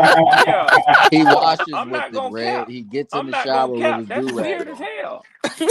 I'm not gonna cap. I'm a dude just like y'all. That's weird as hell. But Hey, listen, Red. Yeah. but it doesn't bother me. It doesn't bother me that that's the dude. That's my quarterback. I'm just being honest with you. I mean, No, Red, because if you can deal with I it, I can't can do deal with it. anything about it no more than y'all can do anything about the fact that your quarterback is 5'10". You see, it's the same thing. He No, gets a Quantum. Red. Hold on, He gets Quantum. a Boggity. Hold haircut on. with his do Hold Boggity, on. rag on. swarm. What I'm saying is, even I if you got you, didn't man. like that fact, he's your quarterback, and you can't do a damn thing about it. But how do So, That's a you fact. get a That's a Red? fact. How do I was you just get a wondering, man. haircut with a do rag on? so That ain't a big can deal. I just Him can wearing I a do address rag. I mean, that's no big deal. My fault. He Go ahead, probably got Bill. his can I hairline address probably sitting in the middle of his forehead. Go ahead, Will. His can I wave's can I probably spinning for all we know, bro. His You waves mean should his probably be scalp? twinning. You mean his We'll never scalp know. is probably spinning? We'll never know. Facts. He so always he got that like damn Homer, thing on. like Homer He Simpson under probably that thing bald for like a Russell moment. so Westbrook. We don't know. I want to address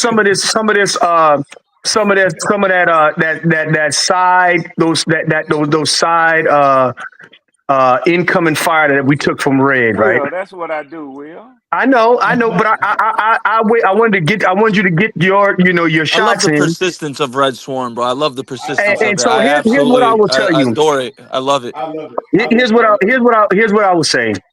Um, they did beat us twice, right? We beat y'all once. We split with y'all, right? We split with Tampa. No, they We swept got y'all. No, wait, they swept us. no. We were a I mean, Chuba. we We were a split with Chuba New. away from. We were a Hold on, Chuba. I got We it. I slid with got the it. Falcons. Huh? We split with New Orleans, and we split with Atlanta. the Falcons. Yep. Yes. That's where we at. That's where we were at in the division, and I can appreciate And we that would there's have some split work. with Tampa if Chuba didn't fumble. Thank you. I was gonna say that. Go I ahead. wasn't even. You know what? Just What saying. Red will say? What Red will say is there's no moral victories. That's what he's going to say. Yeah, he's gonna say that.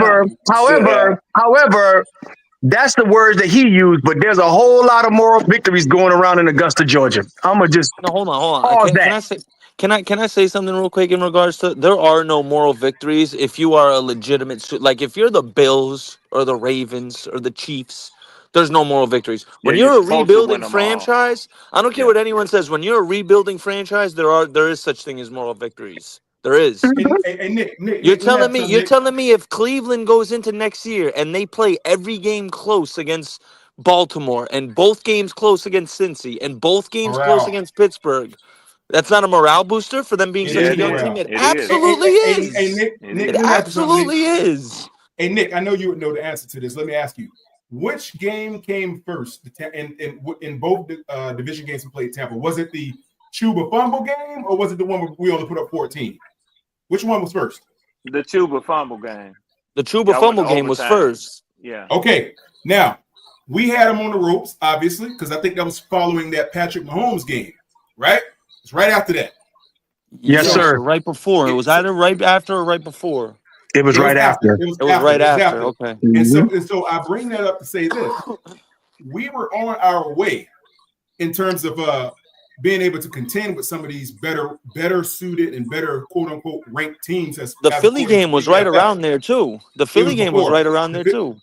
Yeah, the Philly game came. I think it was the week after or the week before the Chiefs game. I think it was right after the Tampa game, bro, Right after because the Tampa game. Tampa was Jonathan Yeah. Brooks' first game, right? And then he got hurt against Philly. Got hurt. Yep. And so the last thing I want to mention when you talk about the No, when we got Quantum, keep going. No, Quantum was onto something. Yeah. So all I'm saying, so what I'm saying here is this. If you look at the way we were ascending in the games that actually meant something to us, and to us, those moral victories actually meant something because you have to have that when your team only win like 4 games. Moral victories of everything because it tells your fan base and your front office what you really have. And now you know what to go after in free agency and the draft. So now coming into the season, I think we pick up where we left off. Now, Red, you probably can do this and say it as an opposing fan. Do you think our roster improved on both sides of the ball based on what you see? Yes. Okay. How? Yeah. Well, How Red? Where do you see the improvement at? You have absolutely a bigger, better weapon for Bryce Young with the number 8 draft. No, we're talking about your roster, right? No, I'm talking No. about Panthers. Our roster. Okay. Yeah, he asked me if I thought that y'all got better on both sides Right. of the Do ball. we get and I better said yes. as an opposing fan? I want to know because I heard Red say on a number of occasions, Bryce Young really didn't put fear in his heart. That's okay. But I'm trying to segue into but I mean, something he's right after playing this better. combo, fellas. Yeah, he played better. Yeah. But does the team put more fear in your heart, Red? That's what I really want to know. As a whole. Do we look more competitive? I think y'all are definitely going to be a tougher out. I fully expect that. Good. But I still think that y'all are anywhere from a 7 to a 8 win team top. Okay, wait a minute, Red. You just said we were going to drop a 0-6 booger. No, Will. See, No, he didn't say that. He didn't say that. He didn't say that. He didn't say that. No. Yes, he did. I Hey, never he said didn't. that. No, he sir, I'm talking about the money. Can I talk for a second? Yes. Go ahead. Me and you had a conversation on another podcast, and you said 0-6 is in our future, and I told you it was diabolical. The last thing I wanted to point out about the Tampa game where we got boat raced, we played with the same defense that Penix went blow for blow with us on. I just want to make sure that we're on the same page there because we had a whole bunch of backups. Those were the last 2 games of the season. Just wanted to add that indent. So, yeah, we did get boat race when we had our backups in. No, but we had car salesmen. Yeah, used car. See, yeah, you had the used car salesmen in. I just want to make sure that we understand context matters as you talk about we got swept by Tampa Bay Buccaneers. Just want to make sure we're on the same page. Okay, so let's. I think at this point, I don't want. Let me go after you, Swarm. Yeah. I want to sort of stay away, and I'll be quick, Nikki. I want to sort of stay away from semantically speaking because you're absolutely right, Will. Sometimes people misconstrue and things get lost that could be kept in a more explicit context. So let me be very explicit on 2 things. It is a fact that you got swept. Swept means that they won all the games and you won none of them. So that's a fact. No, Quantum. I'm just gonna state facts now. Yeah, and we swept them. Regardless to how we got to it, at the end of the game, one team outscored the other, and so we won in the 2 outings against Tampa Bay. Now, Will, and I'm going to say this again, and I know Nick heard it. Nick, I got this. I'm going to say it again. I never said y'all were going to start the season 0-6. What did you say? I want that to rest on the air. No. So that people What can hear did me you clearly say? this time. And don't do a play with words, Red. No, Yeah. Red. So what did you say? So Will, what I actually said verbatim was, Red the hall I monitor. can see Exactly. I can see y'all starting 0-6. That's a big difference than you're going to start 0-6. So you know what? You know what? I will tell you this, and I know you know what this means when I say this. Mm-hmm. You used to be the barracks lawyer, didn't you? Yeah, No, you sir. know exactly what I'm talking about. No, sir. Probably so. I can see that. I can see that. Let me tell you. Yeah. I was Hey, can we, also Red. Let me say this one last thing. The separate conversation. Look at it. But I just want to say this before I turn over. Hey, Red. Yeah. Hey, I got nominated and confirmed in the Army IT Hall of Fame, man. So I'm inducted in on the end of this month, end of June, man. Yeah. Oh, so let me congrats, tell you, Will. congratulations, Will. Congratulations, Will. Let me tell you something, Will. And I know this for a fact. Because I told you on one of the first lives when I looked at your Prime run thumbnail. 01 track. And Prime. I'm not trying to do like the big dude, older brother son thing. I'm just simply saying your look. I have a nephew that's 01 trap. I have a nephew that's only 4 years younger than me. Okay, so but in that picture, he has a picture. I promise you, I'm gonna get it one day and let you see it. You're gonna say, "Damn, Red. You look just like my nephew, man." And I'm going to tell you something when I hear you speak, even when you say, "I would tell you this," that's damn near one of his most used phrases when me and him are talking about something. He says, "Well, I would tell you this. You know, if you were to ask me, I would tell you this." So many similarities, but I can just tell you, and I think if you were to really think about what I'm saying to you right now, outside of the heat of debate, when we get down about our teams, bro, outside of football, you and I would be the type of brothers who could hang out, have a drink, talk about what we've done, you know, on every level. And I know we're both married men, but I can look at you and tell and listen to you spit when you talk. I already know, and that's all I'm gonna say, because I don't know if your wife hears these lies or this and that. But I'm sure you're far more removed away from that, and I better not speak too loud because my wife is here in the house. I'm just gonna simply say that, man, I know for a fact I could kick it with you for hours, man, hours. Okay, but when that's it comes beautiful, down, Red. All right, so to this football debate, we got to do what we got to do. Let's bring it back to football. That's beautiful, Red. That's beautiful. All right. Shut up. After that, Lord have mercy. The last 6 minutes just been a love fest by Swarm Riz say and break up Bill, this bro. Riz say break up the bromance. That's enough. Basically, I might have made Will's skin crawl a Hey, little bit with that too. Will hey, got I real quiet. appreciate y'all. He almost had me. He almost had me. Will, He almost had me, y'all. I hear Red going with this. Yeah. He almost had me. I appreciate y'all, man. Thank y'all. Riz had him on his back with his paws up. He damn sure did. Damn sure rubbing all on his back. Yeah. Big belly rub. Big belly You rubs. two shut the hell up. Big belly rubs. And you too, Nikki. You shut the hell up, man. All right. So the off season, we could divide the off season into two things, right? Free agency and the draft. Who had the best free agency in the division? Oh, we did. Oh, we did. Y'all did. Who had the best? I'm not questioning that. Who had the best draft in the division? We did. I don't know. Oh, I knew it. Okay, so they got three good defensive pieces. PFF said we did. Red, you use PFF all the time. PFF said we did. You slick with that one, Will. Okay, I Yep. have to give you that. You came in here rolling with you went in your Google machine and brought that up. Go in your Google machine for that. And to add what Nick is Hey, trying to Red, say. he reverse engineered it on you that time, Well, Red. you think he didn't quantum quick too? Quick too, quantum. And then add what Nick is trying to say, because you know Red like to bring up the fact that, you know, the Tampa Bay swept us and They swept Tampa Bay. Sir, you say this all the time, Red. You can't pretend like other teams hasn't gotten better, right? You love to say that, don't you? True.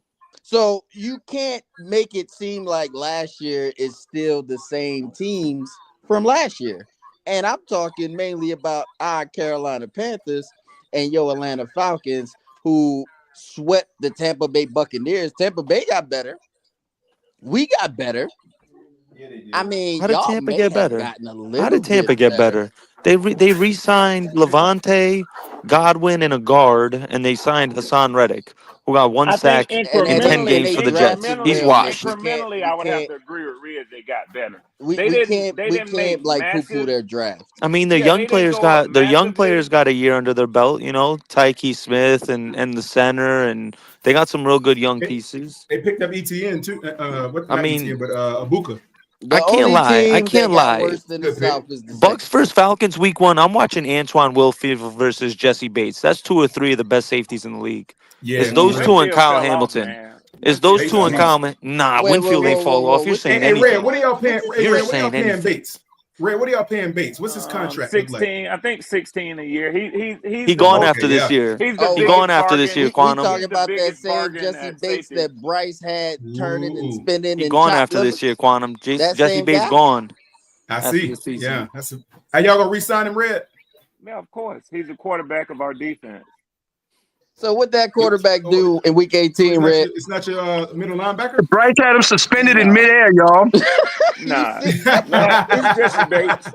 Bryce was It's throwing Jesse no-look Bates. touchdowns to Tommy Tremble. Yeah, he was. It's Jesse Bates. But you know, their suspicion is that probably in Here 3 or 4 is. years, Xavier Watts, who pretty much is a mini me for Jesse Bates. That's the best safety for him to learn from in the NFL. Well, we don't Will know probably yet, be the Red, hardest because defense. we haven't seen what Xavier Watts can do in the NFL yet. Well, that's Xavier for Watts every is going to be a rookie. good NFL That's for player. every He's going to be a rookie. I good mean, NFL player, bro. listen. I love Yeah. Xavier He's going to be a Watts. good player. Let's not get it twisted, okay? That's for But every rookie, Riz. and facts. Yeah. Except Big Tech. Okay. Except Oh Big yeah, Tech. yep. You You know, appreciate the insight, brother. I see how you weave that in there. I love that. Yeah, yes, yes. Hey, Red. Now, it was Yeah, one bro. thing. You guys have always, to me, y'all have drafted some pretty good defensive backfield or linebackers. Y'all had Keanu Neal that one time. Y'all had what's my guy's name? The linebacker y'all had, and I don't know. Y'all ended up letting him go. What was his name again? Yeah, Deion Jones. Yeah. What do you think about the handling of these guys? Do you think y'all could have kept those guys or got more out of them, or what do you think? Like, Oh no. you think they sucked? Or I mean, they were good at one time. Yeah, we got everything out of him. Keanu Neal Okay. was injury ridden. His shoulders were shot from Yeah. all the hits that he was leveling, He was a downhill and safety. also his he was Mhm. a safety. You're right, bloody knuckles, and also at the time he was key in that era where they were constantly penalizing safeties for them big hits. You don't do that shit no more Yeah. in the NFL, man. Real football. Yeah. Hey, You What don't happened do to that Pat Red. anymore. McKinley? Yo, Yeah, what Red, happened can to him? yeah. I'm sorry, I didn't mean to step on somebody. I wanted to ask you this Yeah, Go ahead, question, Red. Will. You got it, Will. Go ahead. Let me ask you this question, Red. Yeah. If Hey, y'all Will, let me say win, this real quickly before okay, you all right, go. yep. Just real Mhm. quickly. So that nobody mistake where I'm coming from. What I said my expectation is for a record prediction for y'all, I'm going to say that with one caveat. I could absolutely see, and I could not say this last year, and I wasn't sure the year that y'all drafted Bryce, but coming after the 2-15 year, I definitely wouldn't have said that I could see y'all winning the division. But I could see y'all winning the division next year. Well, I you could. wasn't going to say that But last not year. this year. You Prime was 0-1 high trap on prime. life after But not y'all this year, Single though, lost back. to Red. Cousins. Single back But 0-1 trap prime. Red, you Let's don't see spam that with Derrick Henry. You don't believe we can win it this year, Red? Yes. Yeah, that's Oh, what I okay. said this year. Oh, Yeah. this year. Run Okay. that. I thought he said Hey, next year. You I thought so he said Red, next I year. have a, take y'all to the promised land? I thought he said that too, Bloody Knuckles. I have a Atlanta question for you, right? Yeah, bro. All right, y'all drafted, y'all went up, y'all got y'all quarterback last year to draft.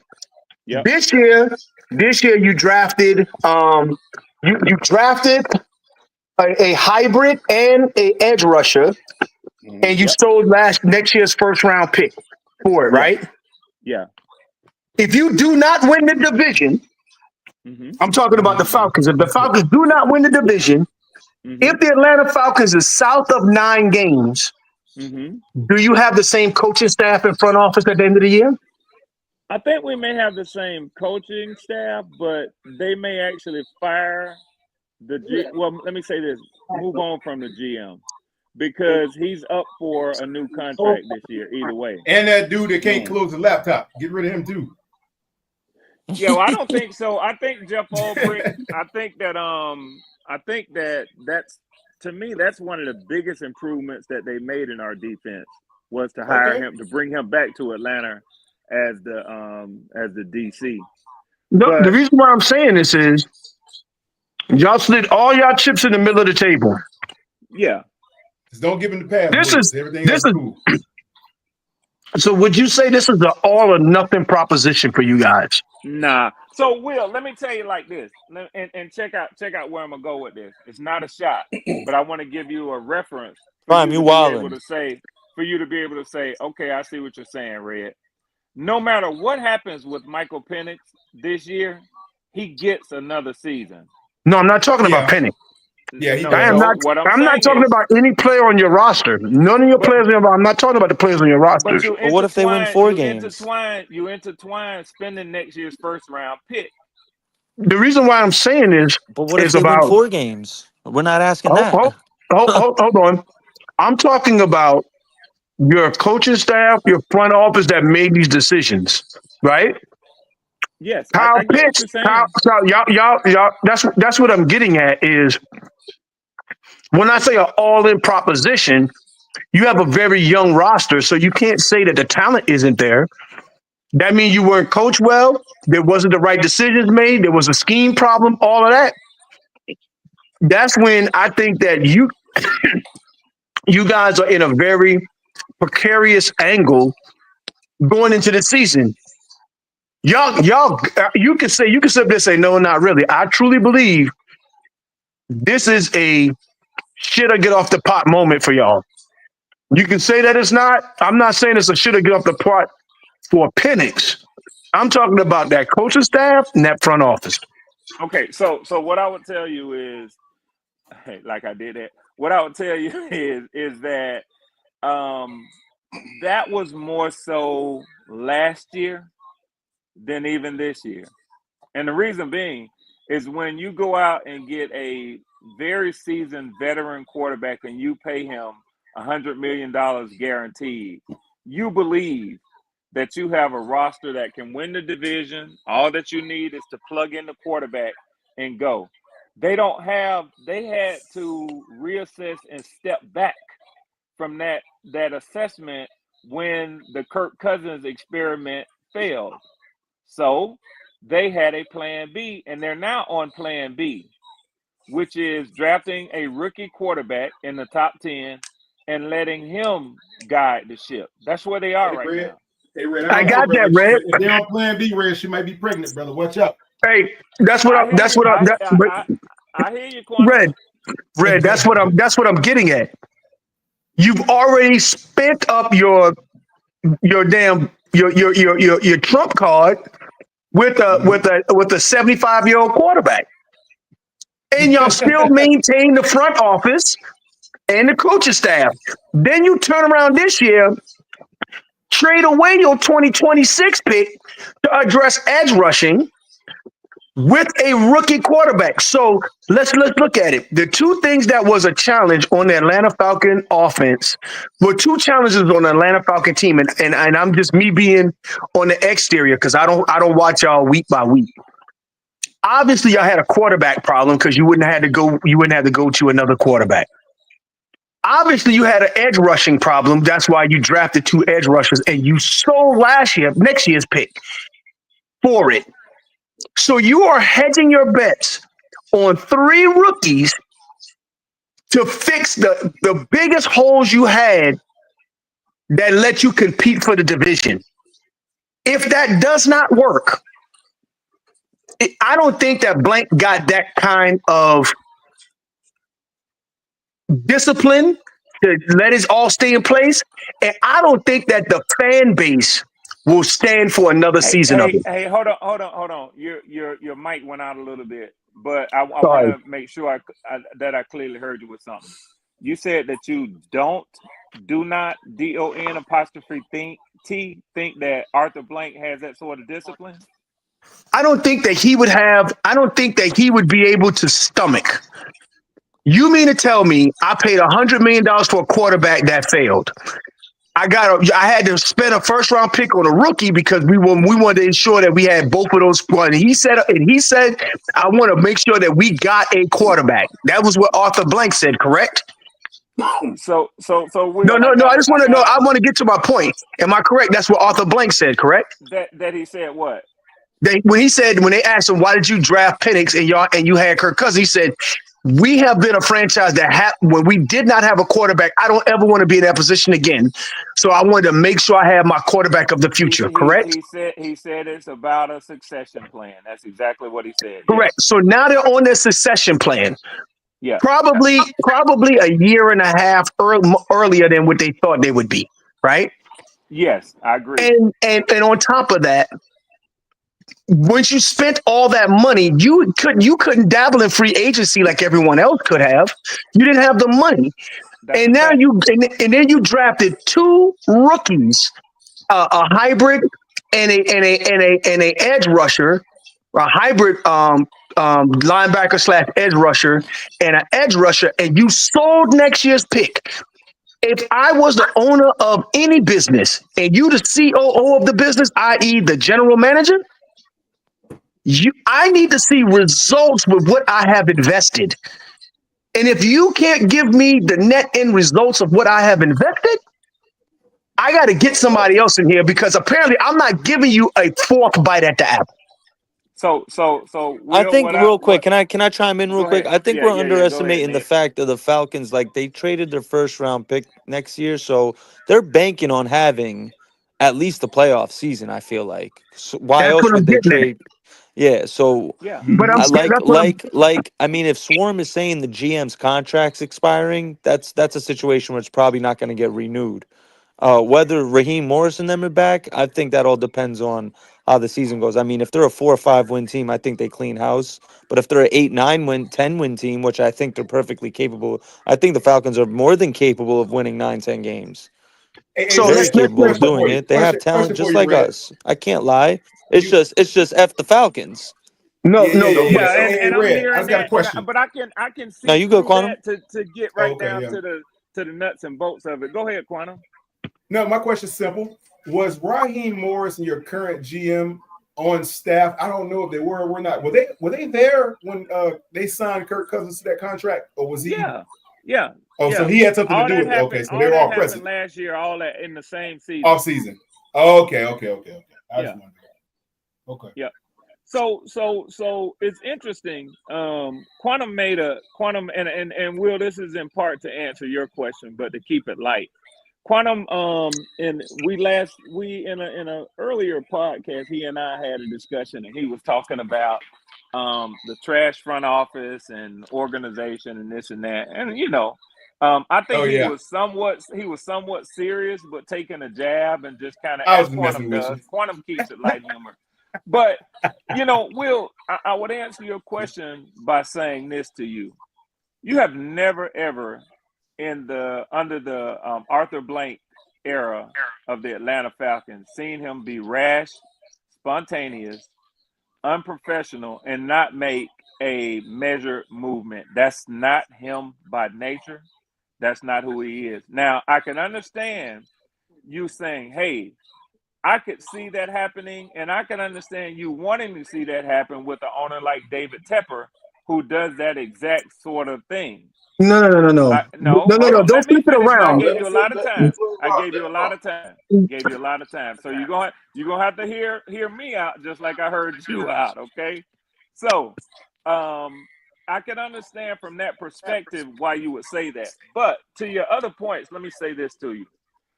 I think that part of their thinking is exactly what Nick Tri-State says. they don't expect to have a top 20 pick that they've given away to the Rams. If the pick is around 23 to 26, which They'll is live where with they it. got this pick from, it's a win for them.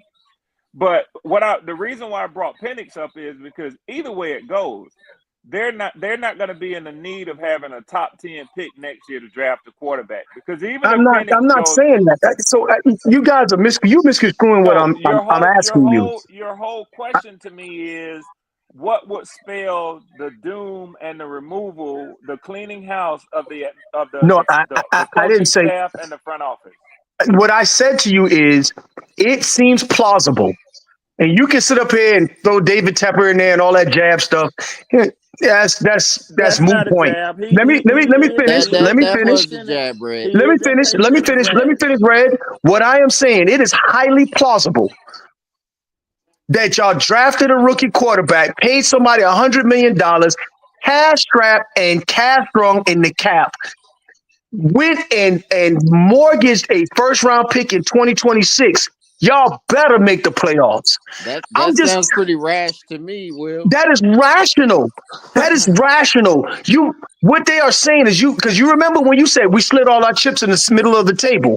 Well, if you slide your chip to the middle of the table and somebody else from the NFC top win the South and swipes that from you, there is going you. So let's just think about it like this. That means that that GM contract probably won't get renewed, right? And when a GM comes in, he wants his coach. So that might means that he may end up changing out the coach. So I'm not saying. Let me finish. Let me. Prime, you using the Bucks? I don't think an incoming GM gets to make that decision, though, Will. Let him do it, Nick. He just got drugged. Oh, incoming. Wait a minute. Prime using the Bucks? An incoming general manager. He need to use the ops. An incoming general manager. So are you saying to me, Red? I'm just, and I mean, we could get off of this topic. Yeah.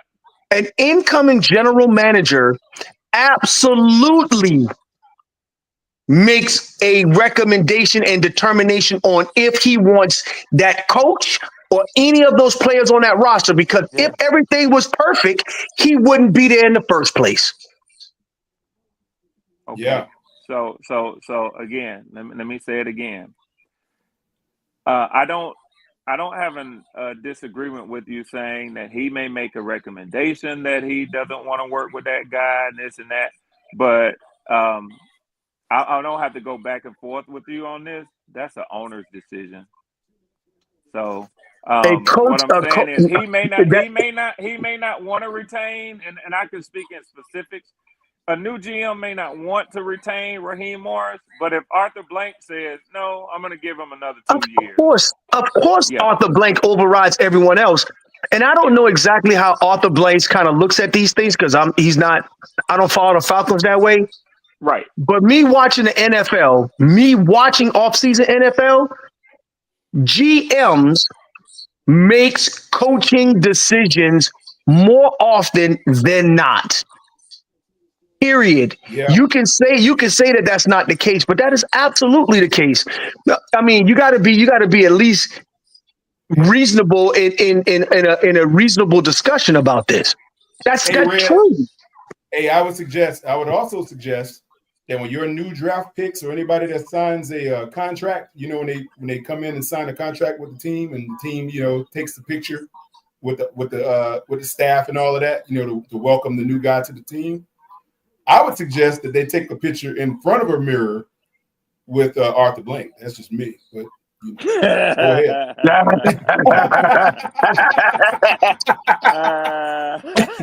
Hey, I heard somebody say that Arthur Blank was in a. Hey, I heard somebody say that Arthur Blank was in a Civil War picture and he looked the same age. I said, God. Hey, you know who I call Arthur Blank? I'm gonna age myself here. I call Arthur Blank Count Chocula. Count Chocula.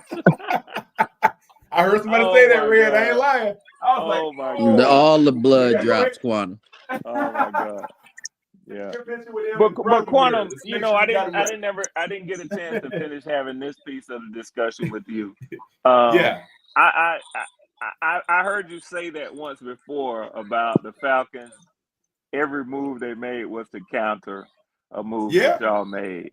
And I even heard people saying, "Oh, they drafted this guy. Do you know how many times we took this guy in a mock draft?" Man, I was laughing my ass off, man. Do you know how many people conduct mock drafts and have gotten somebody who was on probably every team in the NFL, with the exception of a guy maybe like a Kobe Bryant or a Nick Nash, who fell all the way through the draft and got signed as undrafted.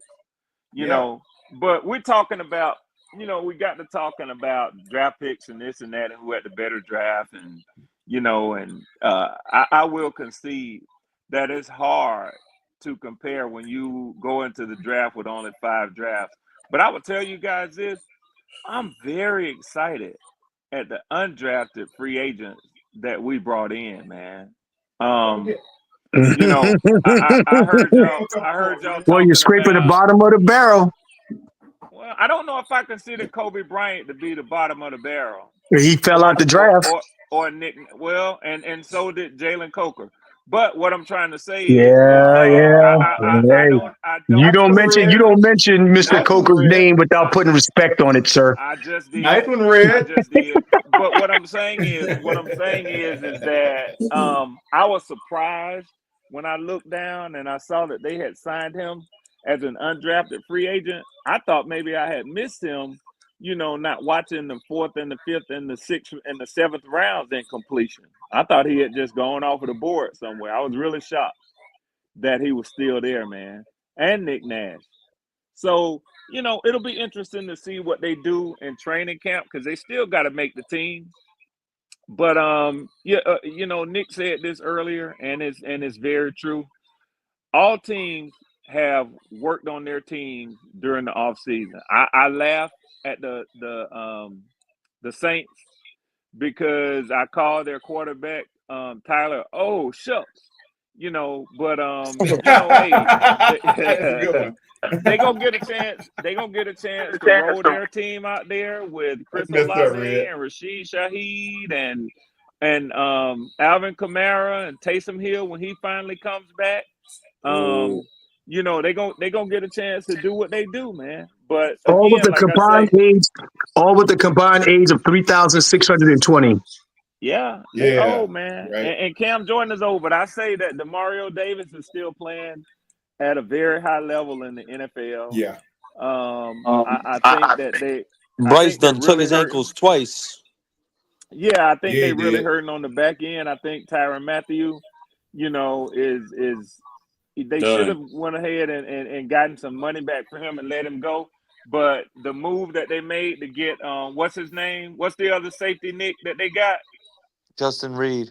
That was a boss move, man. Yeah, that was a good move by them. Yeah.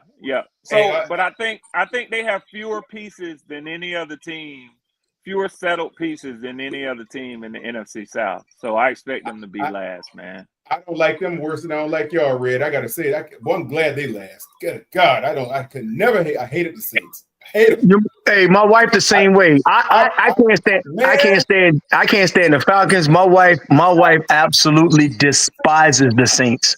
Like Tom and Jerry hate. Hey, the reason is because I'm gonna tell you the number one reason why I can't stand them, man.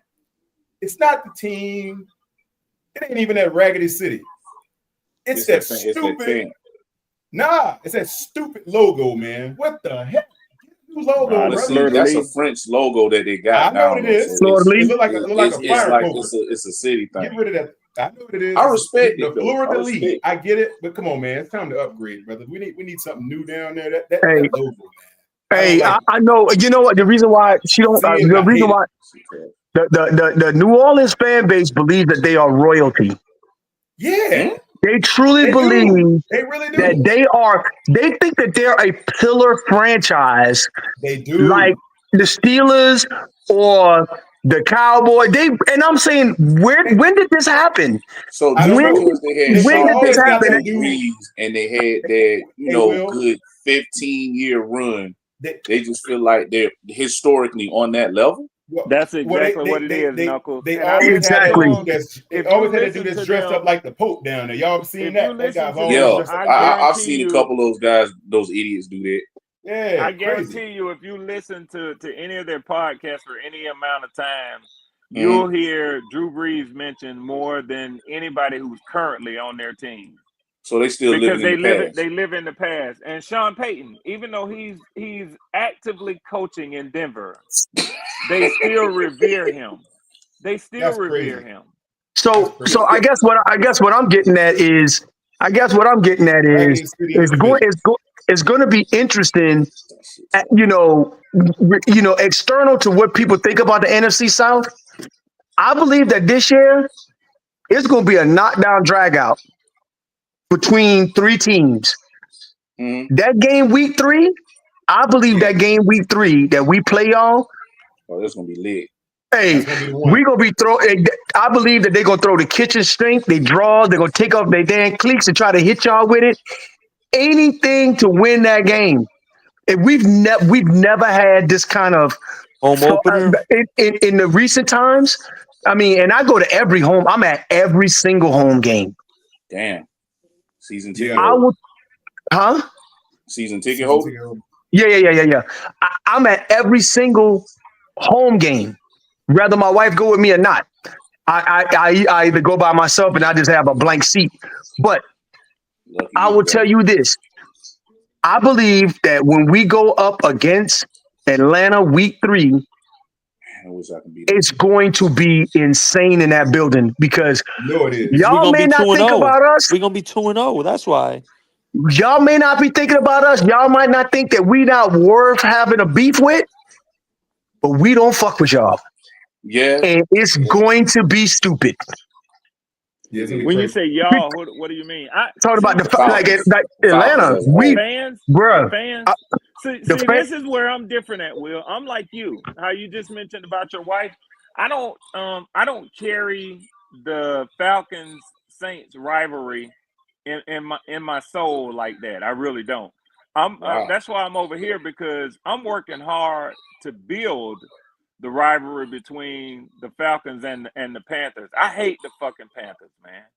I do. Whoa, you should What do we have to do to whoa. y'all, Red? What do we have to do to Hey, y'all? want to hear it. I can say it. I'm mad If about it's said that. to me, I can say it back. I'm, If it's said to man, me, I what do we can do say to it y'all, back, brother? right? Y'all done violated us more than we violated Hey, y'all. Nick, I'm still mad about Nick, that what you come game. Nick, it's And cool y'all when used they to say it. fondle It's us with cool when Mike they Vick. do it. Nick, it's That's what I'm cool when they saying. do it, but it's a problem when I It's a do problem it, when though. I do it. You Yeah. feel me? Hey, You feel hey, me? Red, And I you got your guys, back on Yeah. that, Nick, if you know what I mean. Nah. I like I that, got your Red. back I on like that. that. Yeah. hey, I Red, like that, I'm Red. still, That's I'm that still money mad bag, about yo. that. You heard? That's Yeah, that I'm money still bag, mad yo. about that Yeah, I that caught all 300 that, yard Nick. I game got your back on that, that man. Witchcomb put on So, Luke yeah. Kuechly. I'm still mad about that. Hey, I will tell you right now. I'll tell you right now. The reason why Thomas Davis is a Panther is because of Mike Vick was a Falcon. Really? Did y'all know that? We drafted Thomas Davis, a safety from Georgia, told him he gonna have to play in the box because we cannot allow Mike Vick to run this ball like this no more. This is unacceptable. Most people don't even realize that. That's when the advent of the dedicated spy came into the NFL. He was brought in to be a spy against Mike Vick. Never knew that. Yeah. He was supposed to be a safety too, by the way. He was drafted. But they told him no. Run your butt into the box. Matter of fact, beef up, and you gonna play linebacker. And I'll tell you this: he would be a Hall of Fame candidate today if he played for the New York Giants. If he had the exact same career he had with Carolina, he would be a Hall of Fame candidate. I got 2 questions to ask. I got to ask Red a question after this one. Yeah. Panther fans, where we rate John Beeson at as our in our Panther lore? He's, in my opinion, if are we talking career wise or just pure linebacker wise? Like linebacker with us. Because I can't rate him higher than Sam Mills, but he's a better linebacker than Sam Mills.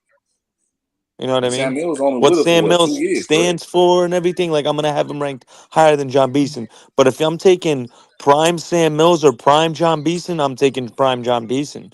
So in that sense, I think I would have him as the third best linebacker in Panther history, Okay. behind Luke Kuechly and Thomas Davis. Okay. So, Dang, so Dan Morgan um, falls under him. Okay. Just asking. Dan Morgan falls right under John Beeson. Yes. so can I ask you a question? What up? What, Tommy? So we just going to negate Shaq? Yeah, he's definitely not on those four guys level. He's So definitely not on Shaq, those four guys I level. would say that I Shaq. think Will Witherspoon's better than Shaq Thompson. No, I don't think so. I don't think so. Oh, I don't stop think so. it. Will I don't think Witherspoon so. was that dude. Yeah, he was okay, but I think that if you ask me, is Luke TD. Thomas is TD. Mm-hmm.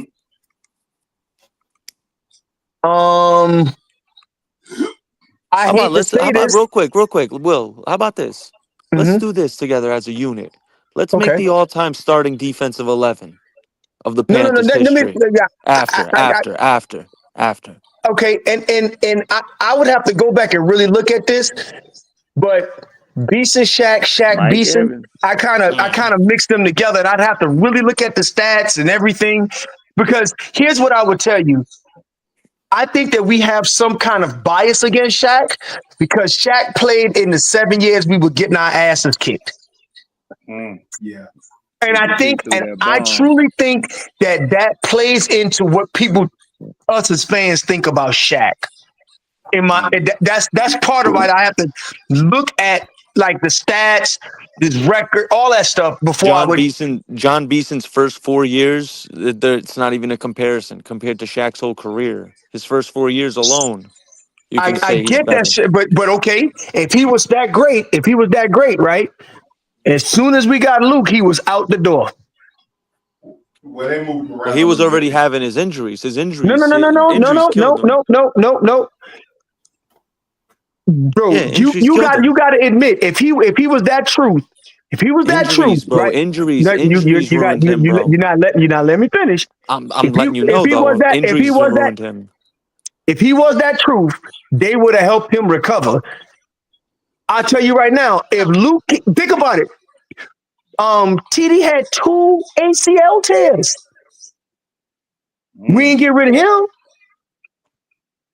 Everyone's not the same, bro. His injuries were very significant. Luke Kuechly can come out there playing with Luke Kuechly can go out there and play with no thumbs and no damn big toes, and we would still choose Luke Kuechly.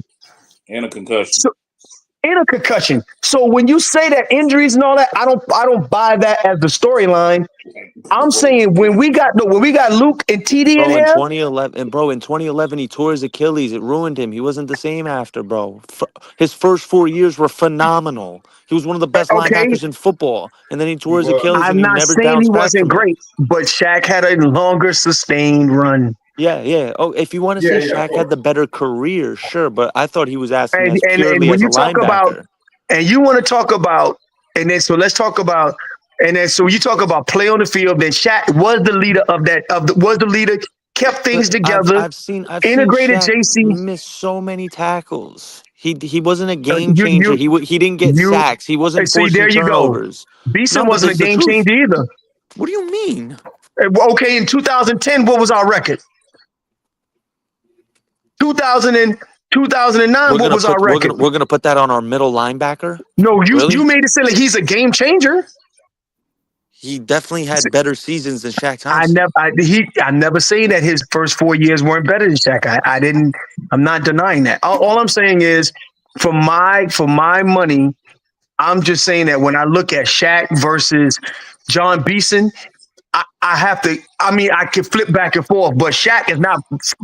Shaq is if I put Beeson behind TD, Shaq is right after Beeson. That's how that looks. Witherspoon is not in that conversation with Shaq. Period. Nah. So Will, I want to ask you in particular, but all of y'all, and I would ask y'all to keep it, all the way, be all the way with this, keep it 100. But I know that it might be hard to do that because I may be you may view me as asking you to be critical of Bryce, but are you not concerned at all with his past 2 years, his record starting the season on the road, and not just his record? Let me change that. His performance, because I know a lot of times, y'all will talk about how bad the defense was, how he didn't have weapons, and he didn't have an old line and Can I this answer and that. But yeah, please. But I'm saying, aside from all that, his performances in season opening games on the road has Let me been answer that. deplorable. Yeah, okay. Let me answer that. Go ahead. Go ahead. You can handle my light work. Yeah. Go ahead. let me jump on this because here's what I would say to that, Red. Today, as of this very moment, okay, I see where you're going, and I know why you said that. Opening the season, historically, Bryce has faltered in the opening couple of weeks of the season.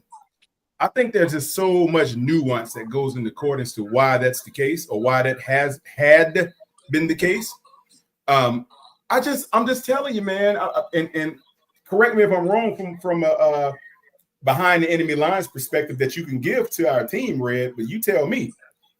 He just isn't the same dude. I mean, and I get that he's small and he doesn't have the biggest arm, but you relatively compare what you saw the last 10 weeks. Removed the Dallas game and that last Tampa game, if you want to say that. I think that last Tampa game had a whole lot to do with a lot. But he had overall, he had a very high PFF grade in that game. He sure Red did. didn't use And PFF. my point, So I know, and my point is this: simply, the last 10 weeks of the 2024 season, he looked nothing like he did the first 20 games of his career or whatever have you. I just don't think he did. So if you look at it that way, Red, the fact that he came out and I know a lot of people like to just shrink everything down to that Week 18 game against you guys. I'm going to broaden it. I'm going to go all the way back to how he came back in that first game against Denver. He looked a little bit better, marginally better than he did before. He made some bona fide big time throws. What? That's what I'm saying. One of the best throws of the season he made was in that game. I know that. That deep ball to Jalen Coker. You broaden it to the those 10 games. And I'm gonna broaden it down to the first game. Please forgive me for trying to draw you back to my question. Okay, but if you would broaden it a little bit further, just a little bit further to not even the first 2 games of the season, but the first game on the road. So Red, you brought that to me, right? You brought that to me, Red, right? Yeah. He's been a slow very start. specifically. So Red, the answer to that question is he's 0-2 week 1 of the season. And that's all I'm talking about. Exactly. So now, am I concerned about week 1 of the season this year? Right. No. And here's why. We're playing Jacksonville. Our defense is really improved. He's shown that he can be the quarterback, and he has more weapons now. He has command of the offense.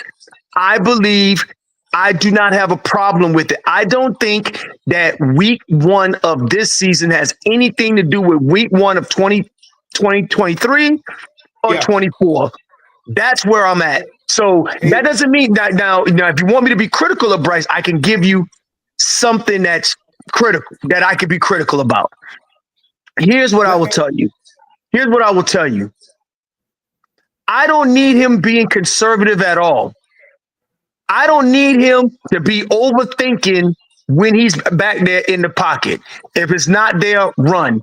If he's halfway open, give the receiver a chance to make a play on the ball. Those are 2 things that he really did not do week 1 of either of those other 2 years. But I don't think that that's a problem now because he's not starting with a new offense like he did year 1, year 2. He has better weapons. And oh, by the way, he got an offensive line and he got time to sling that pill. So I'm fine with that. But I need him to be decisive in his throws. And if it's not there, make something happen on the ground and move the ball. Move the chains. Hey, Will, let me throw something at him, man. Let me throw a layered synopsis at Red right fast. Maybe he'll grasp what I'm thinking from this perspective. Hey, Red, check this out.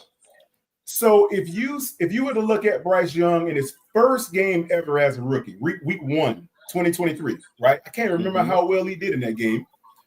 But if you compare that to week 1 of last season, okay, by that time, that's a full season sample size of what Bryce Young looked like, right? Those 18 games or whatever have you. That's a full season and 1 game.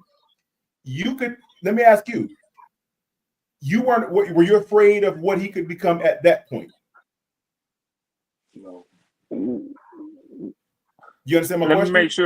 Let me make sure I'm following you. So you're saying when he was going into the game against the Saints on the road in 2024, after having watched him and seen him for a full season in 2023, would I have been more concerned with him as a quarterback?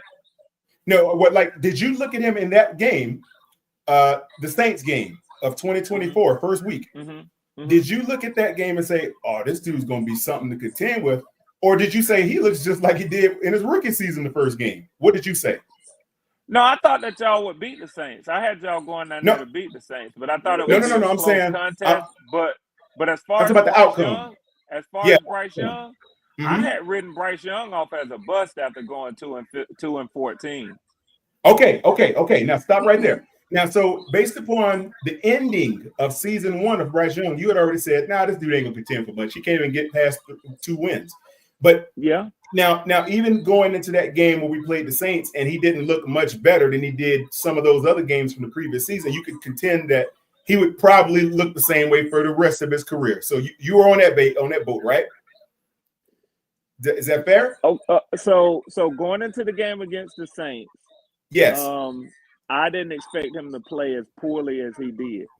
Okay, yeah, me neither. But he did. He screwed it up, and he looked like he did in his rookie season. I think everybody would agree with that. He looked worse. Yeah, he did. Okay, now let me ask you this.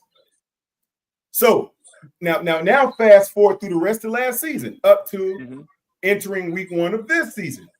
Do you think that's the same guy from week 1 of his first season to week 1 of his second season versus week 1 of the second season going into week 1 of the third season? Do you think those guys are all the same, or do you think it's a little bit different? You tell me. Is that the same quarterback? So Quantum, Will would tell you this, and Quantum, I would tell you that you already know this, but you did it. So I got to do what I got to do. Yeah. You don't give a person an opportunity to win the argument. Because you're asking me, do I think in regards to your quarterback, and I already posed the question, are you concerned with the way he starts out the season? So now don't blame me because I'm fixing to dig the hole for you, okay? No, go ahead. After you finish. So what I would say is, and this is what I honestly feel.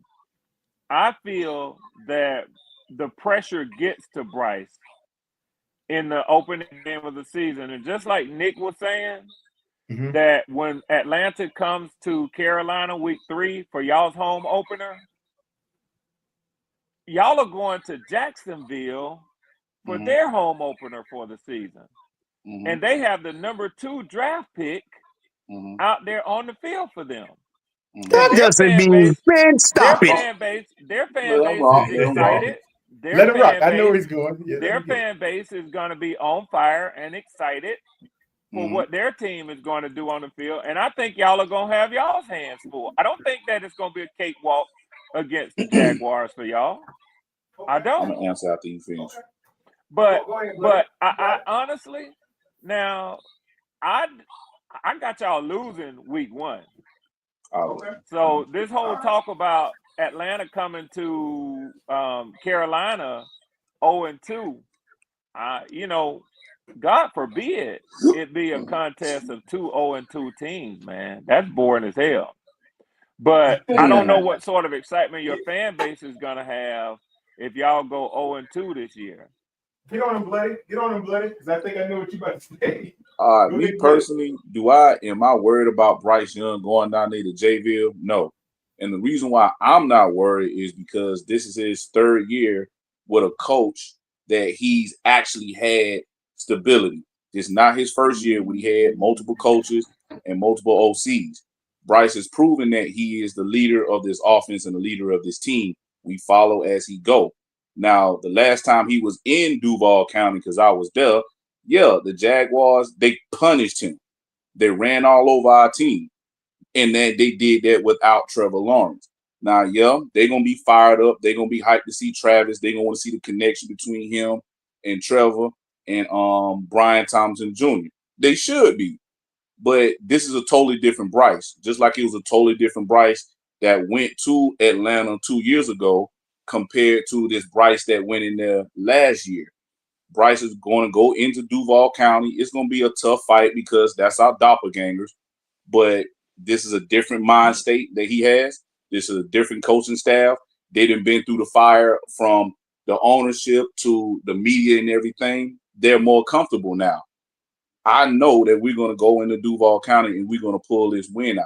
Is it going to be an ass whooping we're going to give Jayville? I don't think so. I think it's going to be a tough-ass fight. We're going to have to lean on Chuba. But I do believe that Bryce is going to pull us out of the fire and give us this dub. That's how I look Would at it. y'all agree with me? Would y'all agree with me that week one of the NFL season is probably the biggest sports weekend It is. of all the year? It is. I can agree on that. So let me ask y'all this. Absolutely. Let me ask y'all this. We can agree on that. So I would say, regardless of who you're playing and where you're at and whoever your competition is, I count week one to be a big game, right? It's important to get off to a good start for the season. And we're fans, but I know damn well the teams feel that way. Every coach and every player feels that way. They want to get off to a win. So I count it as a big game. Aside from what I think y'all would say week 18 was for y'all, and you may disagree with me. You may say that wasn't no big game. Hell, that was just a game against the Falcons, right? That was a huge game. But y'all won it. So let me ask you a question. Name me one other big game Bryce Young has won. He hasn't. Okay.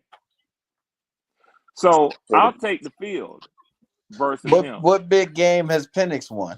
That wasn't the question, though. I mean, but that that's wasn't my the question. But the thing is just because historically he hasn't, won big games doesn't mean that he don't have the capability of doing it. He's still young in his career. It's not like he's a veteran who hasn't done it yet. And Bryce, he's had some tough matchups. He's had crazy crowds he had to play against. He had to go through his growing pains. This is the year that Bryce is really going to break out and show the league what he really is about. It's just that simple.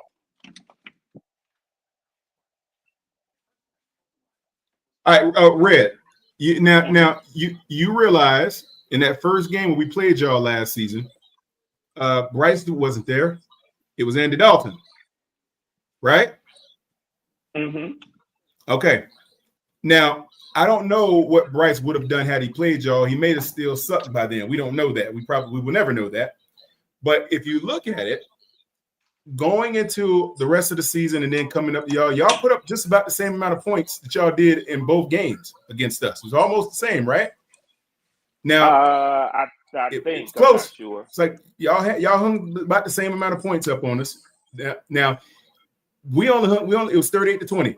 We were only able to amass 20 points on y'all without Bryce. But when Bryce came in that final game, we put another 23 on y'all, something like that.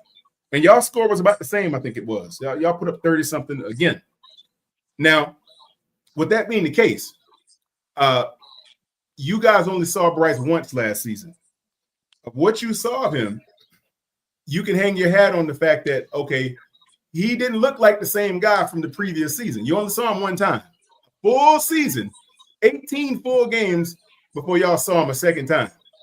So if you think about that, I think that's why Raheem Morris had the position that he had about Bryce, because I don't think they saw enough of him to figure out exactly what to do with him. And they probably thought, and your coaching staff probably thought, he's just Bryce. We ain't got to worry Oh, about I him. doubt that. I doubt You don't that. think so?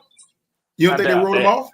No, Okay. I doubt I mean, you that. know him better than I And let me do. tell you something. Let me just tell y'all how I think Mm-hmm. as a person. I have way too much respect for somebody who spent 20 or 30 years out of their life in a certain profession to think that they don't wake up and think about how they can get better and how they Yeah. can keep earning their paycheck. Mm-hmm. That's not me. So if when you ask me, do I think that Raheem Morris or Dave Canales or um, Liam Cohen or whoever the coach is, the guy that with the Raiders now, the old dude, Pete Carroll, Mhm. if they stay up long hours and have difficulty sleeping, or maybe have to take a certain drug to help them close their eyes and go to sleep at night so they can get up and go the next morning, I think that's the life they live. I think the majority of those guys have ulcers because they pace around on the sideline hoping that all of the work that they put in during the week in the game plan with these players, they'll go out there and execute the way that they drew it up. Mhm. So no, Yeah. I don't think that you catch these guys by surprise. I think they had a Okay. game plan, and I think Okay. Bryce outperformed the game plan that they had to stop Hey, him. well, let me tell you, I got something interesting for you, Red. I got a point of contention here with one thing. Now you see the difference, right? Now watch this. You guys won that first game by a margin of 18 points, right? 38-20. Well, But watch, this. Quantum, I want to say something Mhm. funny to you. I want to say something funny to Okay. you. How well Uh-huh. do you remember that first game? I remember it. I just remember that Andy Dalton came in and he tried to spell what he could. And I was going to read you a couple things to kind of. Well, it was earlier in the season. I get that, and Yeah, yeah, plus it yeah, was yeah, a yeah, yeah. loss. It was a loss for y'all, so Yeah, I it get was a that loss. too. But it's funny. You always like to say it should have been 6 touchdowns. I don't know if you remember. I don't know if you remember Clark Phillips III sliding down as he was headed into the end zone to not run the score up against y'all. I remember that. Yes, he Okay. gave it up because y'all didn't want to give us the ball back and all that stuff. I get it. Huh? Okay. Well, you want to run the clock out on that play, right? Is that why he did that? That's what you call sportsmanlike. Sportsmanlike, right. I mean, you could have did some crazy stuff to us. But let me Yeah. read something for you. Let me go down something for you right quick. You're a stats guy. Now, Yep. Despite the 18-point deficit that everybody likes to look at, let me read you something. Mm-hmm. Total yards for the Falcons, 423. Total yards for the Panthers, 335. Passing yards for the Falcons, 225. Which passing game yards. was this? This is the first game. The first Okay. one. Let me get my phone so I can check the yeah, you numbers can follow too. with me. The total passing yards, 225 for you guys, 221 for us. Rushing yards, 198 for y'all, 114 for us. Yards per play, 6.2 for you guys, 5.4 for us. Total first downs, 25 for y'all, 21 for us. Third down efficiency, big one. 6 out of 12 for you guys, 5 out of 11 for us. Fourth down efficiency, 0 for 0. We were 0 for 1. Total plays, you guys ran 68. We ran 62. Neither one of us allowed a sack. Okay, neither one of us allowed a sack, right? Y'all, no, I thought for sure y'all had a sack on us. But I mean, we didn't allow. No, it says neither one of us allowed a sack. We punted 3 times. Y'all punted once. Okay, so we had Andy Dalton threw 2 picks. Time of possession. Here's the kick. You guys had 30 for 40. We had 29 for 20. So look how close the numbers were, even though those points were a little bit off. So that led me to believe. What was the turnover? What was the turnover ratio?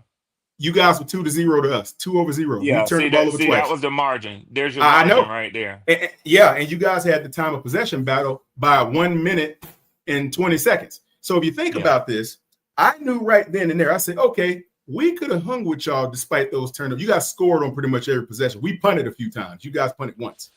So that means you scored on every possession of the game, whether it was a field goal or a touchdown. You scored every time you had the ball. So if Yeah, you think about it, that's what right, RTP who pulls up says. It's about right. your efficiency when you have the ball. Efficiency is what you do with the ball when you have it. So if you think about that, I said, well, wait a minute.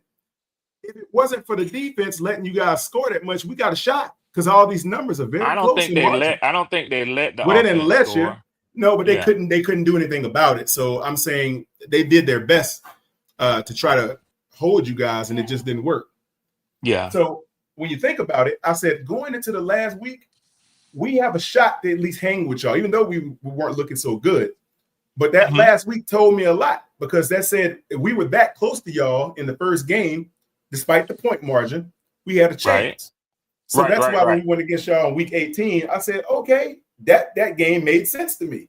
We were able to put up 20 on y'all, and that's not a lot, but 20 is better than nothing for a team that sucks. Yeah. So that's all I wanted to throw out there. I just thought we did better. I definitely had us. I thought that we were going to win that game against y'all. Yeah. And I definitely didn't see the performance coming out of Bryce that y'all got. I came up. I was on many podcasts that day. I made my rounds. I came up on PPP. I went to 704. I went to Black Cat Panther podcast. I was still kicking it with Unc then. So I went on his podcast. I paid my homage, man. I gave my pound of flesh. I told everybody I talked big shit. So I'm up here now to eat my plate of crow. And listen, I'm not gonna slight the brother now because I didn't slight him then. I said I didn't see a monstrous Carolina Panthers performance. I mean, yeah, y'all beat us, but I said, man, I saw the performance of Bryce Young's lifetime. Hey, Red, I'm gonna say something too. I'm gonna get behind you on it. I didn't think Bryce would play like that either. I thought he would have a decent game. I thought it would be somewhat in line with what he did coming into that game because it was Yeah, like he I dropped said, his nuts on the table, bro. yeah. And I said, well, if he can look like that, that's why my trepidations are quelled going into week 1 of his 3rd season. Okay. That's why. Okay. So basically you're saying the season. Go ahead. You're saying that you're expecting to get that Bryce Young versus the Bryce Young that you've gotten each of his first 2 opening games of his 0-2, like Will said, start to first game. I get you. Yes, and I'm gonna say why. And I'll say why. It's not because he had that monstrous game at the end. Everybody likes to go there. Oh, the week 18, you're going to no. I look at more than that when I evaluate a person. I look at their psyche.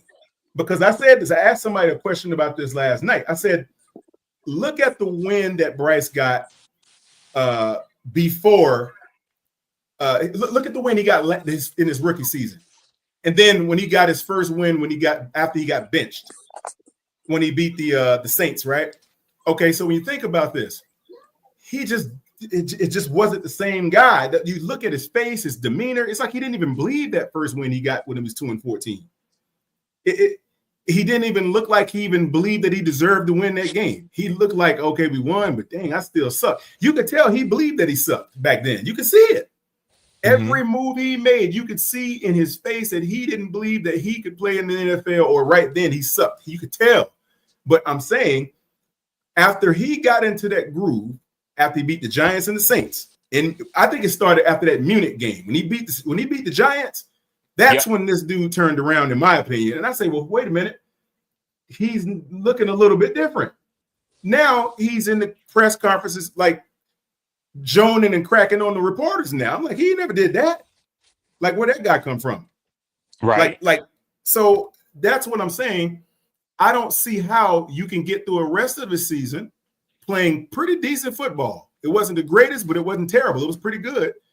You get through a full season and then you end on a high note. Now I'm going to throw that game in there only to say he ended on a high note. I'm not saying that's the highlight of everything. It's probably his best game as a pro, but I'm not going to stand on that. I'm going to say leading up to that, he was already showing promise of going that direction. And the fact that he ended like that with all those other 10 games in front of him, I don't see how he goes back to being a shell of himself in week 1. If y'all get that same team performance, and you know what? Yeah, I listen to a lot of a lot of NFL Network, Sirius XM. Man, all I do is consume NFL, man. I'm gonna tell y'all, man, that's me. I don't really get down with NBA, honestly. Not to be overly critical of the NBA, but to me, the NBA is, I mean, it's set up to have a handful of teams be the marquee, and that's it. I think that the NFL, to me, one of the reasons why I like the NFL is because the NFL really does market and promote parity. They You really know, do. they want to feature a league where you can have a team, like Nick said earlier, that was projected to be a top 4 pick in the Washington Commanders, make it to the conference championship game in one Yeah. season. See, Right. you're not gonna find that in the NBA. You're gonna find in the Nah. NBA where players run the league and LeBron wants to play with Luca. So in the middle of the night, a trade is consummated, and then because Dallas played nice with the Lakers, who are the marquee team, they gave them the first pick in next year's draft. That's bullshit, man. It's So what bullshit, I'm but it's saying, the players' yeah, league.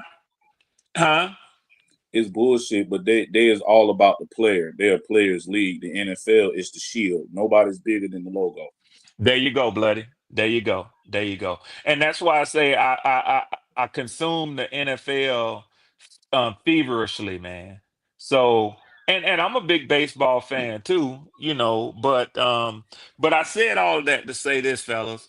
When it comes to the NFL, I know that there's a lot of unknowns. There's a lot of Mm-hmm. unknowns. I also believe, and this is just the type of believer I am. I believe that I think there's something to teams really, really getting, if you will, using a boxer's term, lathered up going into the season versus trying to stay safe and make sure that your starters can survive the preseason. To me, that's a dilemma for the NFL. And I think that had a lot to do with the week 1 matchup that y'all had against the Saints last year. I watched the Saints and I told PvP this. I watched the Saints in the preseason. I saw them play their starters of almost a full 2 preseason games. Mm-hmm. So, in a sense, I felt like they had already started their season a little bit early. Now, I happen to have a head coach much like y'all's. Raheem Morris is on the record saying that he doesn't believe in playing his starters in the preseason. I happen to disagree with that. I don't want you to play them to the point that you really risk injury, but I do want to see them get ramped up against other teams to be able to take the field and at least look decent. Some of these teams look so sloppy when they get to week 1. And I know y'all see the same thing that I see. Yeah, That's you do. true. Yeah, That's Yeah. you true. do. So Yeah, you do. when that happens, man, I don't trip too much when you go through the first quarter of the season. I think that by mid-season is when you really start to see the teams that you can tell are gonna make some noise down the stretch and those that aren't. I happen to have bought into what I saw happening with Kirk Cousins last year. There are some people who are staunchly just saying, well, just wait, Red. Just wait. Riz was Yeah. one, PPP was one. A lot of people told me, hey man, Kirk Cousins gonna get benched. All I can tell you is through 9 weeks, he wasn't looking like he was gonna get benched. Mm-hmm. He was looking like he was gonna sweep the division and win the NFC South. So yeah, man, when he fell off, I was like, what the hell is going on with this dude, man? And Andrew pulled up once and said it like this. I mean, do you blame a fella of his age at his stage, knowing that they got this kid waiting to take the field to not let them know that you're injured? But either way, it's selfish because he hurt the team. He put himself before the team. So, at the end of the day, it doesn't matter. Tampa Bay still won the division when all was said and done. But the reason why I pulled up and why I was going into the PFF stuff with y'all is that I we can only go off of what our expectations for our team are at this point. I appreciate y'all having me up to banter with y'all, to talk my shit, to take y'all shit when y'all dish it on me. My skin is thick. I can handle it. And actually, I think it's fun. Oh yeah. So yeah, man, I have a good. Y'all know me by now. I have a good time with it, man. Once or twice, I'm not gonna lie. I've gotten in my emotions, man, and I acted honestly. And I'm Hmm. telling y'all this because I know the dudes I see up here are good brothers. Yes, sir. Honestly, I acted in manners that I know I wasn't proud of. And even on a couple of occasions, I've come back to make open apologies to the people that I wasn't so proud of. I know I did with Will. I know I did with PPP. And Will is here. I hope he remembers when I came back to apologize to him. If he doesn't, I'm man enough to do it again Hey, because Yeah, no, I remember yeah, that. hey, We bro. we Red. we we Hey, straight. We Red. straight. Red, Yeah. you're a man of high character, brother. That's what it is Yes. about you. Yes. You're Yes. you're a Yeah. man of very, very high character. I don't Yeah. think anybody disputes that, my brother. So Yeah. goes without Yeah. Yeah, saying. yeah. You Red. You have high character. Very Questionable much. team choice, but high character. Hey, Red, I'll fight for you, Red. Hey, Red, if I was with you, if I saw somebody trying to jack you, man, I'd fight for you. I really would. And listen, and So I'll call you too, Quantum, because I know what you can do. Shit. Yeah, Red, Yeah. I can ask you a question, bro. Yeah, bro. Yeah, Knuckles. All right, this for your Falcons. Me personally, because I Yeah. didn't seen this and I didn't talked to a couple Falcons fans. I Yeah. say that Matt Ryan is y'all best player outside of Julio Jones in y'all history. But I keep Yes. hearing and seeing this on the internet that Michael Vick is y'all best player or the best quarterback y'all had. And I keep trying to tell them like Matt Ryan gave the oh Falcons the yeah. best run that they've ever had in their franchise. Not only did he win MVP just like Cam did for us, but he took y'all to the Super Bowl. So how can y'all put Yes. Michael Vick Yeah. over Yeah. him? Yeah. You Yeah. can't. Matt Ryan's No, way and better. and listen, Bloody Knuckles, I'm a Falcons fan who agrees wholeheartedly with the statement that you just made. All I can try to do is give you their perspective and what I Right, know of the Falcons fan base and the right. city of Atlanta.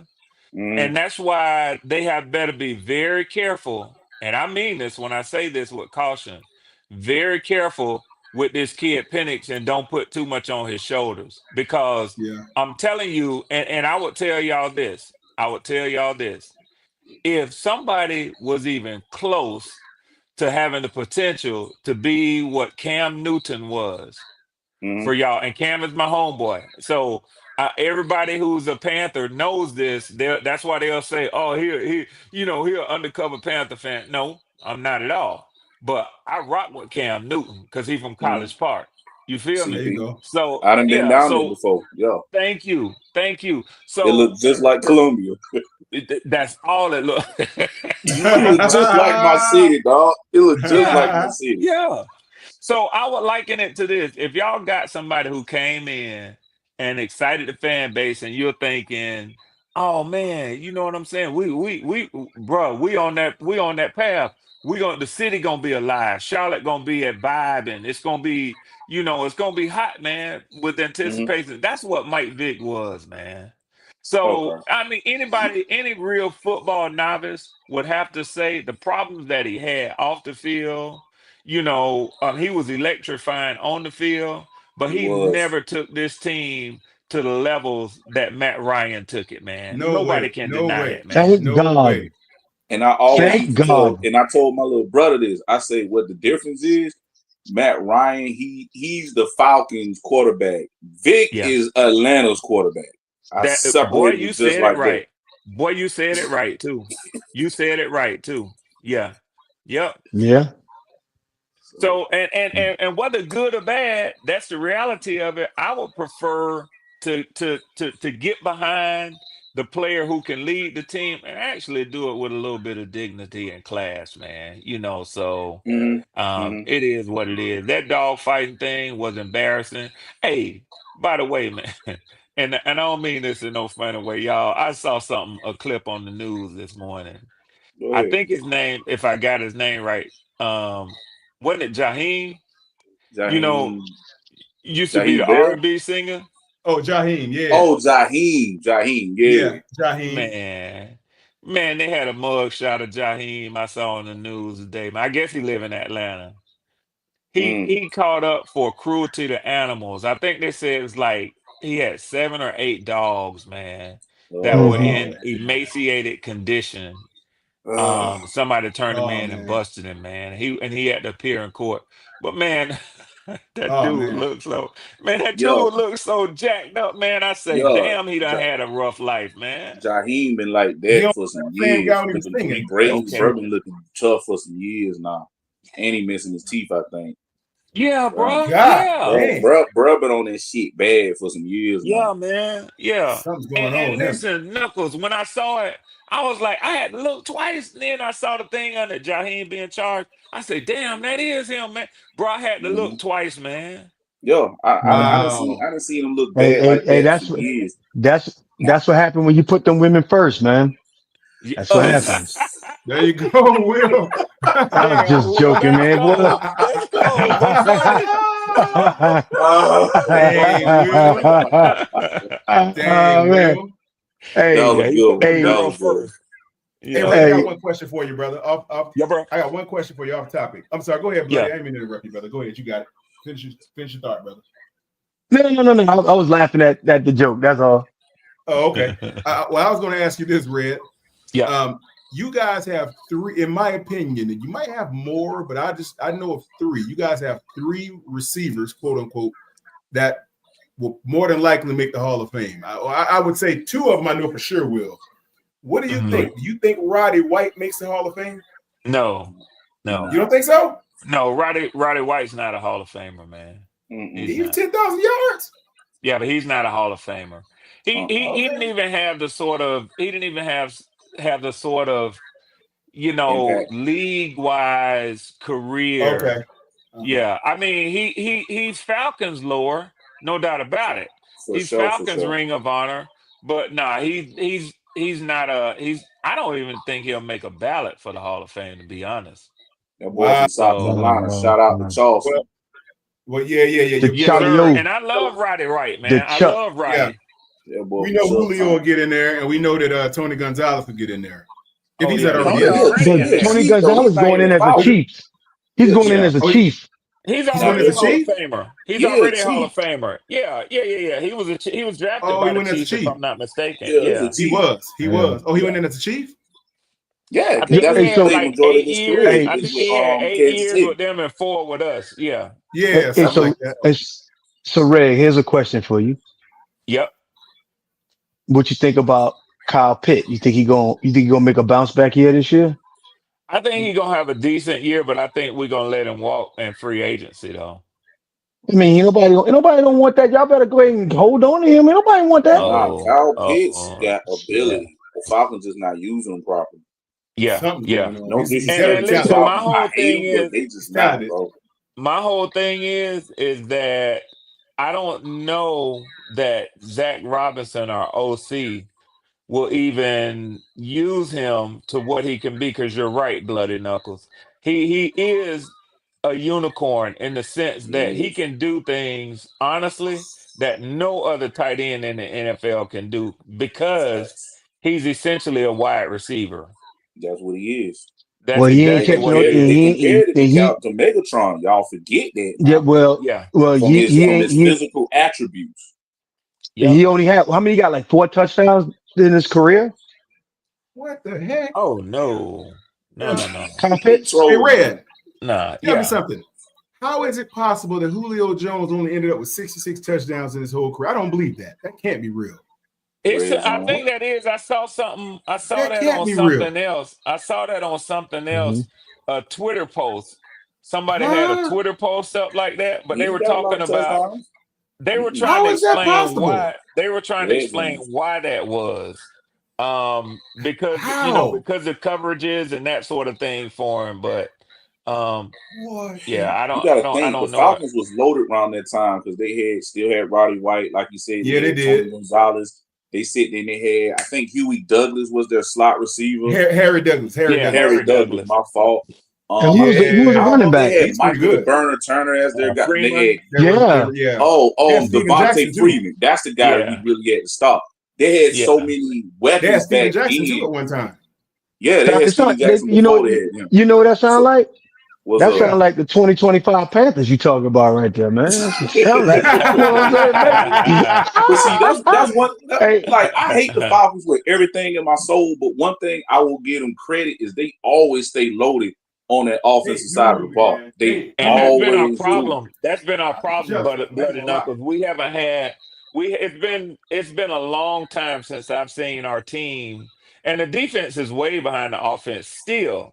If you Always ask me, do. with the talent that we've drafted, the high draft picks that we have in our wide receiver, running back, and even at the tight end position and quarterback, we haven't invested as much in our defense. So it's just not a good balance.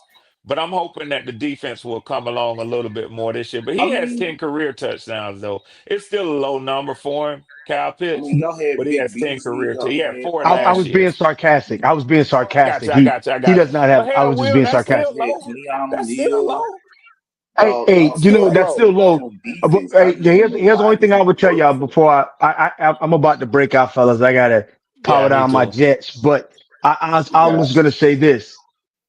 All I gotta say is prepare to be sick of me if Jalen Ramsey become a Panther.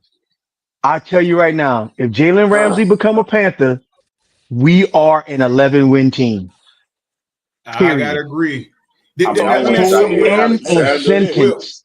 Will, I like Will, let me ask you. Alexander more than I Let like me Let me ask ask you you Bam something, this. Will. personally, Let me but ask I you see this, where you're Will. coming from. Let me ask you this, Will. Since you putting that much respect on Jalen Ramsey name, would you feel the same if he goes to Tampa or to Atlanta?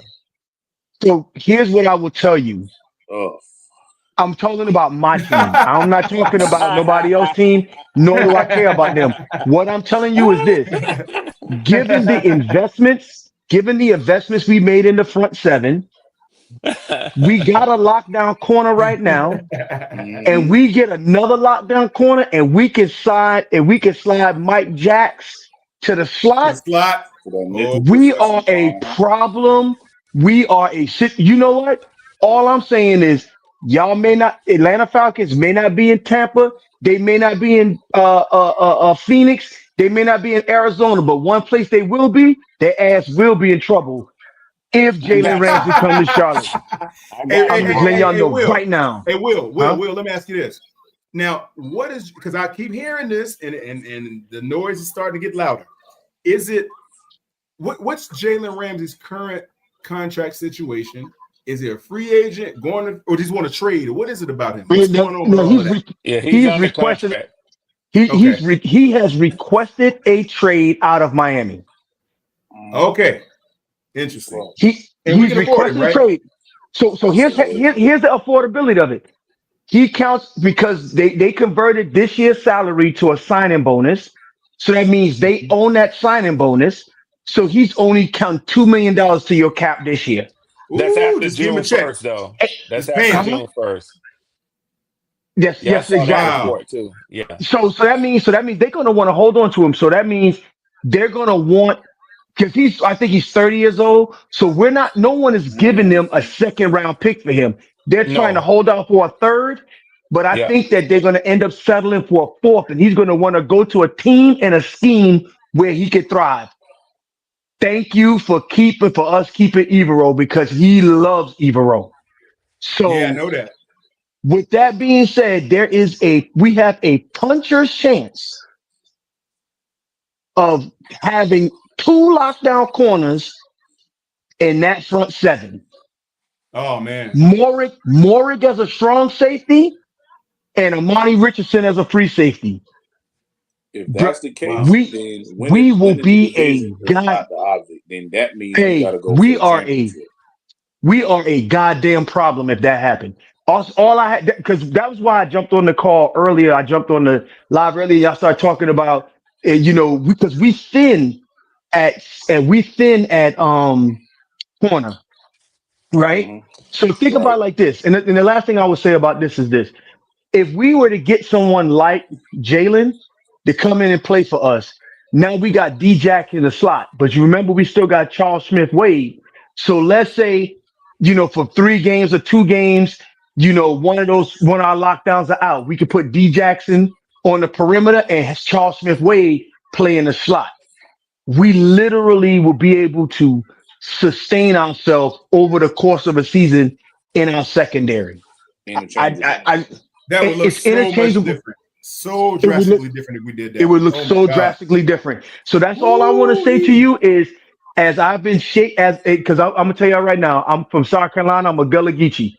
I'm shaking the chicken bones. I am doing every piece of root I got in this world to get that guy from your lips to beyond ear into our secondary. I need it. I want it. I gotta have it. Yeah, I Cold think it's Stone gonna be a Creamery, big baby. Cold deal. Stone Creamery. I think it's gonna be a big deal to who gets him. Not to try to water down, Will's enthusiasm. They have him linked to a lot of teams. They do. They have him linked to a lot of teams. A team that I've been surprised has come into the conversation is the Cowboys. They're saying that the Cowboys haven't expressed any real interest in him, and this may mean nothing with the money that these guys make. He just bought a home in Fort Worth last week. He's out here signaling the countdown. Yesterday was 5 days until June 1st and till June 2nd, and he posted the number 5. Now that could be what some people speculate, that he's going to return to wearing his number 5 number again and return to the Rams, who to my knowledge have been the most talked about team as far as acquiring him. But it's interesting, and as Will says, he's shown a lot of love for his former coaches, Sean McVay, Raheem Morris, Ejiro Evero, the guy who was he's even talked about where's the other Y'all ain't got they no money they had though. him to, huh? Y'all ain't got no money. You just said, I think, that his guaranteed money this year is going to be $2 million. So if he took $2 million to your cap, but y'all ain't got the money in the out years to cover it. I've already did my math on that. So Okay, I'm okay. just I thought you only worry about the Panthers. no. I wanted to make sure. So you ain't got no money. And he ain't say nothing about Raheem Morrison at all this offseason. He Let me let literally me send tweet let me let me he send he PPP. Let me send tweeted PPP the link. Let me send PPP the he link. tweeted he tweeted about he tweeted about Evero. All I'm saying to you is this, brother. Um, I'm shooting down. I'm there's shooting a down your arguments. That's what I'm doing. In case you hadn't noticed it. all I'm telling you is that Chris, get your hand out my he pocket. fits our scheme perfectly.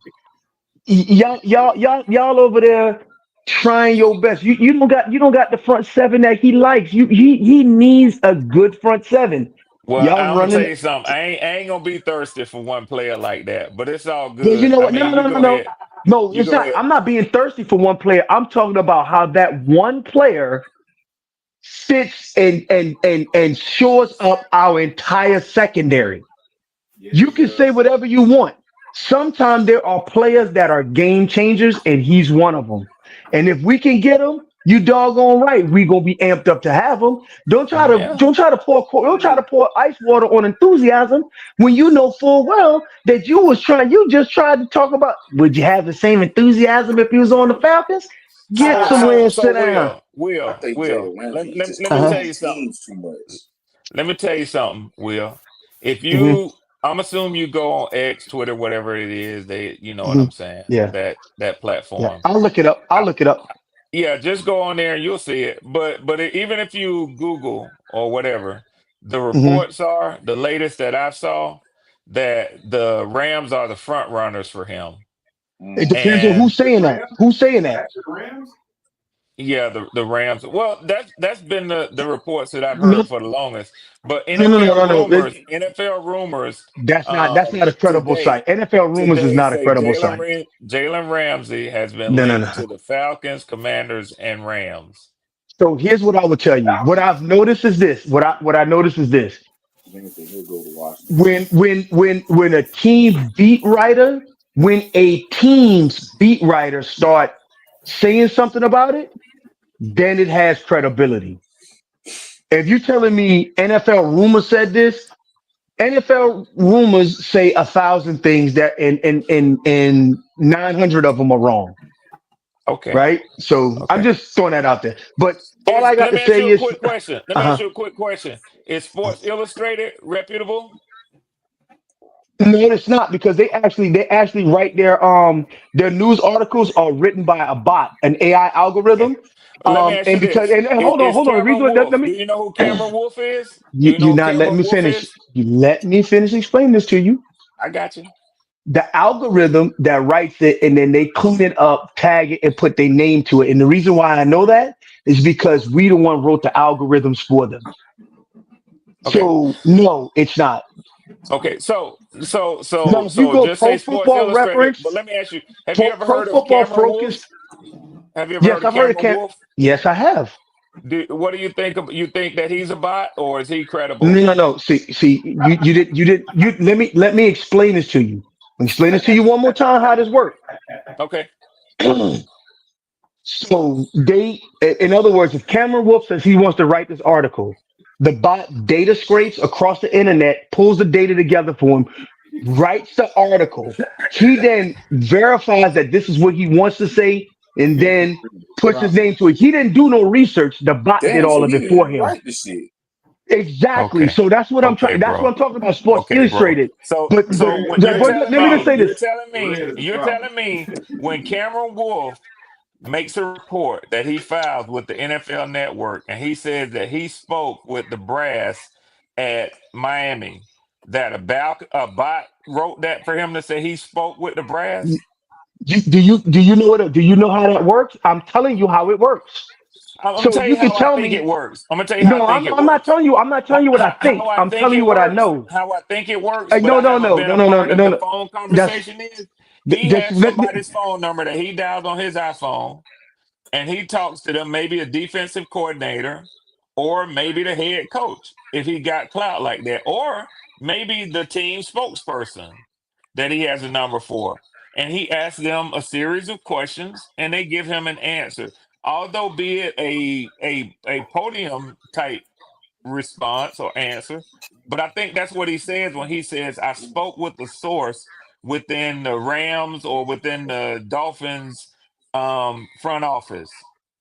And I don't okay. think that So a bot writes that for him. okay. So let me explain this to you one more time, Red. All right. I just said to you.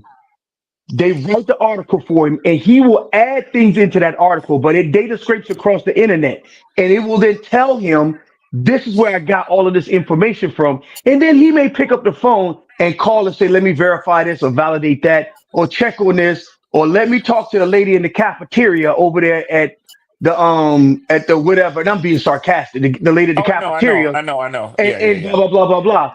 I'm Yeah. telling you, that's Sports So he don't have to Illustrated tell a got. blatant lie. He actually talked to somebody who's inside, though. I No, get what no, you're no, no, saying. no. What I'm saying. All right, all right. Anyway, But let me tell you, I know you. you got to go, Will, but let me tell you what Cameron Wolf actually wrote. He says no trade is imminent with the Atlanta Falcons and Miami Dolphins cornerback Jalen Ramsey. No other team sounds close to acquiring Ramsey either. According to NFL Network's Cameron Wolf, there's a reason for that. There had been conversations draft weekend and throughout May in regards to Jalen Ramsey. There's interest, Wolf said on NFL Network on Thursday, but there's nothing closing at the moment. It's been relatively quiet. One thing I was told was to keep an eye on that June 1st date. The Dolphins would take over a $25 million cap hit, as you said, if they traded him before June 1st. That number drops to under $7 million if they trade him after June 1st. After that date, the Falcons would become one of the most logical trade destinations for Ramsey because of his previous relationship with head coach Raheem Morris. Wolf mentioned Morris and the Falcons in his Thursday update. I'm told the Dolphins are aware of teams that Ramsey would be interested in. We've heard the LA Rams and their coaching staff and GM staff rave about Ramsey, Wolf said. There's other places as well where he's had coaches he has loved to play for in the past, whether it be Raheem Morris in Atlanta or Ejiro Evero in Carolina. Judy Batista notes relationships are important with Ramsey. Ramsey is entering his 10th NFL season and will turn 31 years old this fall. That's typically not a trait of an NFL team seeking a cornerback on the trade market. But Wolf's report indicated the Dolphins aren't seeking a trade for Ramsey because of poor play. The two sides have simply reached the end of their relationship. Can I say something? Yep. That a bot wrote that. Okay. I'm not saying that he didn't clean it up, Let me because ask I'm you a telling you, question. because Even if a let bot me wrote finish. it, You're not even if a bot letting wrote me it, does finish. that You're mean not that it's letting me finish. inaccurate? I never said it was inaccurate. What I am saying to you is it data scrapes. That's why it says so and so said, and oh, so and so said, and so said. I helped write these algorithms. I know what I'm talking about there. I'm Okay. saying that it's a amalgamation of data sources and sets. It says a whole lot of nothing. It says that he's interested in going to teams. Okay. And he's interested in going to teams based off previous relationships. That's all that article says. That's all And it that's all. says. And that's all I was. When I was only thing I said was this: is that I want a Giro Evero. He the one said that he was fortunate to play for EJ. That's all I'm saying. Yeah. That's all I'm No, saying. I didn't argue. I didn't And argue nobody. with what you're saying. I didn't That's argue with it. what you're saying. Yeah. Hey, Yeah. Red, let me Yeah, ask you bro. something.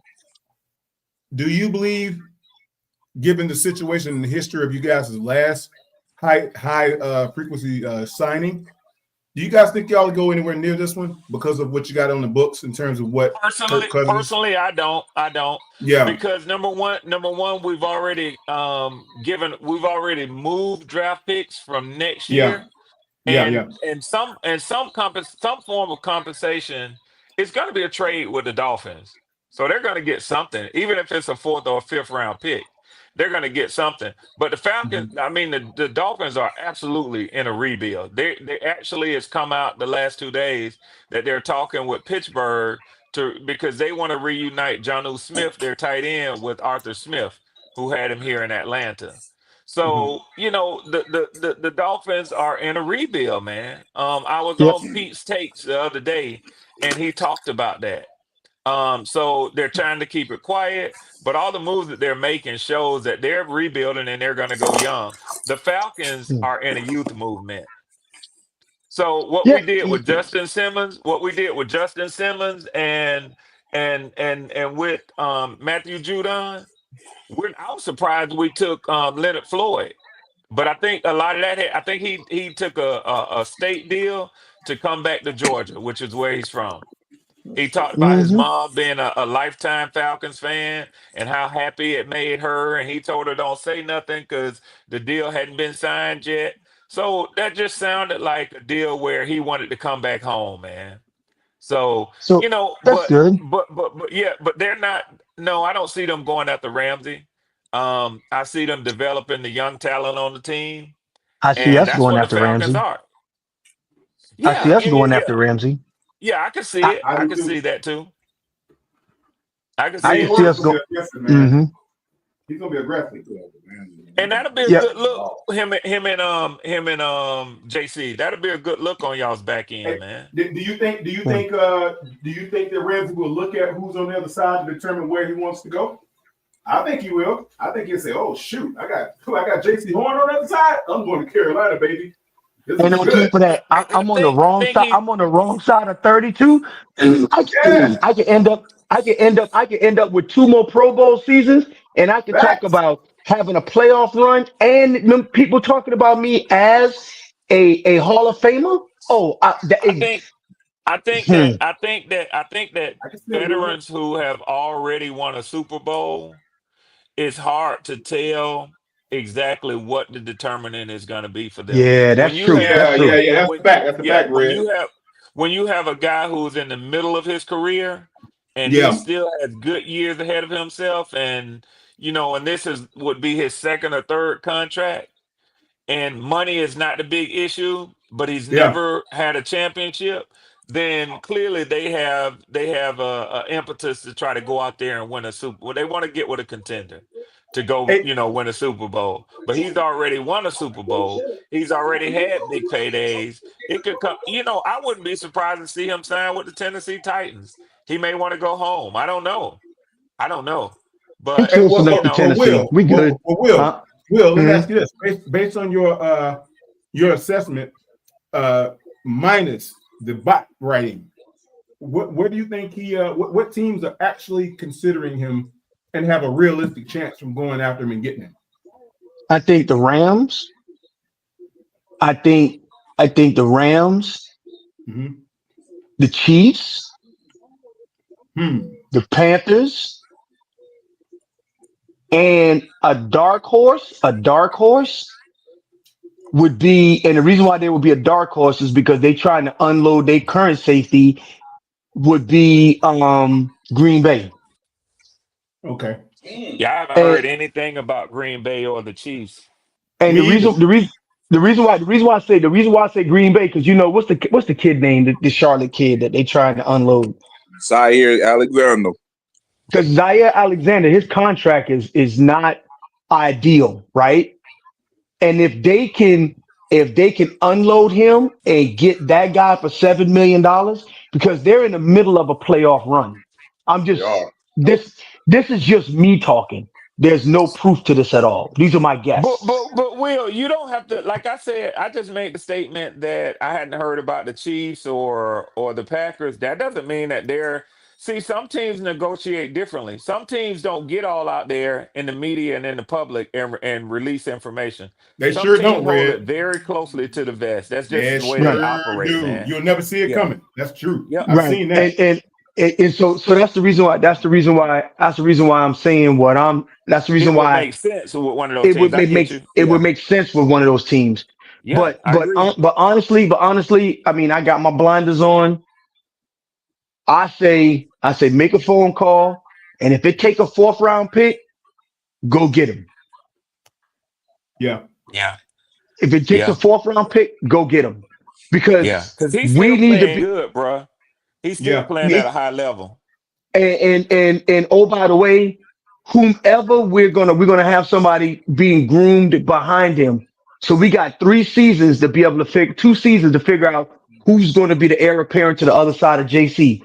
But we don't have time right now to have god dang gone everybody running JC locking down one side of the field and everybody just shift to the other side of the field and then having us being picked apart because Mike Jackson is not able to hold off their number one. We Yeah. cannot have that much longer. So, Good point. but anyway, I got to take off, fellas. I appreciate Enjoyed it. it, bro. Enjoyed it, Will. So Red. So I just want to let Yep. you know, man. I appreciate you, but rise up to sit down. That's all I got to Yes, say, sir. fellas. Yes, sir. Yes, sir. Yes, Hey, sir. keep We gotta pounding, have fun y'all. this season, man. All Later, right, bro. Will. Yeah. Hey, Quantum and Knuckles, I want to ask y'all this, man, because Yeah. we were talking about rankings and this and that, man. But I saw they came out with the tight end rankings as well on there. How do you feel? How do y'all feel about your tight end room, man? Me personally, You want to go first, Knuckles? You can go first. me personally, I like our tight end room. Seeing Tommy Tremble live some years ago when we had Ian Thomas, he just stood out to me at that particular point. The fact that we got him back and he's a young tight end, I feel like he can develop not into like a great tight end, but a real good serviceable, if I said that word correctly, tight end for us. Then us also getting, I think his name is Trey Sanders out of Texas last year for for depth. Seeing him perform, before the injury and after the injury, I feel like we can get a lot of talent, a lot of use out of him as well. He's a very talented tight end. And then we end up getting the tight end from Notre Dame this year. I think we have a very deep tight end room right now. I would not, I'm not gonna sit there and think we're gonna have the best tight end group in the whole league, but I think we got a good tight end group just for the team that we have right now and just allow them to grow. As long as they can get on the offensive line and do good with the blocking once we got to go downhill with Chuba or Rico or even ETN, and the fact that we can put them out there and they can catch across the middle or even catch, towards the sideline and keep them chains moving because the tight end is a quarterback's best friend. That's what Tom Brady says. Yep. I think we got a pretty solid group of guys that can do multiple things. Okay, so let me jump in on that. Now that we've that was good analysis, Knuckles. Hey, in my assessment, the fact that we finally got rid of the dirt bike scarf law, thank God he's out of there. We don't have any more. It's bull crap. He's gone. Now we can finally get some of these other guys up. I would like to. I'm gonna be honest with you. This dude, that Dan Chisena dude, I would like to have seen a little bit more of him because he made some pretty decent catches for Bryce last season. He made a couple good grabs. If you can remember that, Nooks, you remember that? Right. In that Chiefs game, and he made some good catches. With Tommy Tremble having the back surgery, though, that concerned me a little bit because you know how back surgeries can go. True. I don't know what that's going to look like. Yeah, Poppin was talking about that earlier. Yeah. Now, if you look at the type of tight end that Jatavion is going to become, I like his style of play. I like that he's a big, in-your-face, I'll go up and take the ball down and what you're going to do about it type of dude. He's not a Greg Olsen-ish. Greg Olsen will never go up and high-point balls the way that Bryce was throwing them to this dude. This dude was high-pointing balls. He would go up and take them like receivers. He was getting them. Right. I like his style of play. I think he's tough. If he is going to be, I would say they would probably pencil him in as a starter if Tommy Tremble is down. And then they'll probably cast, some of the other guys in around him. They'll probably pencil in a couple of the other dudes. They'll probably bring up Mitchell Evans to see what he can do. Notre Dame tight end. I think he's got good hands. He's got decent speed. He reminds me more of a Greg Olsen, in my opinion. But this, I think it's going to rest on the capability of Jatavion and how he actually plays the game. Him and Bryce already have a chemistry. We already know that. So, I would have loved to open the season red with a healthy Tommy Tremble. So that kind of shakes me in the boots a little bit. Yeah. But that's only if like a Dan Chisena or Mitchell Evans can't step in and kind of produce right away. So, I'm kind of where I was last year with a couple of slights on the fact that Tommy Tremble is down. But I feel decent about our tight end room. I just know that if Jatavion can stay healthy, then we'll pretty much get most of the same that we got out of him last year. That's kind of what I'm thinking. Yeah. Yeah, it was just interesting, and I agree. I don't know if I took any offense to my bringing up the discussion about PPP, not PPP. I was reading Big Tight's comment. What up, Big Tight, about PFF? But I have my issues with PFF sometimes. I guess I suspect I'm probably like most people.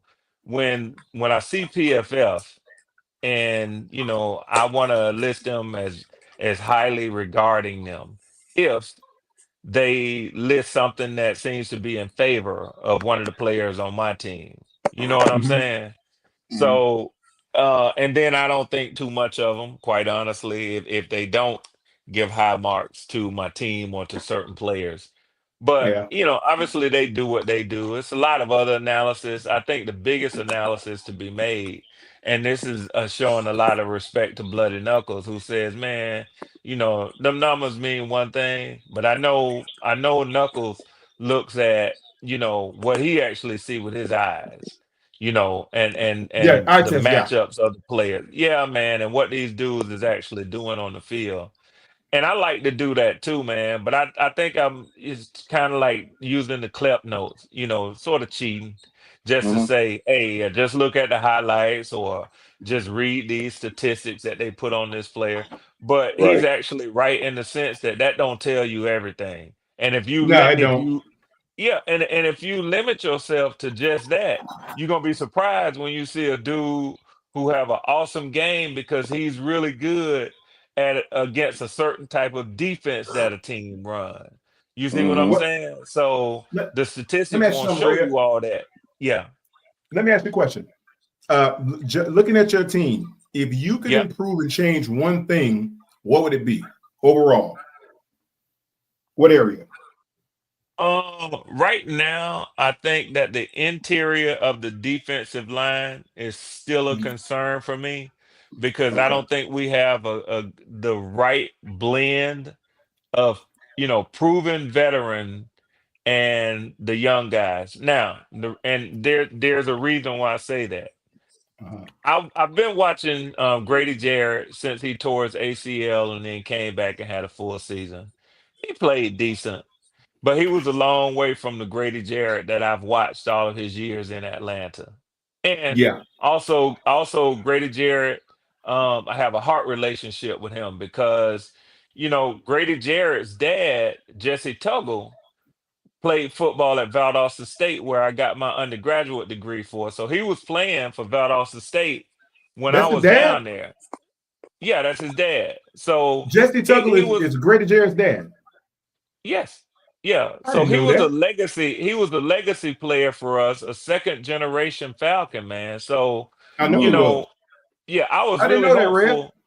Oh yeah. I was hopeful that Grady would have retired here, but that was a business decision. And all the reports out of camp, man, is Ruka Rohoro is looking awesome. He's ready to go. We knew when they drafted Rook, aside from the Clemson connection and just Mm. looking at Rook play, very similar in style and everything else. He was taken under Grady's wing, but I would still like to have that proven guy. And listen, one of the reasons why I say that is because I think there's a big gap between where our interior defensive linemen rank in this division and where we are. Um, as much as I like Vita Vea, I think before Derek Brown got injured, he was the cream of the defensive tackles in the NFC South. Yeah. And I expect him to come back strong, and be that because that's the way we raised them boys in Georgia. You know what Mm. I'm saying? So I Yeah. expect him to come back and be a force, man. So I still put Derek Brown up there. I think that second to him, and that's all we're talking about is secondary players. Yes, y'all got some good secondary players, role players, but y'all got a standout in Derek Brown. And I think the Yeah. the the Buccaneers have a standout in Vita Vea. I'm not that Mm-hmm. impressed with Kalijah Cansey. I'm just not. I think he's smallish, and I don't give them the edge in the interior defensive lineman because some people say that they have Vita and Cansey, but I'm not that impressed with Kalijah Cansey. So Mm. if you ask me how I rank the interior defensive lines in our division, it's y'all, it's Tampa, it's us, and then it's the Saints.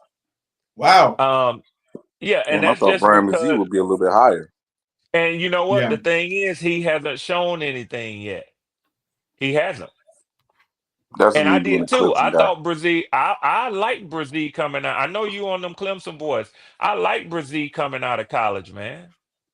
I was real high on him. But Mm-hmm. he hadn't translated to the Saints, man. The Saints are really hurting on that defensive line, by the way, y'all. Yeah. They really Yeah, are. they're gonna get run on. They're gonna get run on this year, man. I try to tell a Saints fan that Hey, they really gonna fellas. be bad this year. What's up, I Hey, know you PPP? gotta PPP. go, bro. I know you gotta get to the babies, man. Yeah. I'm tired of seeing white quantum up here. I'm sick of that. Hey, PPP, what you always tell them? You ain't going nowhere.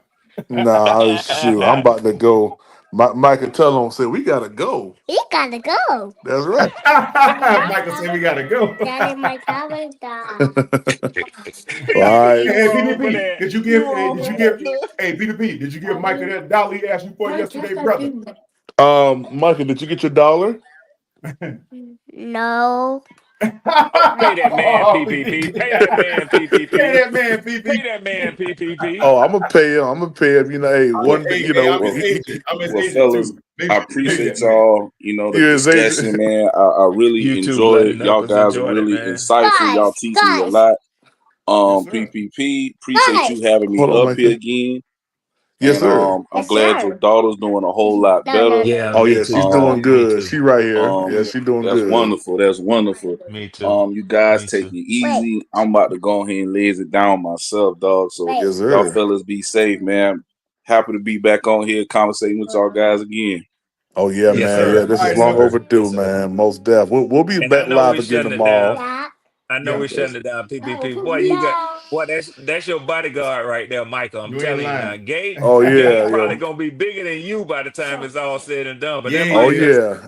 Oh yeah. that's He your already bodyguard. That's strong. your boy there. Right. Hey, Red, Yeah. Gabe was gonna clothesline PPP had he not played with the Ravens the other night. He was I'm like, trying I to tell told you. you. Talking I'm trying to Talk about you, Gabe.